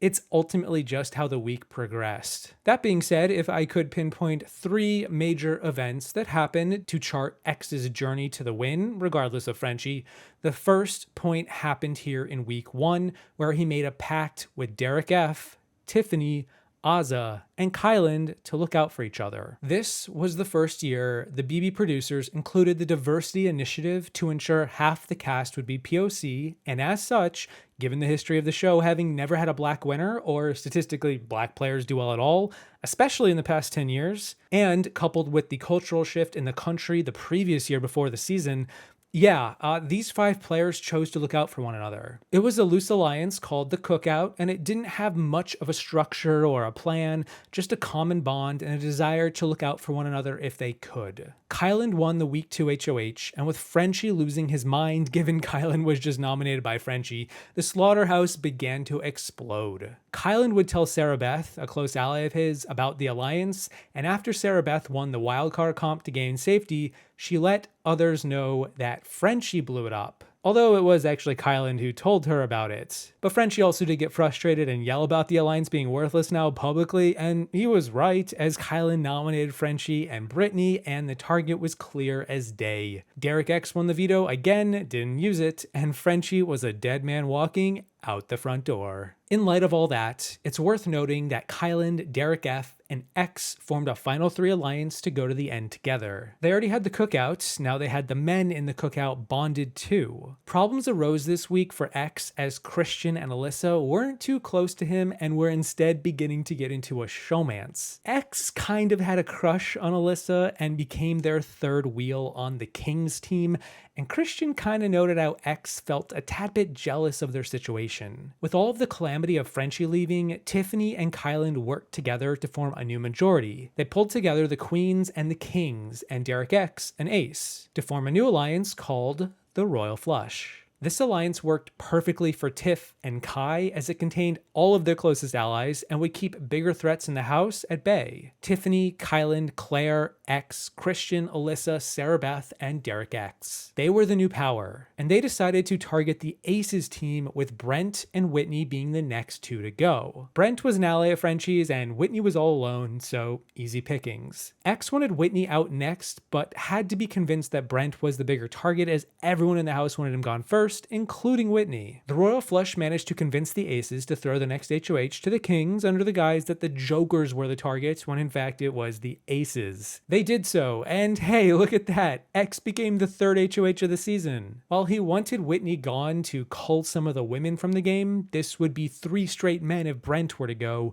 Eventually he came around, pretending to use Brent as a pawn, which Brent didn't believe, and Brent and Brittany were nominated. Christian won the veto and had no plans to use it, so Brent could get blindsided, and it was as easy as that. Well, sort of. It's worth noting that Derrick X and Claire didn't trust X all that much and wanted to target him sooner than later. To them, X was a big threat, a likable guy with a good physique who would win a lot of comps if given the opportunity. Meanwhile, Tiffany was close with Kyland, Claire, and Derrick X, and they had formed a new sub-alliance called the Detectives. These 4 held the most power of all and were putting the pieces of the house together to understand where everyone stood, and as they saw it, the Jokers were a bit of a joke of a team between Derrick F, Azza, and Britt. The Aces were being demolished with Whitney going out next, leaving only Hannah, who was on their side. And then the Aces also had Derrick X, who was a detective. And then you had the Queens, all 3 of whom were in this core 4 alliance. This left the Kings, a powerful team all being protected by the Royal Flush, all who were working together well enough by this point and had a common bond of being on the same team. A new plan was being hatched going into week 4 to split the Kings up, get them to go after each other, and divide and conquer from within. And while it sounds like it's not looking great for X here as the Kings are being targeted and he's one of the top of the hit list, this is also where the second major event of his path to victory takes place. Derrick X pushes for X to be the next target, and Tiffany goes to bed, sleeps on this, wakes up the next morning and tells the cameras on the live feeds she had an epiphany and she knows what she needs to do. She needs to loop in X. She needs to loop in Kai. She needs to loop in Azza and Big D, and she needs to solidify the cookout. This path was going to be more difficult than what she naturally was forming, but to her it was important not to take out X so soon. She couldn't do it for the culture, and so her new master plan was set. The cookout was formalized this week when Tiff brought it to the other 4 players and laid out how the season-long plan would go. Mirroring the Brigade Alliance structure from Season 12, each of them would find side partners to rope in as parachute alliances, visible to the whole house. In the event any of the cookout members were targeted, they would be nominated next to their parachute partner, and the parachute would get evicted. You know, kind of softening the blow when they hit the ground. Tiffany had Claire, Kyland had Sarah Beth, Big D and Azza had Brittany, and X had Christian and Alyssa. Hannah was also being encouraged to get closer to Derrick X, although Tiff was close with DX, Derrick X. With Whitney being the only player unaccounted for and the next target, the chessboard was laid out before them, and the path became a lot clearer than just looking out for each other. And yeah, it goes without saying, but X was down for all of this. This was his best case scenario. A ride to the final 6 where he was likely to just win out on comps? How could he say no? But of course, this was also important for him from the cultural perspective too. It just happened to go hand in hand. He was in a good spot both ways. On the flip side, Alyssa wanted to target Ozza going into week 4, given how emotional she was over Brittany being a 2-week pawn. X tried to steer Alyssa away from Ozza by focusing on the aces, particularly nominating Whitney, and in week 4, when Christian won the next HOH, granting X safety for the week as the teams were still a thing, Christian was all ears about possibly putting Ozza up next to Whitney. X tried to swing that back to Hannah going up as an easier pawn, but then Sarah Beth showed up and was like, what if we do Ozza next to Hannah? X was flustered and couldn't convince his team other than to make them realize if they target a joker, the other jokers will get mad. So it's best to focus on the aces. Whitney and Hannah went up, but after Christian won the veto and didn't use it, the target shifted from Whitney to Hannah. Hannah was the last person to be brought into the cookout. Hannah was somebody they wanted to protect all the way to the final 6. Christian, Alyssa, and Sarah Beth, the Kings team, were pushing hard within their alliance for Hannah to go. And it was only once Hannah managed to talk to Christian and get herself out of being the primary target did the cookout have a major sigh of relief. X was not able to do that. He actually considered having a talk about cutting Hannah loose early, but thankfully Hannah did her thing and the day was saved. But the day was not fully saved because Derrick X still wanted to target X next. Tiffany had to shift Derrick X's target to Christian in week 4 after she planted the idea that Christian held X and Alyssa together the most. He was the glue, so if the shot was going to be at the Kings, it should be Christian. Derrick X won the week 5 HOH and X made a deal with him to be safe, as did Alyssa, and although X tried to include his entire Kings team after the fact, DX wasn't having any of that. Christian was the target, but he first put up Brittany and Sarah Beth as pawns. X didn't realize Christian was going to be backdoored as he was closer to Christian and viewed him as an essential part of his mid-game plans. He wanted both Christian and Alyssa to at least make jury, if not further, serving as shields, but Tiffany had to try to get him to realize, after many repeated conversations, that Christian was going to be backdoored, that this was the plan, and it was gonna be fine. When Christian was put up after the veto and X had to relinquish any semblance of control, he tried to encourage a flip on Sarah Beth instead. Tiffany actually was down for this, as was Alyssa, and Tiffany knew that she could get Claire, while X believed he could get Big D. This was enough to save Christian and oust SB. That is, until X realized he couldn't get Big D, or Ozza for the matter, and when Tiff and X tried to get Brittany instead, this led to a division in the cookout that ultimately had X and Tiff settle for keeping the cookout intact and cutting Christian. Big D and Ozza won that battle. Kyland won the next HOH, much to the frustration of the other cookout members. They wanted Big D, Ozza, or Tiff to win it for the first time, and this caused some frustration from within. By now, Tiffany had settled on taking Hannah and X with her to the final 3, as Kyland wasn't trustworthy enough and was proving to be too strong of a player. Tiff wanted SB out next, but Kai was so close to her, it wouldn't make any sense for him to target her. The original idea was to target Alyssa next, but X made a stink about it with Kai, and so Kai, Tiff, and Hannah decided to just backdoor Alyssa after the veto and have X deal with it again like he did with Christian. Claire and Big D were put up instead, which caused Claire and DX to look sideways at Kai going forward. They ultimately began to realize how close Tiffany, Kyland, and Xavier were, all seemingly vouching for each other, and concluded that X had to be in way deeper than they realized. Despite Derrick X trying to make deals with X for weeks, strategically getting closer to the guy because he didn't trust him, X was never that close with DX, and DX knew it. Which is kind of funny to consider because by the end of this week, X tries to finally get closer to DX, and then Hannah has to tell X, you gotta back off. She needs X going after DX in future weeks. X, that alliance ship has sailed. A new major twist pops up with the players receiving Big Brother bucks based on their popularity. Both Brittany and Derrick X received the most, and this shifted the target midweek from Alyssa to Brittany. If Britt was going to have the most money to buy the best items for the twist, she had to go first. She had to be evicted first. Alyssa and Kylan both won the veto due to the twist, and Kylan chose to use it on Claire to backdoor Britt. Britt would ultimately go this week, although there was a push from Claire and DX to try and save her, which Tiff had to quell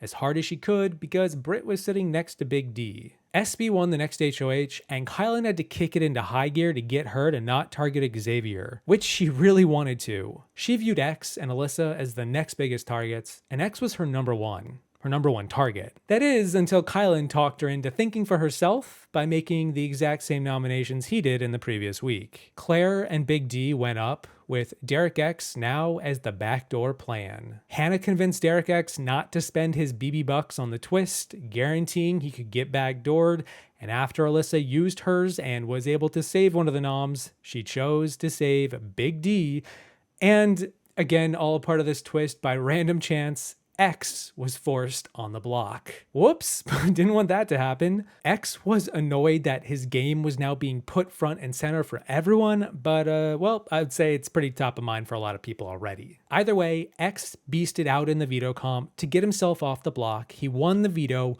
but it did cost him something. He chose to take a punishment where he would automatically be the third nominee in the following week. He figured he would be safer after DX was backdoored, and he was kind of right, albeit it also kind of really wasn't necessary to take the punishment in the first place. He did have the cookout. DX was backdoored, and the cookout was continuing to get their +1s to do their dirty work. Week 8 saw Tiffany win HOH and finally get the chance to put up Kylan and Sarah Beth, with X as that third nominee. The final week for the BB Bucks twist came into play, and Tiffany managed to convince Claire to win the biggest prize. Claire would become the new secret HOH, take over for Tiff, and then do exactly what Tiffany did anyway. Kind of like Sarah Beth with Kylan in the previous week. This also meant that Claire couldn't win the next HOH, only increasing the odds of a cookout member winning.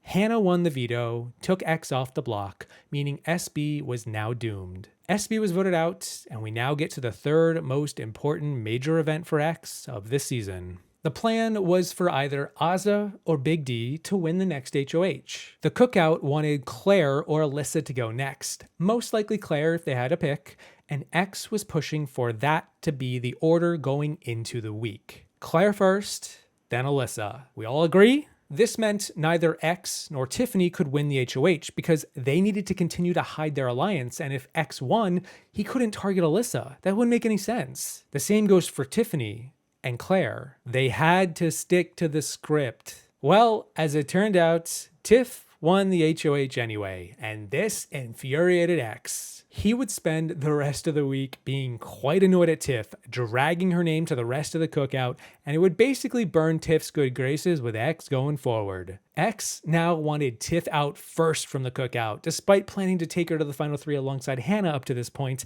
and he easily got Big D and Azah on his side too. Both of them had beef with Tiffany throughout the season, and while X did mediate a few conversations between them to keep the CO intact, this was a recurring occasion where he and Hannah kept feeling like the true mother and father of their alliance. X was now ready to solidify a boot order within the Power Alliance, and Tiff was first out. Tiff put up Alyssa and X, and the target was Alyssa, but then Alyssa won the veto, and oh my god, crap. What are we gonna do? What is the script supposed to do now? Tiff was in a pickle. She had to explain to Claire what was going on. She basically spelled out the cookout to her without straight up saying it, and Claire understood. Took it like a champ. Would later actually become a champ with Derrick X on The Amazing Race. Tiff put up Claire, and the deed was done. Claire was a goner at Tiff's hands, and X had never felt so vindicated. This is what you get when you don't follow the script. This also proved to be a double eviction, and with Claire out the door, all sights were set on Alyssa. Hannah won the HOH, she put up Alyssa and X, and after X swiftly won the veto with ease, took himself down, and Kylan was replaced, and Alyssa was gone. The cookout had done it. They reached the final 6 intact, all of them made it, and their goal was complete. And now it was time to cannibalize themselves. Kylan won the next HOH, and Tiffany and Hannah tried their hardest to get him to turn on X. But after Tiffany's previous HOH disaster win, Kylan realized Tiffany was no longer a player he could count on. And this is what I mean when I talk about the third most important thing for X's game, because, oh boy, Kylan, so much to talk about. You see, for much of the season, Kylan believed he was playing the best game, a game worthy of the win. And he really wanted to prove to the world he could do it. And along the way, he kept being reminded that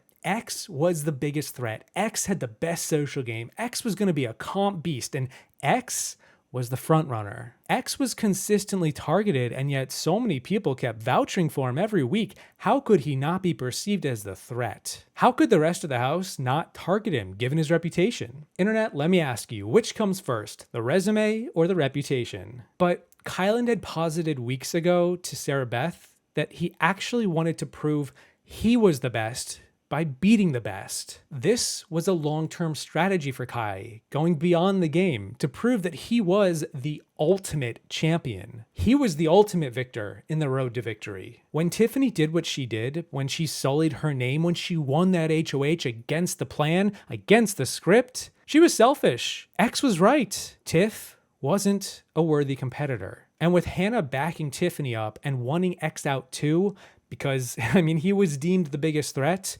Kylan chose to nominate Tiffany and Hannah and pivot towards working with X. He made a final 2 deal with X called The Gentleman. They were going to be gents, shake on it, and be the final 2. As Kylan put it, Kobe and Shaq, Goku and Vegeta, side by side, sitting in the final 2. This was their game to lose. And when Kai approached X with this deal, X was like, sure, let's go. Why not? Tiffany was taken out first, followed by Hannah in the double eviction right after at the hands of Azza winning HOH, and then X won the final 4 HOH, putting him in the finale. After X also won the final veto of the season, it at first seemed like it was gonna be that all guys final 3, until things changed. Because throughout most of the season, Azza had a bit of a crush on X and was happy to work with her Joker teammate, Big D. They were happy going to the final 3 with X for a while. Azza even took out Hannah in the double eviction when she could have both put up X and Kai, but Kai saved X with the veto as he was left off the block. Despite Kai being all in on X in that final 2, the Gentleman, and also despite Big D being all in on X, meaning X was guaranteed final 2 no matter what with both Kai and Big D in the final 3, X convinced Big D to evict Kai over Azza because X believed Kai was his biggest threat. And yeah, why wouldn't you? Why wouldn't you just go for the easier win, Kai? As Sarah Beth put it weeks ago, that's not a good strategy. That's just asking to lose. I wanted to stay focused on the goal at hand, which meant no distractions. You're the only person I trust, completely. So I'm gonna do whatever you tell me to do. I made a final 2 with Big D on day 1, but the most important alliance I joined was none other than the Cookout. All right, the Cookout. I like that. I like that. That's for the culture. I would say I was definitely the glue that kept the Cookout together. Then Kylan offered me a final 2, which I accepted. We equally need each other to make it to the final 2 chairs. I want to, and I think you want to. Yeah, the gentleman it is. Even though Kylan promised to take me to the final 2, when it comes down to it, this is the game of Big Brother. Kylan's a big threat. I had to go with the odds, which meant Kylan had to go. X was in the final 3 with Azza and Big D. And after Azza and Big D had some drama unfold at the final 3, Azza decided that she would rather see herself or X win than let Big D get a chance to beat her at the final 2, which likely does not happen, but I guess we'll never know for sure. X won the final 3 HOH against Azza, evicted her, and then handily crushed Big D in the final 2 in front of the jury as they all voted for him to win with his name on every single key. Xavier won by a final jury vote of 9-0, the 3rd unanimous vote ever, and he was the champion of Big Brother 23. Congratulations, Xavier.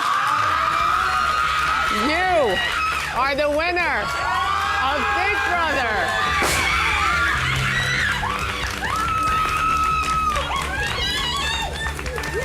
Taylor Hale entered the Big Brother 24 house as a 27-year-old personal stylist who was excited to partake in a show she had just discovered the year before. Unlike many winners as of late, Taylor didn't know Big Brother that well, not since Hayden on season 12 did a winner not know the show much going into the game. But Taylor discovered it after season 23. She loved it, and here she was. She connected initially with Joseph, Michael, and Brittany, and believed that she was working with most of the women in the house. Taylor was very much interested in working with the women, which, if she knew the history of Big Brother, she would know is a bit of a gamble. Taylor believed that she could trust most of the women, but as it turned out, they had created an all-women's alliance called the Girls Girls, and it included every woman on the cast except for Taylor and Nicole. Taylor didn't know this, and she also didn't know how several players on the cast did not seem to like her based on their first impression of her. They knew she had a pageant history, which meant she might be more cutthroat. She also hung out with the guys a lot, played pool with them, and to the women, they thought that she wasn't trustworthy. She was also judged as someone who might be quick to anger. She might get loud and blow up if it went against her. Huh, interesting you put it that way. One day she asked Turner to do his dishes, and he was now against her for the foreseeable future. Really, Turner? Jasmine misconstrued a remark from Taylor and thought she called her fat, and as early as day 4, several women encouraged Taylor to wear her finale dress as a bit of a fashion show type gig just for fun, and so she did it to fit in, and then several of these women judged her for it and held it against her. Not off to the best start. Taylor believed that she could work with Monty and had heard how he might be an early target for the women. And so she tried to loop in Monty to work closer with Paloma and a few other women to bring them all closer. She liked Monty and wanted him to stick around. And instead, Monty snitched on Taylor to the women about this, and they were set on her being the first boot. And that is just in the first few days. Daniel won that first HOH and initially targeted Michael with Terrence as a pawn. But Michael won the veto, and this meant that Taylor was available to be backdoored. She was put up on the block as the target, and her world came crashing down around her. Taylor felt it really hard. She felt isolated and alone, and she was absolutely the underdog. Week 1, and she's already going home? For what? Taylor spoke to a bunch of the people in the house about these misunderstandings, but even then, the target was still set. That being said, she did have Michael and Brittany in her corner. Alyssa also liked Taylor, as did Joseph. You would think that with everything I've said thus far about Taylor, we'd be talking about the road to defeat with the first boot, but no. Instead of Taylor going, the eviction got canceled after Paloma, the head honcho against Taylor, quit the game as she began to spiral. She was barely sleeping, was becoming increasingly incoherent, conspiring against the producers to split the money, and by the end of the week, she left the game, and the producers canceled the eviction. Although it's worth noting that a twist was going to happen if the eviction went through, where Taylor would compete in a comp against either Paloma or Alyssa. It is a big premiere night twist, and it was also a comp that we saw Taylor compete in the future, where she beat Alyssa. So had the eviction gone through and Taylor was voted out, had this comp happen week 1, Taylor almost certainly would have survived. Week 2 saw Jasmine win HOH, and the target was still set on Taylor. As an act of kindness, Pooch volunteered himself to be a pawn next to her on the block, believing this would be an easy week, and it would allow him to start building a winning resume. So they both went up, and then Michael won the veto, didn't use it, and the nominations were locked. Taylor was in a lot of trouble again. But let's rewind a second to explain the state of the house this week, because it wasn't just the house against Taylor. Paloma had formed a week 1 alliance called Mamba that would eventually be called Pose Pack in her honor, that included a mishmash of players. Part of the reason that Monty trusted several of these women is because he was in an alliance with them. This alliance also had Alyssa, Amira, Michael, Kyle, and they would then swap out Paloma for Nicole in week 2. Pooch also started an all-guys alliance that included every guy except Michael and Terrence. So when Pooch volunteered to go up on the block as a pawn, he felt pretty good because he believed that he had the guys on his side. Except he didn't, because Daniel and Kyle leaked the alliance at different times, and Pose Pack knew it existed. When Taylor was on the block in week 2, she spent the week getting to know the other players, such as Jasmine, Monty, as well as Nicole. She also had a weird crush on Daniel for a minute. She connected strongly with Turner, who told her about his rug business back home, something he wasn't publicly sharing at the time. Jasmine realized she could use Taylor as a smokescreen to blindside Pooch and the guys and break them up. The women realized the men might steamroll if it's first Paloma that goes out and then Taylor right after. Which one of them were next? Pooch became the target, and this left a few of the men feeling like they got the short end of the stick and weren't calling the shots. Kyle, Joseph, and Monty began to feel iffy about Pooch leaving, but they didn't have the numbers, and so Pooch was blindsided. At the same time, Michael and Brittany brought Taylor into a Final 3 alliance, and Taylor was totally up for it. Things were actually starting to look up for Taylor all of a sudden. She had allies, she wasn't being saved by a twist, she survived the block. Up and up. And then down and down. A new twist happened called the Festy Besties, where everyone in the house now had to pick a partner, and together they would play the game as duos for the next 3 weeks. While Poe's pack was breaking apart and there was so much dissension and the gender divide were causing the house tension to heat up and shots about to get fired, this twist caused them to huddle back together to ensure safety in a game that was suddenly unpredictable and unknown. Each member of Poe's pack picked a player to pick peppers on to buddy up with someone not in the alliance. And Taylor was stuck with Nicole. Nicole picked Taylor as her partner, believing she was an easy target to sit next to for the duration of the twist. Turner won HOH, and the target fell back onto Taylor for a third straight week. Instead of trying to navigate a twisty new format, the loose alliance decided to just default to their previous house target. Turner was fine with it, and the plan this time was to just backdoor Taylor instead of nominate her straight away. Brittany and Michael went up as the pawns with the plan for just about anyone to take them both down and put up Nicole and Taylor. This week also caused more tension to arise in the game when Nicole began to feel bad about possibly looking like the bad guy, the villain in the dynamic, as she was backdooring Taylor as her partner. Nicole could tell that she was going to be painted as a villain on the TV broadcast episodes to the rest of the country, and so she had a breakdown. And Taylor didn't understand what was going on, and she thought that it might be something personal affecting Nicole. She tried to comfort Nicole, but Nicole, Daniel, and even Terrence believed that this was more manipulation on Taylor's part to further break Nicole down. And they began to blame Taylor for Paloma's spiraling and quit in week 1, which, by the way, Taylor had nothing to do with. To them, this was a similar situation, and Taylor comforting Nicole, saying that she would support Nicole in whatever happened, was misconstrued as Taylor pushing Nicole to quit. Around the same time, a new power alliance had formed with a majority of the women: Alyssa, Amira, Jasmine, Nicole, Daniel, and Terrence. They called themselves Old School and were only a few days old before Alyssa ratted them out to Kyle, her wannabe showmance. Alyssa really wanted to get with Kyle, but he was playing hard to get. And so she told him about this new group just to give him a heads up. Kyle immediately realized he was no longer in a good spot. People were making majority alliances behind his back, and he ran this back to Monty and Joseph. And they then pulled in Turner to create a new all-guys alliance called the Pound. You know, after Pooch. In a funny twist of fate, Nicole and Daniel blew up on Taylor not long after that misunderstanding occurred, and it was not a good look for Nicole or Daniel. Yeah, they were absolutely the villains. Any chips before workout? Just stop. From this point on, just stop. With the Lays?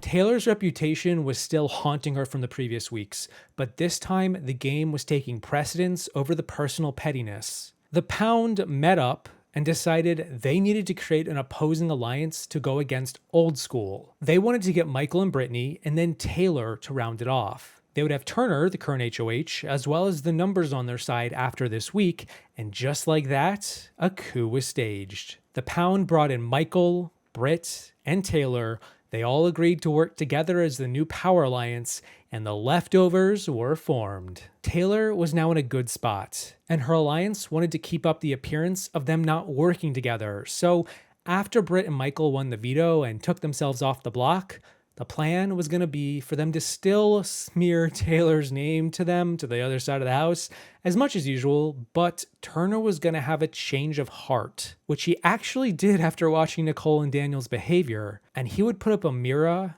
and Terrence instead, because Amira was the brains of the other side of the house, the biggest threat, and so he did. And the house erupted in chaos. Taylor took her time to talk to her opposition and listen to them, hear their pitches to stay, get to know them a little better, but Amira was the target, and just like that, Amira was gone. The leftovers stormed the gates, seized the castle, and won the day. The leftovers would begin to control a lot of the game going forward, but the inner dynamics week to week would shift within them and cause feathers to get ruffled and factions to form within. Monty won the week 4 HOH and put up Alyssa and Indy with a chance to backdoor Nicole, and at first, Kyle actually wanted Alyssa to get backdoored to remove her distracting him from the game, or get her voted out at the least, she was already on the block. But then Kyle and Daniel won the veto, and Daniel could overrule Kyle's decision on whether the veto should be used or not.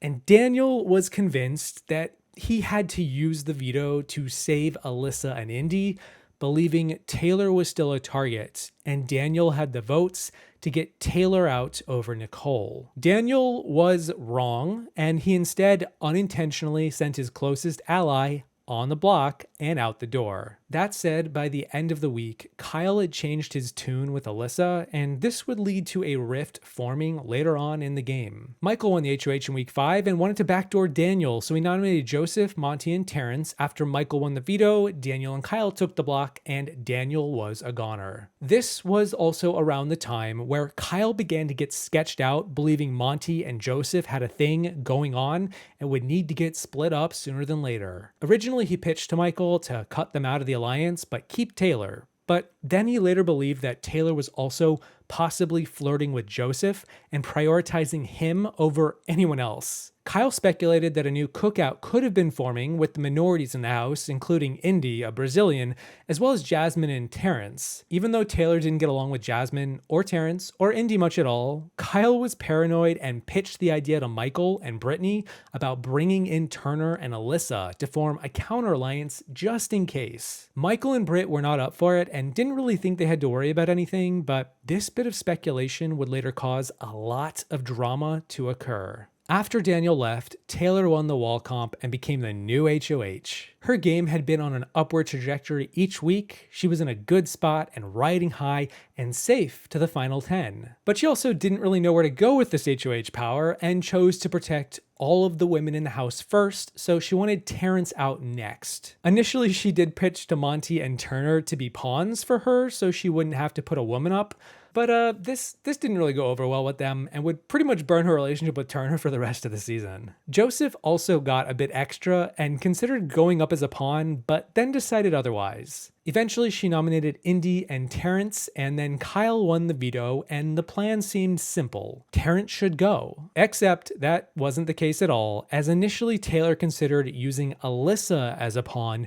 with a valid excuse that Alyssa took a prize from Taylor in a previous veto comp weeks ago. Joseph managed to convince Taylor that it was best for the leftovers if Alyssa left next, as she was the most competent player on the other side, and it would be good for Taylor's game. Kyle, however, was now showmancing Alyssa and did not feel comfortable being her executioner, given he won the veto. He did not want to get Alyssa out, despite pitching for it needing to happen sooner than later weeks ago. But his feelings changed, and he wanted Alyssa around for his game going forward, and he consulted Michael and Brittany about this, to which they agreed with him. Taylor then consulted Michael and Britt too, to which they agreed with her points as well. Really, Michael and Britt played the middle, played Taylor, and not too effectively, and with Joseph being close to Taylor, Kyle was now feeling the walls closing in around him and that he couldn't rely on the leftovers as much as he had wanted. The funny thing is that Taylor was actually considering taking a shot at Monty this week because they were the least close of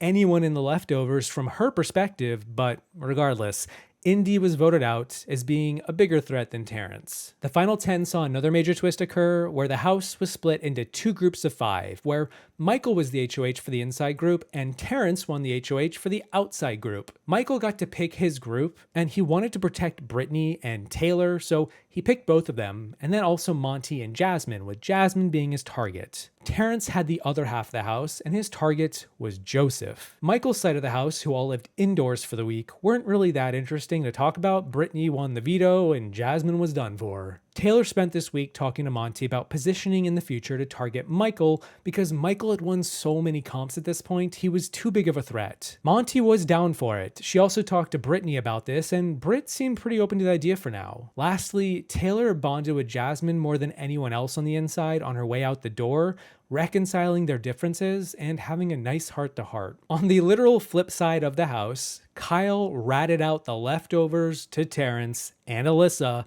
and managed to get them onto his side alongside Turner, to which they formed a new 4-person alliance called the After Party. Joseph was the target, he didn't win the veto, and even though Joseph fought tooth and nail to survive, even throwing Taylor under the bus at one point, it wasn't meant to be. The game had changed. The dynamics had totally shifted with Kyle's turn, and the inside 4 had no idea what was about to hit them. Taylor was heartbroken to see Joseph evicted upon the 2 groups merging together. She didn't get to say goodbye, and what's more, it seemed kind of fishy how it all went down on the outside. Turner won the next HOH, and their suspicions came to fruition when he nominated Taylor and Brittany as pawns, with the plan to backdoor Michael. Although Taylor wanted Michael out eventually, it was not under these circumstances. Turner did consider not actually doing this, but Kyle managed to keep him at bay. However, Kyle failed to keep Michael at bay, and after Michael won the veto and planned to use it on Brittany to take her off,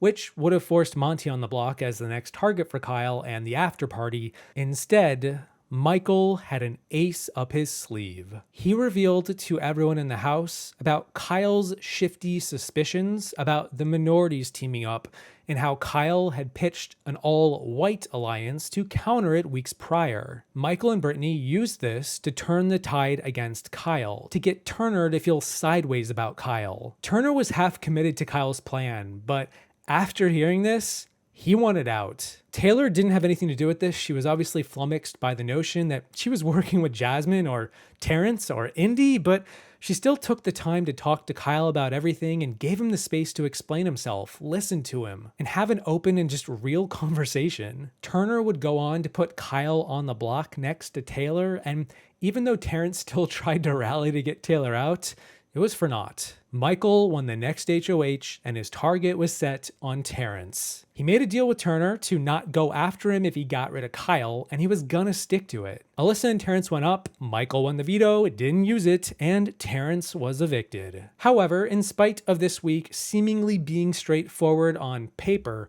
a lot went down to set up the endgame of the season. First, Alyssa attempted to put together an all-women's alliance with Taylor and Brittany, recognizing if they got the men to turn on each other, the women could come out on top. It wasn't all that serious, and Brittany actually made a comment to Turner about it being a thing before it was even a thing. She just thought Alyssa would do it, and she did, and Turner told Monty about what the women were planning after this week. The 2 guys got sketched out, and they ran to Michael to form a counter-guys alliance, where the 3 of them would take each other to the final 3. Michael now seemingly had Taylor and Britt on one side, and Monty and Turner on the other. He was the biggest comp beast of the season by far, and was in between 2 sides targeting each other. It's almost too good to be true, but we have seen previous winners be in similar spots before. Well, it all seems so perfect, except for the part where Taylor showed up, because Taylor advocated all week for Monty and Turner to turn on Michael going into the very likely double eviction. But Monty and Turner were not sure that they wanted this. They just made a deal with Michael. They wanted to stick to it. And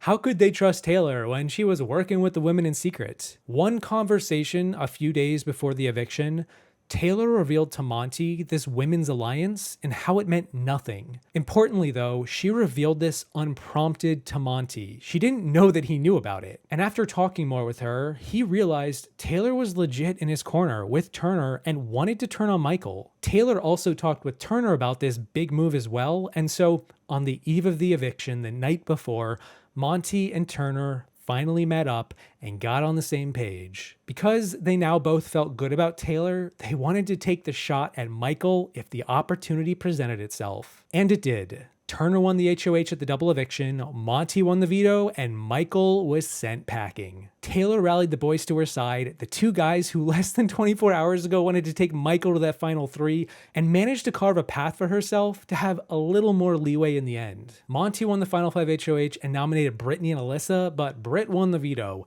This meant Monty had to decide between Taylor and Turner who would go up in her place. Taylor pitched for Turner, as did Brittany, but Monty knew that he needed Turner as a shield, and so Taylor sat next to Alyssa. Monty got Turner to swear that if he did not put him on the block, Turner would evict Alyssa, not Taylor, and Turner promised he would. On the flip side, Brittany decided that she would now rather get Taylor out and keep Alyssa because she thought Alyssa was weaker, just as a last-ditch effort to shake up the game, and it didn't work as Turner didn't budge. Alyssa tried to hold Turner's relationship with her outside of the game hostage if he didn't vote for her to stay. Turner really did not appreciate that, and so in a 1-1 tie, Monty evicted Alyssa over Taylor. And then Taylor won the final 4 HOH and secured her spot in the final 3, hoping to send Turner to the jury next. Monty won the veto, and while Brittany pitched her case all week for Monty to take out Turner, and Taylor was willing to try to help her as best she could, Monty knew it would be better for his game if Turner was there with him. Turner planned to take Monty to the final 2, whereas Brittany never wanted to. Monty knew that. And eventually, Brittany let go and just told Taylor she was rooting for her to beat the guys. Brittany was evicted. Taylor planned to take Monty to the final 2 if she won the last HOH, as did Turner. So really, the big question was, who would Monty take? For the past few weeks, Taylor had grown close to Monty and bonded with him. And after the two of them shared back-to-back HOHs at the final 5 and the final 4, this led to them getting even closer than just the usual. From beyond flirting to, well, the two of them became emotionally entangled. They really went on a roller coaster of feelings like a yo-yo, hot and cold, together, then fighting, then together again. Taylor drilled into Monty that Turner was the biggest threat to win the game, and after enough time had passed, the idea began to stick. This also was helped when Brittany said the same thing over and over in an attempt to get Monty to evict him over her. Taylor had spun this nice little web for Monty to get caught in while also having real feelings for the guy and liking him on a personal level. Monty felt the same and decided Turner was the biggest threat. When you think about it, all of the biggest weeks of the season were on his HOH. He was a very likable guy that got along with just about everyone. And Taylor had a reputation in the house for being cold, an ice princess. I mean, that's what Zingbot said anyway. That reputation she amassed in the early game was kind of paying off here. Turner won part 1, Monty won part 2, and then Monty narrowly edged out Turner in part 3 to become the final HOH. He evicted Turner and took Taylor to the final 2. And after all this time, Taylor was now able to face the jury wearing that same finale dress she put on back in week 1. Taylor absolutely demolished the jury Q&A and had one of the best final speeches in the history of the show. She had the jurors tearing up, smiling, and nodding their heads ready to vote for her. She spoke with conviction, talked about her journey to get here and how rough it was, but that had only served to build her up. She was used as a shield for so many, but in the end was a sword, and dare I say, the heart of the season. Monty may have more blood on his hands than me, but as someone who has sat on this eviction block 6 times on an eviction night, I have bled out the most in this game, but I have bandaged myself together every single time and gotten up and continued to fight. I have overcome so much in this game, and I've come to understand that I am not a shield, I am a sword. I am not a victim, I am a victor. And if there is one word that is going to describe the entire season, it is resiliency. And if you are to ask yourself who the most resilient person of this season has been, it is me. I have never given up on myself, and I refuse to do it tonight when I'm sitting next to such a strong competitor. I can be the winner of this season, and I promise you will not do it in vain if you choose me tonight. Taylor defeated Monty by a final vote of 8-1, with Turner saying that he would have voted for Taylor had he known that that's what everyone else was doing. Taylor became the winner of Big Brother 24 and won the America's Favorite House Guest Prize Award 2, making her the winningest single season champion the show had ever seen. Quite a comeback from where her road to victory began. Congratulations, Taylor!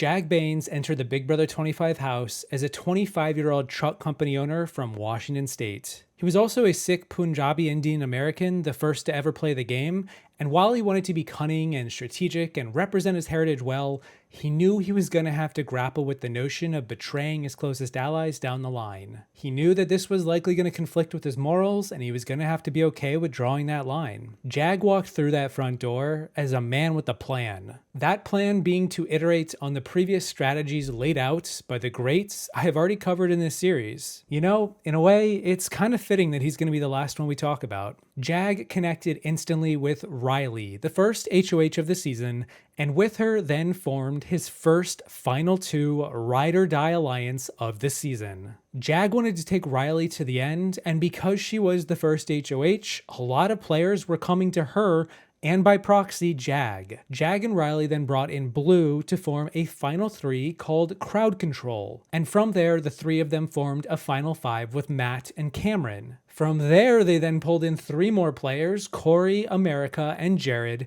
to now have an 8-person mega alliance that took up nearly half the cast, and they called themselves Family Style. Jag was in a great spot in these early days, a core of an onion-like structured alliance where he could slowly peel away the outer layers until he was in the final 2 seats. Sounded like a great plan, something we saw previous winners such as Cody and Derrick pull off to great effect. Unfortunately for Jag, this alliance would not hold for very long as 2 players defected rather quickly. The first being Cameron, who was also really close to Reilly and wanted to create inroads with more players beyond just Family Style. And then Jared, who was secretly the son of Cirie Fields, another player in the game, an iconic 4-time Survivor player. Jared leaked the alliance to Cirie, and quickly Cirie took action to counter it, and given her expertise playing these kind of games, she rallied the entire rest of the house against them and quickly picked them apart like a Black Widow. But Jag didn't really know any of this and wouldn't be privy to Jared and Cirie's relationship for the entire season. Reilly targeted the house target in Kirsten, who had a quick reputation for having loose lips, and Kirsten was taken out in week 1. Jag, meanwhile, bonded a lot with a few other players too. He shared a room with Blue and Matt and grew close to them, and he also enjoyed spending time with Corey and America. Week 2 saw Hayden win HOH, and this was a problem as he wasn't in Family Style and was instead one of the stronger players in the opposing Professors Alliance. Hayden wanted to target a combination of Family Style, and he set his sights on taking out Reilly, and initially wanted to put up Jag next to her, but instead went to Cameron as a pawn, seeing as how Cameron had proven to have a strong connection with Reilly in week 1. Jag's closest ally was now slated to go as early as week 2, and he would spend most of this week trying to rally the votes to keep her. The problem was that he needed at least 7 votes, and he knew that he could count on Matt, Blue, and he believed he had Jared. This meant he needed both the duo of Corey and America and Cirie and Izzy to vote with him, realizing he couldn't just split these duos up. They were going to vote together. Jag would have numerous conversations all week between the pockets of players trying to rally the votes to keep Reilly.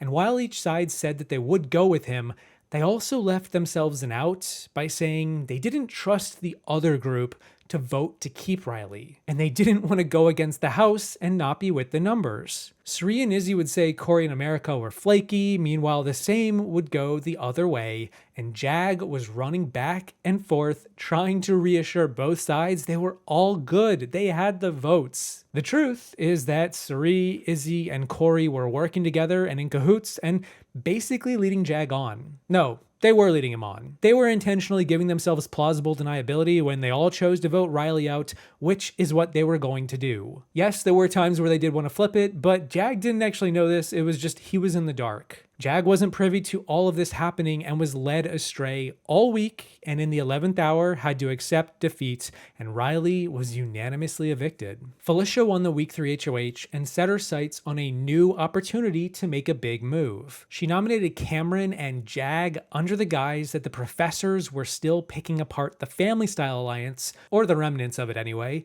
but in reality, we're backdooring Hayden. Hayden had lost his alliance's trust when he was HOH in week 2, and Jag's opposition were ready to eat their own. Jag was the backup target if Hayden won the veto, But then Jag won the veto and he secured his safety. Hisam was put up in his place and Hisam was backdoored. That said, to placate Jag, who was now in a state of disarray after losing his alliance and his closest ally in Reilly, Cirie, Izzy, Felicia, and Jared decided to create a fake alliance with Jag and his closest allies Matt and Blue to pull them closer right before Hisam was backdoored. They wanted to snow Jag into believing he had a new home. This was now the final 7 to the end, and they were called the 7 Deadly Sins. To Jag, this was his real alliance. He was loyal to them, especially after they proved it with the Hisam backdoor, and Jag was ready to go to battle with them. Unfortunately for Jag, Week 4 saw Cameron win HOH, an ex-family style flipper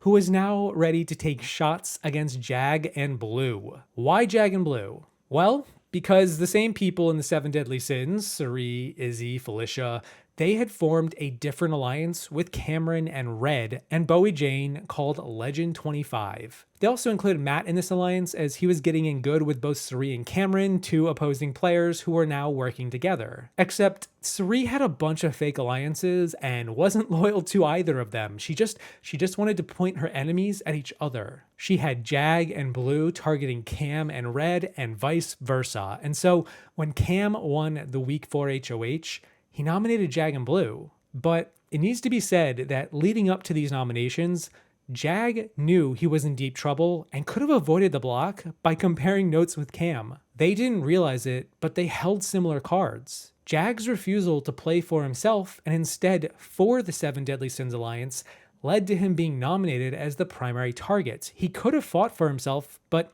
as he said going into the game, he wanted to find an alliance and be loyal. This was him doing that. Unfortunately for him, this alliance wasn't real and a majority of them were against him. Red won the veto, didn't use it. Jag did not put up much of a fight. He felt like his days were numbered and he was right. Jag was facing imminent doom, and while he had cards to play and secrets to expose to potentially save himself, anything works, he instead chose not to. He went down with a sinking ship that was half abandoned for almost nothing. When I say it might be the worst gameplay of any winner in 25 seasons, I'm not being hyperbolic. Jag was evicted 10-0, and by all means, this normally would have been the end of his road. Not to victory, but to defeat. 13th place and a pre-juror. And it kind of makes me think now, what if Dan didn't do this on season 14, didn't expose the Quack Pack, and we didn't get the funeral? Well, Jag, this was your funeral. By a vote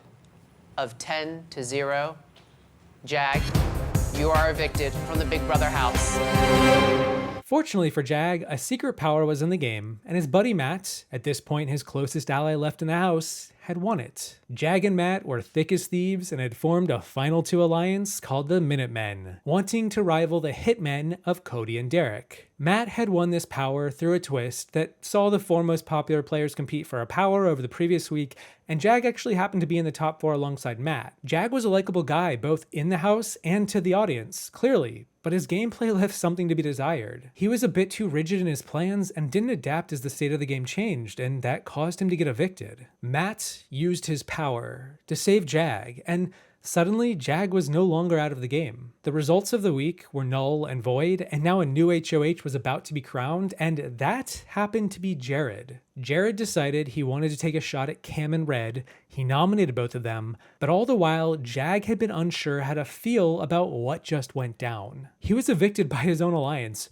What happened there? Jag was confused and would spend much of the next few weeks questioning his closest allies to get to the bottom of how exactly the votes landed on him. America, someone he wasn't aligned with but was close friends with him, tried to clue him in on the fact that Cirie was clearly running the game. She knew this from Corey, who was close to Cirie, but was growing distant as Jared proved to be a menace to Corey, like a mean older brother, and Corey was slowly losing faith in Jared. But Jag didn't believe America, and just like that, he instead fell back in line with the 7 Deadly Sins, and they were his plan until the end. He went right back into that fake alliance who just voted him out. Even worse, however, is that after Cameron won the veto, a scheme was hatched by Jared and Blue, one of Jag's closest allies, to put Jag back up on the block as an alleged pawn. Jag could prove that he was still good with the 7 Deadly Sins by being cool with this. even though he wasn't. And meanwhile, the Alliance would just use him as a pawn to get Red out. Jag didn't fight much though, and decided to just take another one for the fake team that didn't have his back, and he was put up next to Red after the veto was used. The problem was that Red was never the target for Jared or Cirie, it was Cam, and since Cam was safe, the next target was gonna revert back to the previous week. That being Jag. Cam was targeting Jag due to Legend 25, and Jared took a shot at Cam, but it missed. So now the plan was to go forward with Cam and Red still in the game and split up Jag, Matt, and Blue. And why would Blue be okay with this? I don't know. It's Blue. She was also in a showmance with Jared. Jag was about to get re-evicted and had no idea, sitting yet again on the block, believing he was a pawn, and it was only at the 11th hour, the night before the eviction, that things got dicey between Red and Cam and Cirie, and so Cirie decided to switch the target to Red and vote him out instead. Jag had no idea, but he was now spared. Cameron was blindsided by the Red eviction and then happened to an HOH and initially had Jag believing that he was going to target Jag all over again. But that was not the case. Cam gave Jag a deal for 1 week of safety because Cam had another plan in mind. Jag took the deal and was able to breathe easy. Cam unexpectedly nominated Izzy and Felicia with a secret plan to backdoor Cirie. He had figured out that Cirie was not on his side and she was the mastermind. Indeed, 2 + 2 = 4. Jared won the veto, however, and had no intentions on using it, and this created a big debacle between Cam, Jared, Izzy, Cirie, and eventually Corey in America. Jag was mostly on the sidelines for a lot of the drama that was unraveling before him, but it basically came down to Corey and America deciding to flip the vote against Izzy whilst working with Matt and Jag. They also had Mimi on their side as she was closer to Felicia, who was also on the block next to Izzy, and they only needed 5 votes. Cirie realized Izzy was in trouble and told Jared, and Jared then made up a lie about information that he received from Jag about the vote flipping against Izzy. Mind you, the vote flip against Izzy had just been established the day before. When Jared lied to Corey and Matt about Jag exposing this vote flip, they believed Jared because, it was true, the vote flip was happening, and because Jag had proven not to be the most reliable player in the game. Corey and Matt were frustrated with Jag, but of course they then talked to him, and immediately it came out that Jag never told Jared anything. Jared just made up a story to leak the info, and he got what he wanted. He got the truth. He now knew there was a flip happening, and this caused so much commotion. Everything is just hitting the fan, and everyone is coming up and down stairs. It's like I'm the Grand Marshal of Cam's Chaos Week Parade. Definitely want to clear the air. Enough of this he said, she said. Let's just see if Jared's telling the truth. Did I ever do that? No, you never said that to me. I never did. Never said it to me. Didn't Jared just come in and tell us that? Never said it to me. An hour ago? Jared is a liar. I don't know what Jared is doing, and I especially don't like that he's hurting my reputation with Corey and with my closest ally, Matt. A huge blowup occurred. Jag was mostly just chilling in the middle of it, watching the fight happen, and eventually Izzy was evicted. Corey in America had also spilled all of the tea at this point to Jag and managed to finally convince him to stop trusting the 7 deadly sins. They were fake. Corey knew this for weeks thanks to Cirie, and Jag needed to believe Corey in America going forward. Jag woke up, dropped the Alliance once and for all, although it took 3 weeks to get there. The game was now shifting and the power was up in the air with Izzy gone, Cirie's second closest ally, but then Jared clutched it out and won the next HOH. He wanted to target Cam for Izzy's eviction and was planning to put up Jag next to Corey, but then settled on Corey and America as pawns for a Cameron backdoor. It's important to note for Jag's game here that Matt, Jag's closest ally, had made inroads with Cirie leading up to this all happening,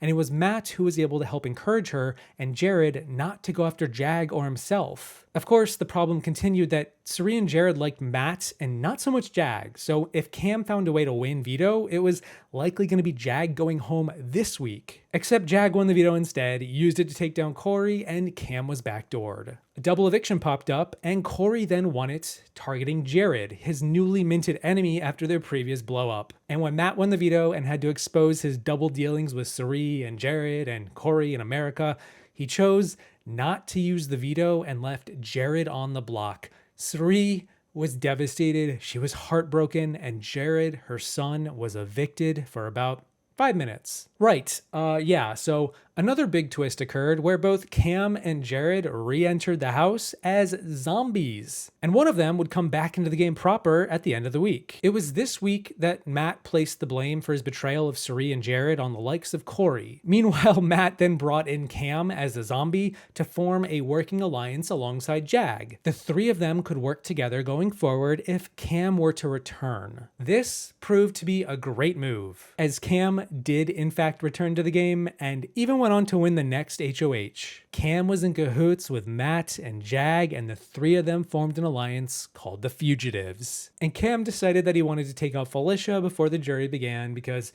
he thought that she would be an unreliable juror. It was also this week that Matt looped in Bowie Jane as an extra player on their side too. Bowie never really had a home most of the season and connected with Jag and Matt over their shared experience of being deceived heavily by Cirie. Cam won the veto and strongly considered using it to backdoor Corey instead of taking out Felicia, but Jag was able to convince both Matt and Cam that it was too soon to take out Corey. Mostly, Jag wanted to keep Corey, as Corey was on Jag's side for the immediate future. Jag was considering taking Corey to the Final Four even. What were Felicia and Mimi doing for him? Normally, Matt was getting his way more than Jag in their duo, but this time, Jag was able to talk Cam down from taking the shot, as it meant Corey and America could target Blue. Meanwhile, Blue could target Corey and America. Meanwhile, the vote also then flipped to take out Mimi instead of Felicia, as Mimi was just better at competitions. Bowie Jane then unexpectedly won her first comp of the season as she became the next HOH,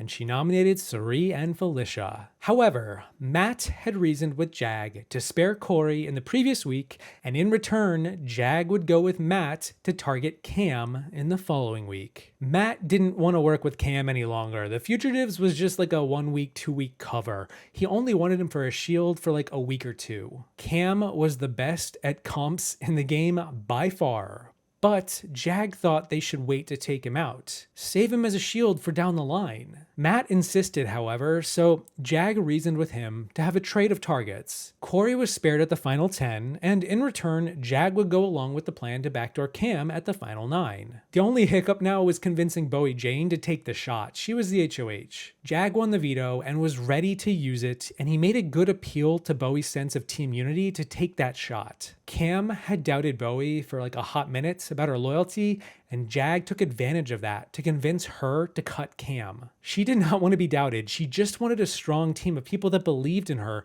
and Jag and Matt were giving that to her. Bowie also never liked Cam that much anyway, so boom. Cam was nominated again and evicted again. Would Jag suffer that same fate? It needs to be said that the moment Cam was evicted, the game basically was a done deal from here on out. Jag, Matt, and Bowie would go on to win every single HOH and veto from the final 9 to the final 3. Jag would personally win 8 of the next 12 competitions, breaking the single season record and winning the most vetoes of anyone. Of course, it wasn't just smooth sailing to get to that point. There was a bit of a bumpy, ugly ride to get there, but still, Jag's physical game would come up incredibly clutch from here on out and be his saving grace week in and week out until the final 2. Everyone not in this trio alliance of himself, Matt, and Bowie, of which they now called themselves the Mafia, were toast. Jag won the final 8 HOH, a secret power HOH that made him quote-unquote invisible,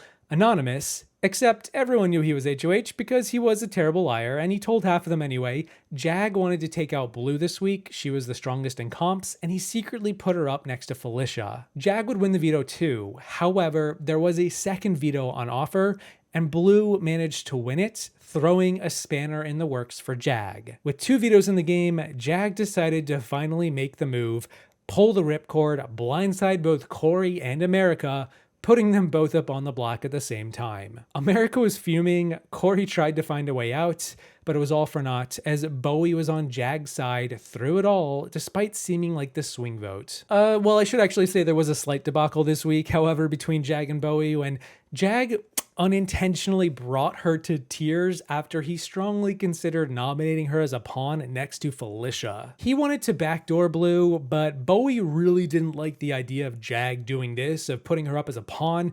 She was finally feeling good about her allies. Ultimately, he didn't do it after seeing her strong reaction, but this move really upset Bowie. With Jag being the invisible HOH, this meant that he could also compete in the next comp too, completely breaking the format of the game. Jag competed and won the next HOH as well, winning back-to-back HOHs, and it was a good thing this twist broke the format as Suri was about to win it instead, and she was gunning after Jag. But Jag won the final 7 HOH and tricked Blue into thinking that she could be a pawn next to America, with America being the target. Jag won the veto, didn't use it, and even though Suri could see through the ruse and had convinced Felicia and Blue what the deal was, it didn't really matter. Blue was evicted 4-0. A second double eviction popped up. Bowie won her second HOH of the season, and to prove just how loyal she was to the Mafia, she put up America and Felicia. Matt won the veto, didn't use it. America was now evicted. Matt won the final 5 HOH and decided to put up both Suri and Felicia. Matt had also disclosed to Suri in the prior week before the double that he was keen to take a shot at Jag had the opportunity presented itself. Suri told Felicia about this, who then went and told Jag about this, hoping to throw Suri under the bus. And Jag then confronted Matt. Matt denied it, and Jag believed him, believing it was just Felicia being Felicia. But still, it was true. Matt did say this, he did want to do it. But Jag was becoming a veto king, and he won the final 5 veto, keeping Suri and Felicia on the block, and he even then convinced Matt to evict Suri this week over Felicia. Jag recognized Suri was the biggest threat, and she was close with Matt, and so Matt listened to Jag as a way to prove to him that he was loyal to the Minutemen. Jag had kind of boxed out Matt from working with Suri, and Matt let Jag call this shot. Suri was the next to be evicted over Felicia. This would go on to be a major notch in Jag's belt over Matt. Jag also knew that Matt was being well received by much of the jury up to this point, and that Jag would have a tough time against him in their final 2, something Jag was still up for. To cover his bases, he roped in Bowie, and they agreed to make a final 2 deal of their own. Bowie would take Jag to the final 2 as Matt was too big of a threat, and vice versa. The Mafia trio were now in that final 4, and leading up to this HOH, they wanted to guarantee Felicia wouldn't win it. They created a plan called Operation Pressure Cracker, where they basically would exclude Felicia from hanging out with them, and then they would also try to keep her up as late as possible to prevent her from being in her best shape come the comp. Felicia called Jag out for this, and he denied doing it, and in turn tried to demonize Felicia, painting her as the bad person in return. But it didn't really matter. Bowie won the final 4 HOH, Jag would go on to win the final 4 veto, and now he had a major choice to make. He strongly considered cutting Matt here and giving himself the easiest odds to win that final 3 HOH. Almost kind of similar to Xavier and Kylan from BB23. Up until the last minute, Jag was gonna cut Matt, but then he had a heart-to-heart with Matt before the eviction and realized he couldn't do it. Even though Matt was a big threat and a stronger player than Felicia, this wasn't how Jag wanted to play the game in the end. He wanted to be loyal to an alliance from the beginning, which he was, to a vault, but instead of cutting his closest allies to nab the win, he wanted to now do the opposite. No, he didn't want to lose. He wanted to honor his friendship with Matt and take him to the final 2 after all. He wanted that moment with them side by side facing the jury. Lest we forget, Matt saved Jag back in week 4, and this was Jag returning the favor. Sorta. And yes, Matt did a lot of other stuff all season to save Jag, but still, Jag was fine with taking the road less traveled, even if it meant he would lose. Jag evicted Felicia. Matt then won the first part of the final HOH, and Jag won the second part. The Minutemen agreed to take each other to the final 2, and in the end, Jag defeated Matt in part 3 of the final HOH. He evicted Bowie, and he did it. He fulfilled his ultimate plan. And he didn't have to betray his closest ally to get here. He felt good about how he played, how he represented his community, and how he honored his final 2 alliance. Matt definitely had a resume to flaunt to the jury, and several jurors even thought that he had played the better game, but Matt just wasn't the best public speaker in front of an audience. When the pressure and the spotlight were on him, he tended to defer to other people and sort of shift to the side all season. And he just didn't explain his game all that well or own a lot of it when the jury Q&A happened. On the flip side, Jag took his speech to 11. He owned his game. He was relentless in his conviction for how he believed he deserved to win the season. And while I will personally say it did come off as a little too hot, hey, better to burn out than to fade away. I am standing where I am standing, and you are sitting where you are sitting because I have willed it to be that way. It is not by luck. It is not by a mistake. It is because I signed your eviction notice. My hands are covered in your blood.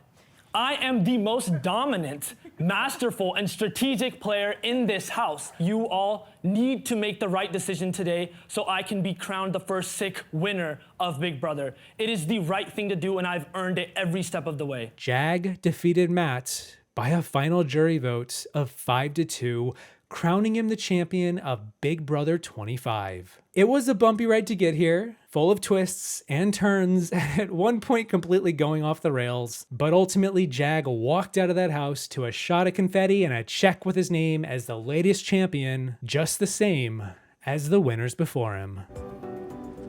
Congratulations, Jag! You are the winner of Big Brother 25!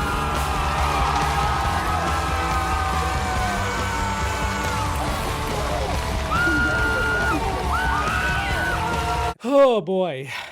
And that is the end of the road.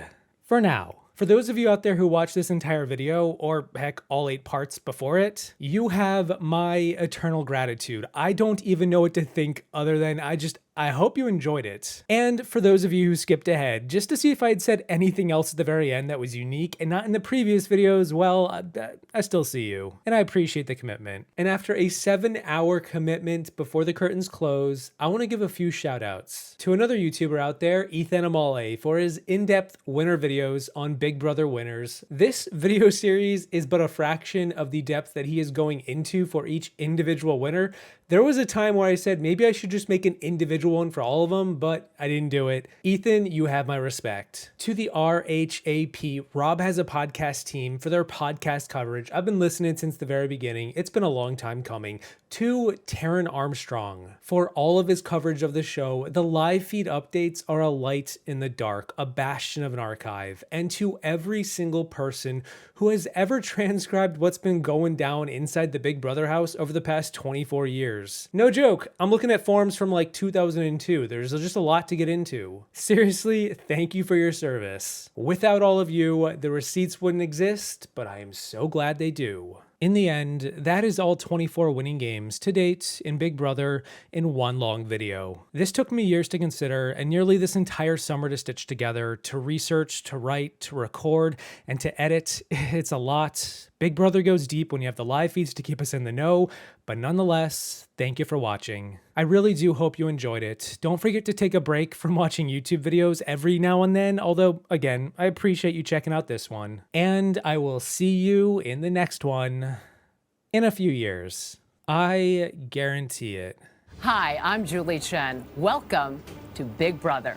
Right now, a caravan of 10 SUVs makes its way from various hotels to the Big Brother house. The house guests will live for the next 3 months with absolutely no privacy. Their every action will be recorded by these cameras, believe me. There's absolutely no place to hide. Who would want to subject themselves to all this? We'll find out in a few minutes. 10 complete strangers will enter, and before it's all over, only one will remain. Big Brother is about to begin.